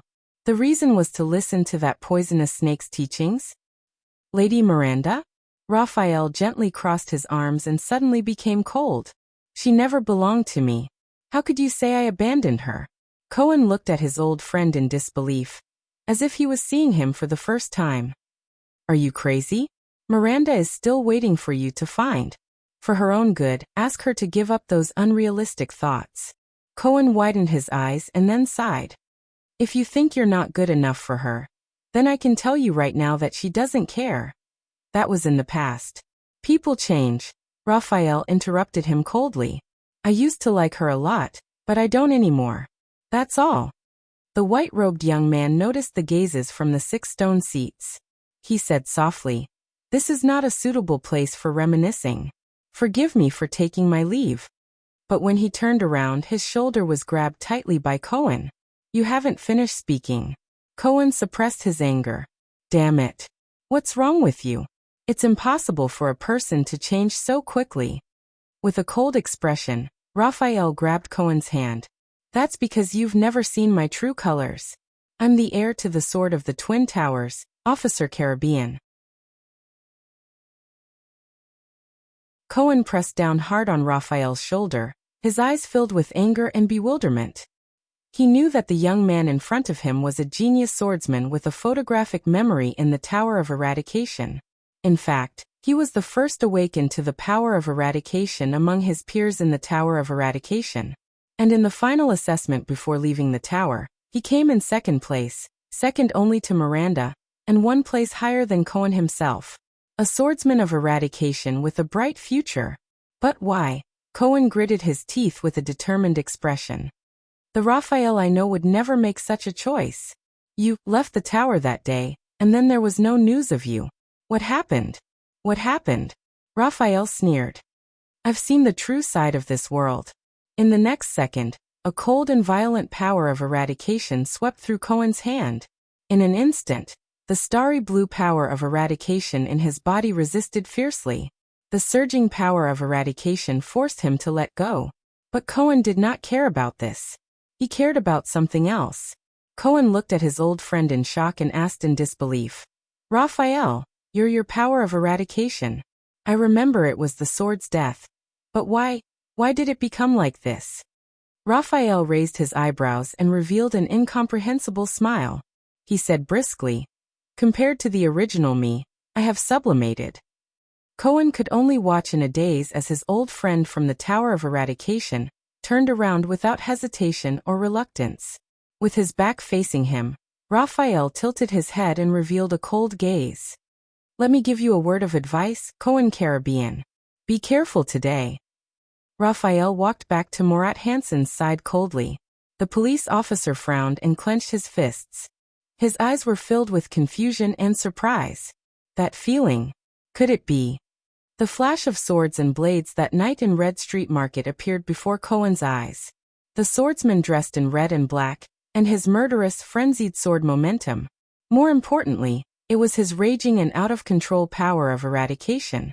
Cohen took a deep breath. No way? A few seconds later, he exhaled and slowly walked back to his father's side. Don't ask. In the face of his father and the director's questions, Cohen, who was filled with doubt and anger, ended it with 2 words. When the 13 distinguished families, the Javia family with the sunshot bow as their emblem, the almond family with the dark blue wave as their emblem, and the Lasha family with the 4-winged lizard arrived, there was another commotion in the crowd. But it could not be compared to the commotion caused by the Covendier family's arrival. This time, there was more enthusiasm. In the dark room, Thale's eyes were very sharp. He saw the person who caused the commotion in the crowd. The well-mannered and amiable suzerain of Jade City, the guardian duke of South Coast, Zayn Covendier, accompanied by a solemn old man, nodded and smiled at the people around him as he slowly walked over. As he approached the 13 stone seats, many nobles stood up and bowed to pay their respects. Zayn patiently returned their greetings one by one. Zayn walked to the centermost stone seat, knelt down on one knee towards the expressionless Kessel V, and kissed the ring on his finger. Covendier, Kessel frowned slightly. I heard that you had a small misunderstanding with the royal guards yesterday? It's just a small matter. Zayn put on a friendly smile. Your Majesty need not worry about it. Kessel nodded and glanced meaningfully at Zayn's smile. I hope that it will be the same today. Zayn froze slightly. As expected, something must have gone wrong. It should have been a show of the nobles forcing the appointment of an heir, but His Majesty seems to have prepared for it. The guards passed down the message to the square outside the hall layer by layer. Then, from the bottom to the top, deafening cheers once again rang out. Hoo-hoo, Kevin Covendier. Iris flower, tricolor iris flower. Thale's heart sank. The Duke of Iris Flowers is so popular? Listening to the cheers coming from below Renaissance Palace, the young duke stood up calmly without batting an eyelid. The butler behind him took his cloak without batting an eyelid. Zayn sat on one of the 6 stone seats and smiled at the other 2 dukes, who had different expressions on their faces. The smiling Duke Bob Cullen raised his hand and introduced the cold-faced Iron Eagle. Val, this is young Zayn. But the Duke of the Northern Territory, who was coldly sizing up Zayn, nonchalantly interrupted the fat Duke's words. Iris Flowers. You are the youngest Duke of Constellation? Duke Cullen, who was interrupted, did not take it to heart and smiled, rubbing his belly. Zayn was stunned. He felt that the other party's gaze was as sharp as a sword and could not be looked at directly. This is Iron Eagle Val? It's just like the rumors say. But I wonder when Extet's vanguard points straight at the Northern Territory. Nice to meet you, Master of the White Eagle, Dukerund. Zayn chuckled and bowed with his hand on his chest. The youngest Duke, forgive me for being undeserving of the title. As far as I know, the Master of the Tabark family is much younger than me. But Val's expression did not change, and he said in a tone that allowed no rebuttal. It's all right. Since you're sitting on that seat, it means that you have the right to participate in this game. At this moment, a discordant, shrill voice pierced through the crowd and interrupted almost half of the hall. What a pity! Thales heard a shrill and abrupt voice coming from another side door, piercing through the crowd. Every time I step into this city, this so-called capital. The crowd dispersed. The nobles' gazes were rather complicated, containing both hatred and excitement. I can smell the unique scent of city people. That stench of pampered life is simply nauseating. On the carpet, the owner of the shrill voice limped towards the nobles, accompanied by his entourage. It's like an old man who's about to die of old age but still enjoys his position without doing any work, and a pretty boy who's still wet behind the ears. He can actually sit on the thrones of the 6 great dukes. As soon as these words came out, many nobles immediately burst into an uproar. On the 6 great stone seats, Zayn's expression stiffened slightly, while the plump Duke Cullen laughed out loud. Valerun narrowed his eyes and clenched his fists. Thales was surprised to find that the person walking towards him was a middle-aged man with sparse hair. He had a haggard and bloodless face, and even his lips were sunken in, making it seem as if he was missing the upper row of teeth. Only a pair of intelligent and sharp eyes proved that this was a living person. One of his feet was obviously crippled, and he relied on a crutch for support as he stepped on the starry blue carpet step by step towards the 6 great stone seats. Valorund clenched his fists and said with an unfriendly expression, "I haven't seen you for many years, damn old bones." Cyril. On the throne, Kessel V actually revealed a hint of a playful smile. "You're here, very good. Otherwise, the title of most unpopular person in this meeting will be snatched away by our Duke Arund." The Duke of the Northern Territory snorted coldly. "Ha ha ha ha ha. This haggard middle-aged man, the suzerain of the ruins, the guardian Duke of Western Desert, Cyril Faken has let out a long and sinister laugh and limped towards the king. With one hand on the crutch, he half knelt down and kissed the king's ring. With a cold and sharp voice he said, "Fakenhas is never absent, your majesty." The 3 dukes present had different expressions, but none of them made a sound. Thales frowned. The moment Cyril bent his back and lowered his head, a terrifying skull pattern appeared on the scarlet cloak behind him. And there were actually 4 eye holes on the skull. Fakenhas, the wealthy family with the 4-eyed skull as their emblem, had always been mysterious. They were at the front lines of the battle against the Baron Bone tribe and the orcs in Western Desert. It's 3 o'clock. 4 of the 6 dukes are here, and 11 of the 13 nobles are here. Your Majesty, it's time. Gilbert looked around the entire hall and nodded solemnly towards Kessel. Kessel nodded slightly and did not speak. He flipped the scepter in his hand in the air and smashed it hard on the ground. Thud. For some reason, in Thale's eyes, this smashing sound actually spread throughout the entire hall, as if a heavy hammer had been struck in everyone's hearts. The voices in the hall gradually became softer. "Everyone, it's time." With the ingenious design of the Hall of Stars, Kessel's deep and dignified voice spread clearly and unmistakably. "Constellation, year 672 of the calendar of eradication, National Conference.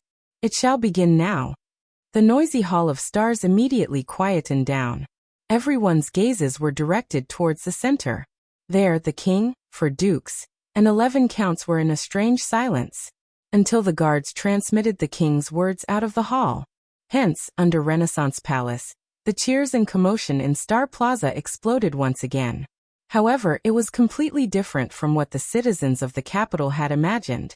The National Conference was started by a noble who questioned the National Conference itself, as well as the 13 distinguished families' mutual attacks against each other. "Sorrel, what do you mean by this?" Bern Talon, a noble in his prime from the Pentagram Star, asked furiously. "Are you questioning His Majesty's authority to convene the National Conference?"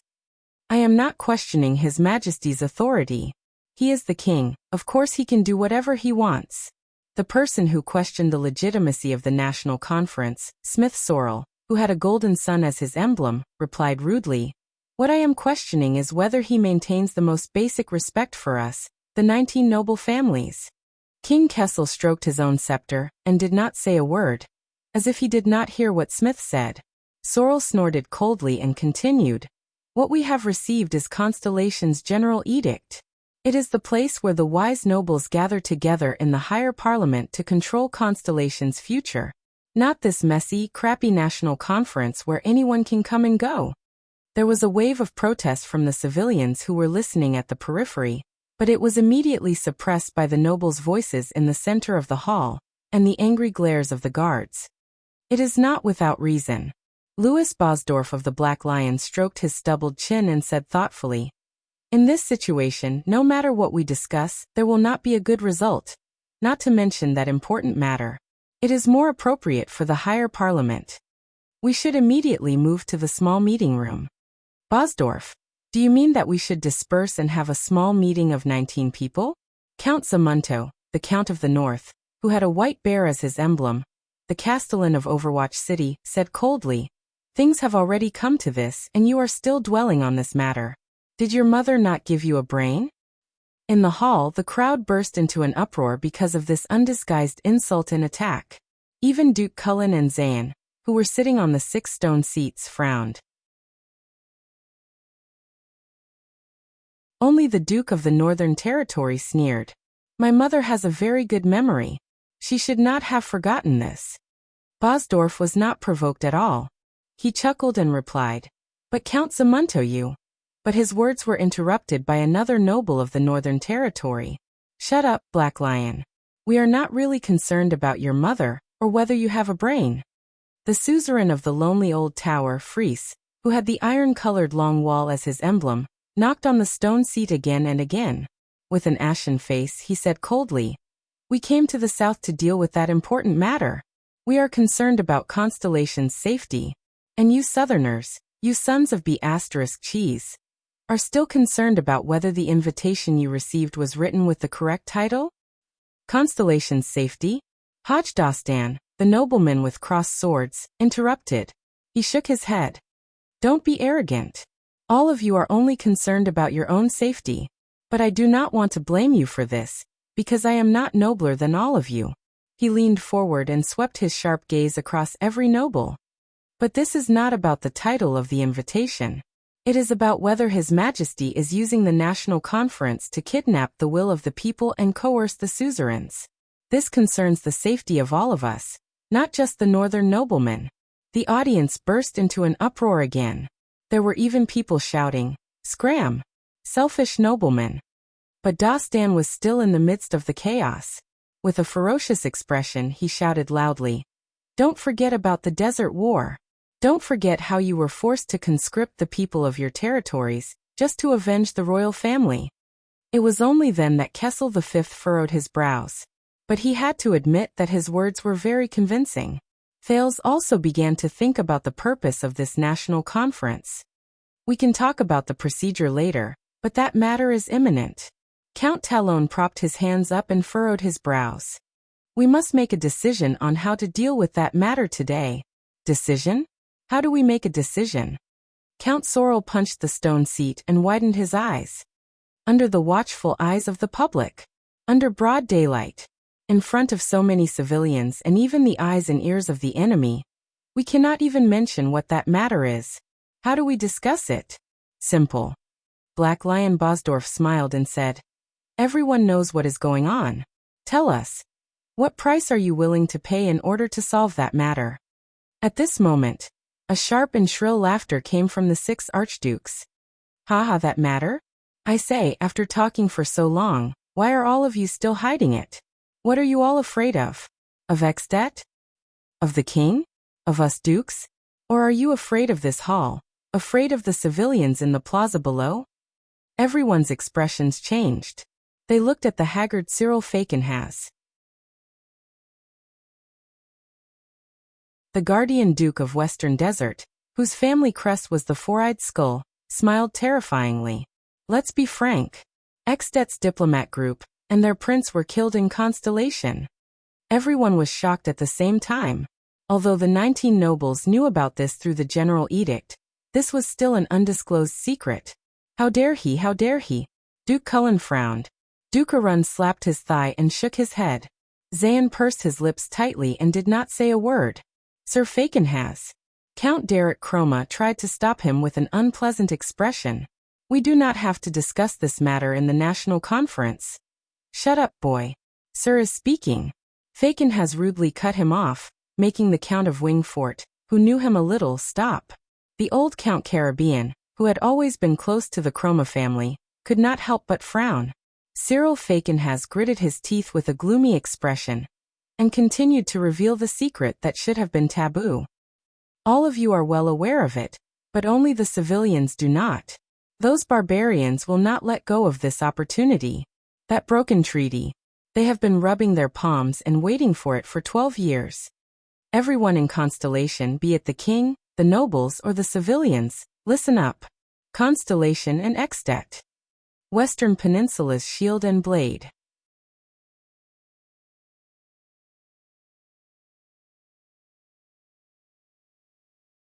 Chapter 61. The commoners and minor nobles in the Hall of Stars immediately became restless in fear. The guards could not help but berate them loudly. "You really have the guts to say that, Cyril." Val, the Duke of the Northern Territory, gave Cyril a profound look. "Thanks to you, no one should be talking about returning to the closed, small meeting room now, right?" The appointed counts on the stone seats responded in silence. It will happen sooner or later.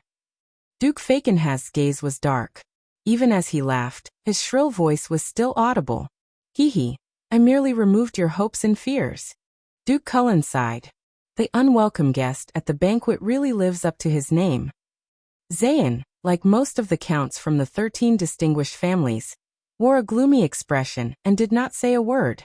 More than 10 seconds later, from Star Plaza to the Hall of Stars, the crowd's panicked buzzing noises became louder and louder. The news of the impending conflict between Extet and Constellation was made public. Count Sorrel's gaze was hostile as he stared straight at the king. Your Majesty, you have achieved the effect you wanted by announcing this impending disaster to the people. The question is, how do you want to end this now? Kessel V, whose face was as cold as ice, did not speak. He only glanced at Sorrel, who was still stubborn. That's easy. Count Talon stared at Sorrel bluntly. Do you want to fight or negotiate? If you want to fight, everyone will return to their respective territories and sound the conscription horn. We still have a chance to negotiate. We have allies. Just like 12 years ago, we can ask them to mediate. Zayn slowly raised his head and looked at the suzerains.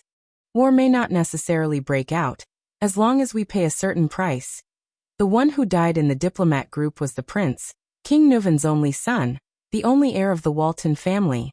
Fakenhas interrupted the young duke and said in a strange tone, Pay a price? That's right. Give that northern territory to Extet, and it will probably be done. We will not give up an inch of the northern territory, Count Zamunto said coldly. That is the land our family has guarded for generations. But that prince did die in your territory, didn't he? Dagestan sneered. This is your responsibility. Of course you have to pay the price. If you're not joking, Dagestan. Count Fries raised his head, his gaze fierce.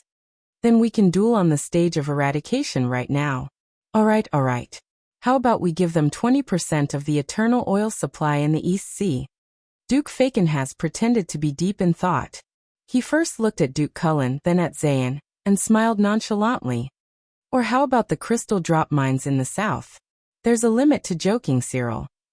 Duke Cullen was unusually serious. Zayn gave him a friendly smile, and shook his head slightly. At this moment, Kessel V tapped his scepter lightly. All the nobles quietened down and looked at him. Under the king's gaze, Gilbert nodded and took a step forward. According to the channels of the Secret Intelligence Department, Dragon Cloud City already knew about the prince's death in Constellation yesterday.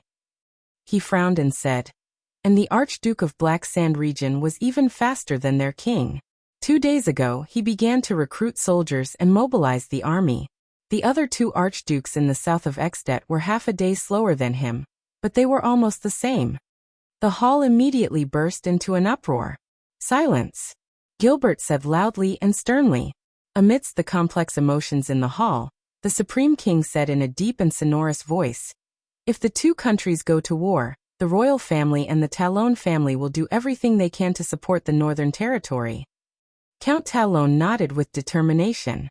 The king looked at the Duke of the Northern Territory with a calm expression. Val, how many soldiers and supplies can you provide? How many soldiers? Are you joking? Val Arund replied solemnly. I have already gathered all the vassals, 15,000 infantrymen, 1,000 archers, 500 heavy cavalry, and even a small number of mystic guns. They will reinforce Broken Dragon Fortress in the shortest time possible, and listen to Lady Sonia Cecir's orders. That is our territory. Once war breaks out, even the women and children will take up arms. As for supplies, it will depend on how much land we can defend. The 2 counts, Zamunto and Fries, nodded firmly in agreement. The 3,500 people from Overwatch City will fight to the death. The lonely old tower only has 2,000 infantrymen, but we will fight to the last man. We can withstand the pressure from the 3 archdukes of Extet, but if it is the entire Extet? The Duke of the Northern Territory straightened his back, and swept his piercing gaze across every noble. We need the power of all of Constellation. Cohen, who was standing behind the old Count Caribbean, scratched his head and whispered in puzzlement. Isn't this a national conference that is open to all the people? Why is the deployment of the military forces revealed just like that? The old Count Caribbean closed his eyes gently and let out a barely noticeable sigh. Can't you see? He lowered his voice and told his son with an exhausted expression. The northern noble's attitude is a show for Extet. Do you believe that Duke Arun can gather 10,000 people? Constellation has yet to recover from the bloody year. I suspect that it would be good if the suzerains could even gather a third of their military forces. Cohen was instantly stunned. He looked at the top of the hall in disbelief, at the pattern of 2 stars the size of a silver cross. As the descendant of the empire and the shield of the Western Peninsula, has Constellation become so weak? Kessel V nodded slightly, then turned to the frightening Cyril. What about the suzerains of the Western Desert? Cyril Fakenhas tilted his head back and closed his eyes. The ruins can only send 1,000 infantrymen. The Baron Bone tribe has been in a commotion recently. As for the mystic guns, we don't even have enough for ourselves. The young Count Derek Chroma muttered. Wingford is not known for its vanguard, but we can send our best 100 Raven Whistle Light Cavaliers. Bosdorf also frowned. Brave Souls Fort has been in a state of unrest recently. An orc is being worshipped as a leader. He is gathering the forces of various clans. The Black Lion family can only send 200 people. The stingy decision of the Western Desert nobles caused the nobles present to start whispering among themselves. Cohen frowned. He had served at the front lines of the Western Desert during the Purge after the Desert War. But as far as he knew, the military strength of the Western Desert was definitely not that weak. Val stared coldly at Fakenhas. You were quite proactive when you revealed the secret just now. When it comes to recruiting troops, humph. Another wave of cheers traveled to the Hall of Stars from Star Plaza. This time, it was an excited cheer, and there was no lack of fanatical voices. Sigh. Count Talon stroked his pentagram brooch and sighed. I'm willing to bet that the guards have just passed down the message regarding the military strength of the Northern Territory. They haven't had the time to pass it down to the Western Desert yet. Kessel V remained calm and collected. He turned to Cullen and asked, what is the attitude of the Sun Sword and Shield family and the entire Eastern Sea Hill? Your Majesty, most of the people of Eastern Sea depend on the sea for their livelihood. We do not have enough military strength, but we can fork out money and summon mercenaries to battle. The plump Duke grinned. If a full-scale war breaks out, as long as it is not winter and the coastal waters are not frozen, our fleet can still harass Extet's east coast. On the stone seats beside the Duke of Eastern Sea, Count Noah Hawea and Count Clark Almond exchanged glances and nodded in unison. Duke Fakenhas said darkly, Thank you for reminding us. It is December now, and winter has arrived. Kessel V knocked on his stone seat and asked meaningfully, So there are no people, only money? I remember during the Desert War, the Prime Minister told me that there was no money, but there were people. It was just that it was a little far to transport troops from Eastern Sea to Western Desert. 5 years ago, people didn't know how to go out and earn money, so there were people. But now people have all gone out to earn money, so there are no people who have money. Duke Cullen answered with a straight face and a smile. The king snorted softly, while the Duke of the Northern Territory's expression was extremely unpleasant. There are no usable cavalry in the entire South Coast Hill.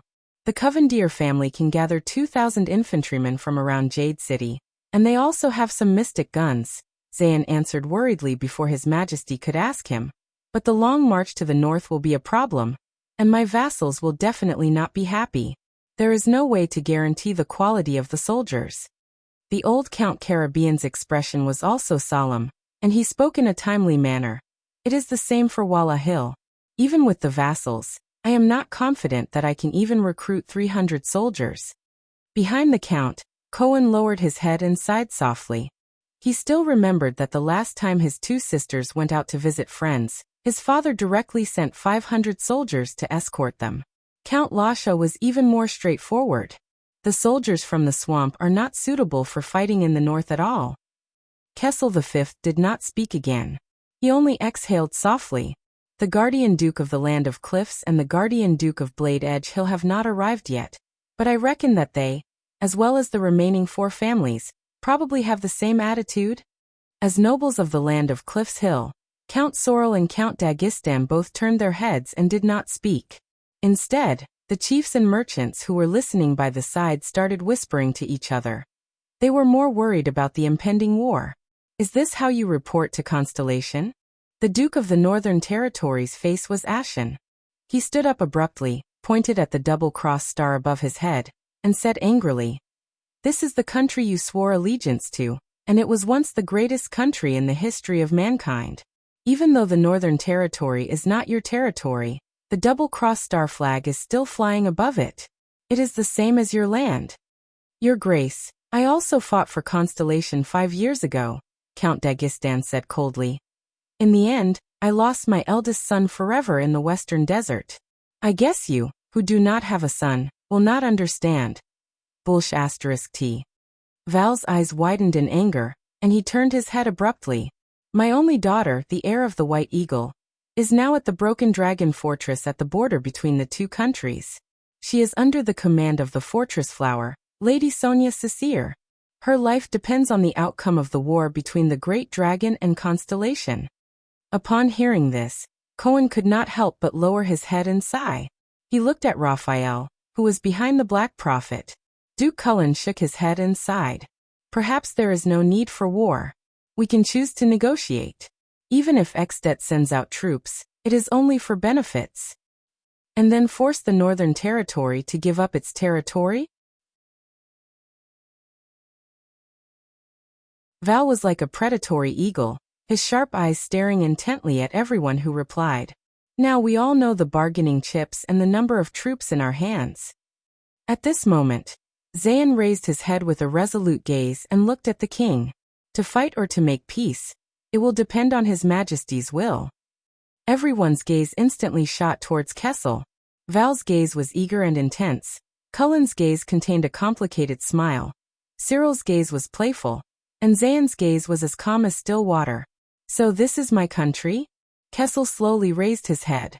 His gaze was as sharp as a knife, cutting through every suzerain. The king can only bring his own regular army and direct vassals to face the entire army of another country?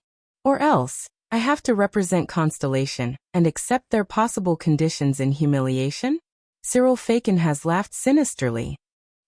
Without military strength we can't fight, but the dignity of the royal family, we can't even talk about it. Kessel V sighed. It seems like it is indeed as Main of Night said. Kings are all lonely people. At this moment, a loud and furious voice came from the main door of the Hall of Stars. Your Majesty, please take back what you said. With us around, you will never be lonely. As the nobles of Constellation, the descendants of the Empire, how can we retreat even the slightest bit? Amidst the commotion in the hall, a nobleman in his prime, whose left eye was covered by a terrifying scar, and dressed in a yellow-black cloak with a rearing deer, walked up to the 6 stone seats with a cold and arrogant expression. Some of the nobles in the hall, including the commoners, began to applaud enthusiastically, while others either snorted or shook their heads and sighed. Duke Cullen, on the other hand, smiled helplessly. Val and Zayn looked at him solemnly. Cyril Faken has laughed and said, One-eyed Dragon of Nanchester, I thought you would only arrive at night. The Castellan of Steep Forest City, the guardian duke of the land of cliffs, Coaster Nanchester said with a stern expression. Compared to this, look at what you have done. He kissed Kessel's ring, but did not sit on the stone seat. Instead he turned to Val and said, Sir Arund, please do not worry. The entire army of Steep Forest City will be mobilized north to Broken Dragon Fortress. But under Val's surprised and complicated gaze, he immediately changed the topic and looked at Kessel V. In the face of this war of the entire nation, as long as your Majesty can make your followers feel at ease, I can't think of any reason to retreat. Almost all the nobles in the hall frowned. Make his followers feel at ease? Coaster, Kessel V said slowly. What do you mean by this? Your Majesty, do you still not understand? Coaster said sternly. An all-out war is imminent, but the nobles are panicking and making excuses. In this situation, only you, as our king, are enduring the torment of whether to fight or to make peace. This is not fair to you. But why do you think this is? Koshter shut his single eye tightly, took a deep breath, and then said firmly, "The Iron Hand King, your Majesty Kessel. The suzerains and nobles do not dare to follow you. The whole of Constellation is panicking and uneasy. 12 years have passed since that tragedy, and the late king's remains have been buried. But we still do not know what you are thinking. We do not know what kind of king we are following." In an instant, the nobles were silent. Gilbert and Gines furrowed their brows at the same time. Kessel, on the other hand, gently tightened his grip on his scepter and looked at Koshter with a complicated expression. But Koshter still did not back down and said, "We are all afraid of you. No one knows what a king who lives alone in the world without any scruples, the last person of the Jade Star family, will do. Moreover, this is war." Koshter turned around. His single sharp eye swept across every suzerain, and he enunciated each word clearly. "Your Majesty, the color of blood has faded, but Constellation still exists. But why do you have to bear the suspicions of the nobles, even for an obvious choice of war?" Kessel V's gaze became colder and colder. The 4 dukes avoided his gaze at the same time. Koshter pointed at the double-cross stars at the top of the hall and said loudly, "Your Majesty, for the interests of Constellation, for the dignity of the Jade Star royal family, we cannot hesitate in this crisis. Therefore, Your Majesty, please put the heavy burden of Constellation on our shoulders. Whether it is war or peace, let all of us bear the price of this decision. If Constellation is stable, the future is bright, and the royal family is not cut off. I think no one will back down in the face of such a national war." At this moment, many people had already sensed something. Morat Hansen lowered his head and silently curled up the corners of his mouth. "It's coming. So fast." Zayn pinched the bridge of his nose and closed his eyes. "It's coming. I hope it goes well." Cullen, on the other hand, watched Koshter's performance with a smile. "It's coming. Interesting." Val stared blankly at the guardian duke of the Land of Cliffs, gritting his teeth. "This is their goal? Both Guy and I are prey?" The counts whispered to each other on their stone seats. Some were worried, while others nodded frequently. Only many civilians who were listening were still whispering in confusion. But everything in the Hall of Stars was still going on. "Your Majesty, you will soon be 48 years old. On the eve of the war between the dragon and Constellation." Under the watchful eyes of the crowd, Koshter flung off his cloak and waved his arm at the nobles in the hall with a cold and stern expression. "Please choose the heir of the kingdom among us nobles.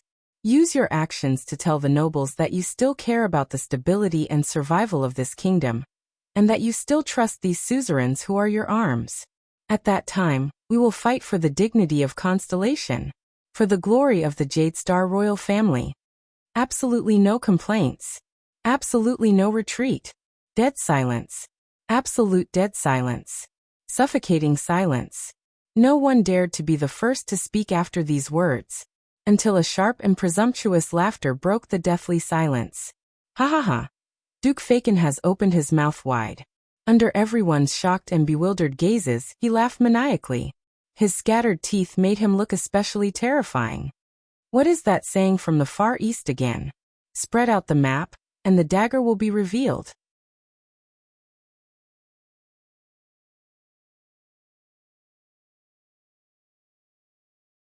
Chapter 62. Thales calmly watched the nobles quarrel openly and covertly, and lowered his head gloomily. Power, procedures, war, military strength, and the throne. He sighed softly. Is this the future I have to face? He suddenly felt that the unknown and strange world that had piqued his endless curiosity had become a little boring. Cyril. Duke Cullen glared at Fakenhas in dissatisfaction. "Do you have to be so straightforward every time?" In Star Plaza, a deafening roar came from afar. It was noisy, mixed with anger and fanaticism, and could not be heard clearly. In the Hall of Stars, the civilians and minor nobles who were listening immediately erupted in a flood of protests. "Shameless suzerain. This is usurpation. But we need an heir.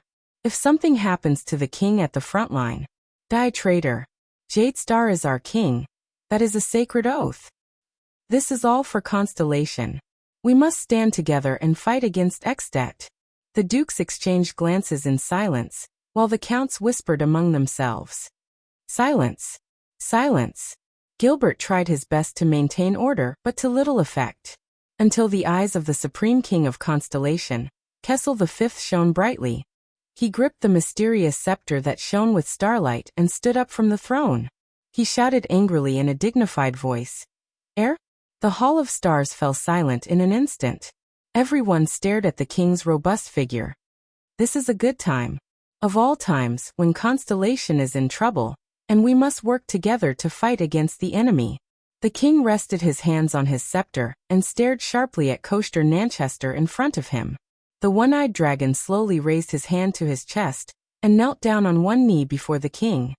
"Forgive me, your majesty, but this is a test," Coaster said steadily and seriously, making others feel the sincerity in his words.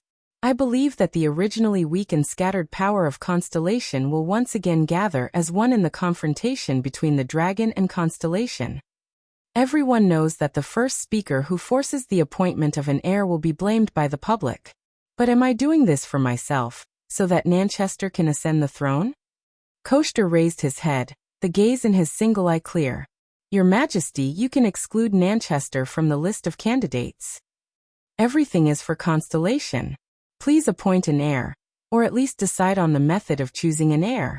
That way, Constellation will definitely return to the peak of the Western Peninsula, and even the glory of the Empire will be reborn." Kessel slowly walked up to him and sneered. "Coaster, sometimes, even I can't tell if your sense of righteousness is sincere or not. But it is beneficial to Constellation." The one-eyed dragon duke replied calmly. "What is sincerity or hypocrisy? I have also imagined this situation before, but it was during the higher conference, and it did not have to be so ugly." Count Dagistan's voice rang out. He stood up steadily, walked behind Coaster, and knelt down on one knee as well. "But your Majesty, your national conference has turned this legitimate admonition into a conflict in public. It's as if you are forcing the king to abdicate. But we all have enough legitimate reasons." Count Sorrel walked up from behind, knelt on one knee, and said solemnly, "For the revival of this once great country, which is now riddled with holes." Just by changing the king? Gilbert was so angry that his face contorted. "Constellation can become an empire if all of you wear the crown? It's not that simple." Count Bosdorf also walked forward gloomily and knelt down firmly. "It's to turn the king, who was originally high and mighty and could do whatever he wanted, into one of us, think what we think, and do what we do. The king and the nobles were originally one, separated due to the difference in power. Now we are one again." Zayn lowered his head deeply and said sorrowfully, "Covendier has followed Jadestar since the Battle of Eradication. His words and vow will never change. But I think that protecting Constellation's safety and future is also King Tormund I's wish. He will understand." The Duke of Tricolor Iris Flowers stood up resolutely and joined the kneeling crowd. Fakenhas's untimely laughter rang out again. "You mean to implement a king selection system? Ha, it really is. Let us share His Majesty's burden." "Just like Extet?" Count Lasha of South Coast Hill glanced at Duke Zayn with a complicated expression, and went forward to kneel. "Better than Extet. We have the foundation of the empire for 1,000 years. Cohen watched in disbelief as his father, the old Count Caribbean, also silently followed Count Lasha and knelt down. Kessel V looked down coldly at these dukes and counts. One by one, they knelt down on one knee. This is not the Jadestar royal family's fault, but the crown's fault, the throne's fault, and the scepter's fault. At this moment, Duke Cullen sighed. Since the royal bloodline has been severed, for the sake of Constellation, it is not necessarily a bad thing for His Majesty to choose an heir. The two counts of Eastern Sea Hill, Javier and Amand, also silently went forward to kneel after Duke Cullen spoke. One of the king's partisans, Count Godwin, gritted his teeth and said, "This is obviously a shameful attempt to force the king to abdicate. How did you do it so boldly and righteously? Can't you see?" Count Derek Chroma calmly left his seat and knelt down. "This is the general trend. Below Renaissance Palace, The noise from the crowd grew louder and louder. Asterisk thud. Asterisk Val punched the armrest of the stone throne, his gaze cold. Sometimes I really feel disgusted for all of you. He clenched his fists tightly, lowered his head and said, "An unbelievably coincidental war, an unbelievably coincidental admonition, and the Northern Territory that was sacrificed." Kessel V stared straight at him. His gaze was unique and difficult to understand. Under the king's unreadable gaze, the Duke of the Northern Territory shut his eyes tightly and inhaled. His brows furrowed, as though he was in a fierce struggle. Finally, as though he had made up his mind, he opened his eyes at Kessel. But Val did not look at the king's eyes. The heroic Duke of the Northern Territory said desolately and disappointedly, "But if this can be exchanged for the Northern Territory, for the stability and safety of Constellation, Kai, perhaps you should consider it." The two counts of the Northern Territory under him both lowered their heads and remained silent. Kessel V's gaze dimmed. He turned around and no longer looked at his old friend. Seeing Val's hesitation and guilt, Duke Cyril Fakenhas laughed shrilly again. "It seems that your Majesty's only choice is to directly choose an heir or establish a king's selection system." Only Kessel V stood expressionlessly above the group of vassals. He only held a scepter tightly in his hand. Thales suddenly felt that his father was so lonely. If he did not find me, what would the situation be like today? Thales, who was watching all this, suddenly felt dizzy. It's happening again. A memory from the past appeared before his eyes. Wu Qiren sat in an extremely small classroom and reported to a professor and two students in front of him. Paji inherited Weber's German academic tradition. It revolved around power and examined the formation of feudal countries. "No, not now." Thales pressed hard against his temples and suppressed the flashback of the memory. But when Thales' attention returned to the Hall of Stars, Kessel V's dignified voice finally reached his ears. "It seems that if I do not appoint an heir, I will not even be able to fight a war." "All right. Then I will appoint an heir." Zayn's brows furrowed slightly. That sense of unease grew stronger. Kessel V did not look at the nobles on the ground and slowly sat down. The words that Thales had been waiting for all this time finally rang. "Let him meet everyone, Gilbert. It's here." Thales' mind went blank. He forcefully swallowed a mouthful of saliva. He looked at Gilbert and waved his hand. In the dark room, a secret door opened abruptly. Inside was a long flight of stairs that led to an unknown place. A flurry of discussion began in the Hall of Stars. The dukes and counts remained calm, but when they looked at each other, they could see the doubt in each other's eyes. Thales adjusted his bow tie. "Thales." The prince called out the name of this world. "It's time." Thales decisively stepped down the stairs. "Just treat it as another game. One step. Another step." "Forgive me for not understanding what you mean, Your Majesty." On the ground, Count Dagestan raised his head and looked straight at Kessel. "The heir you chose is not among the nobles in this hall?" The Supreme King only looked at him coldly and said nothing.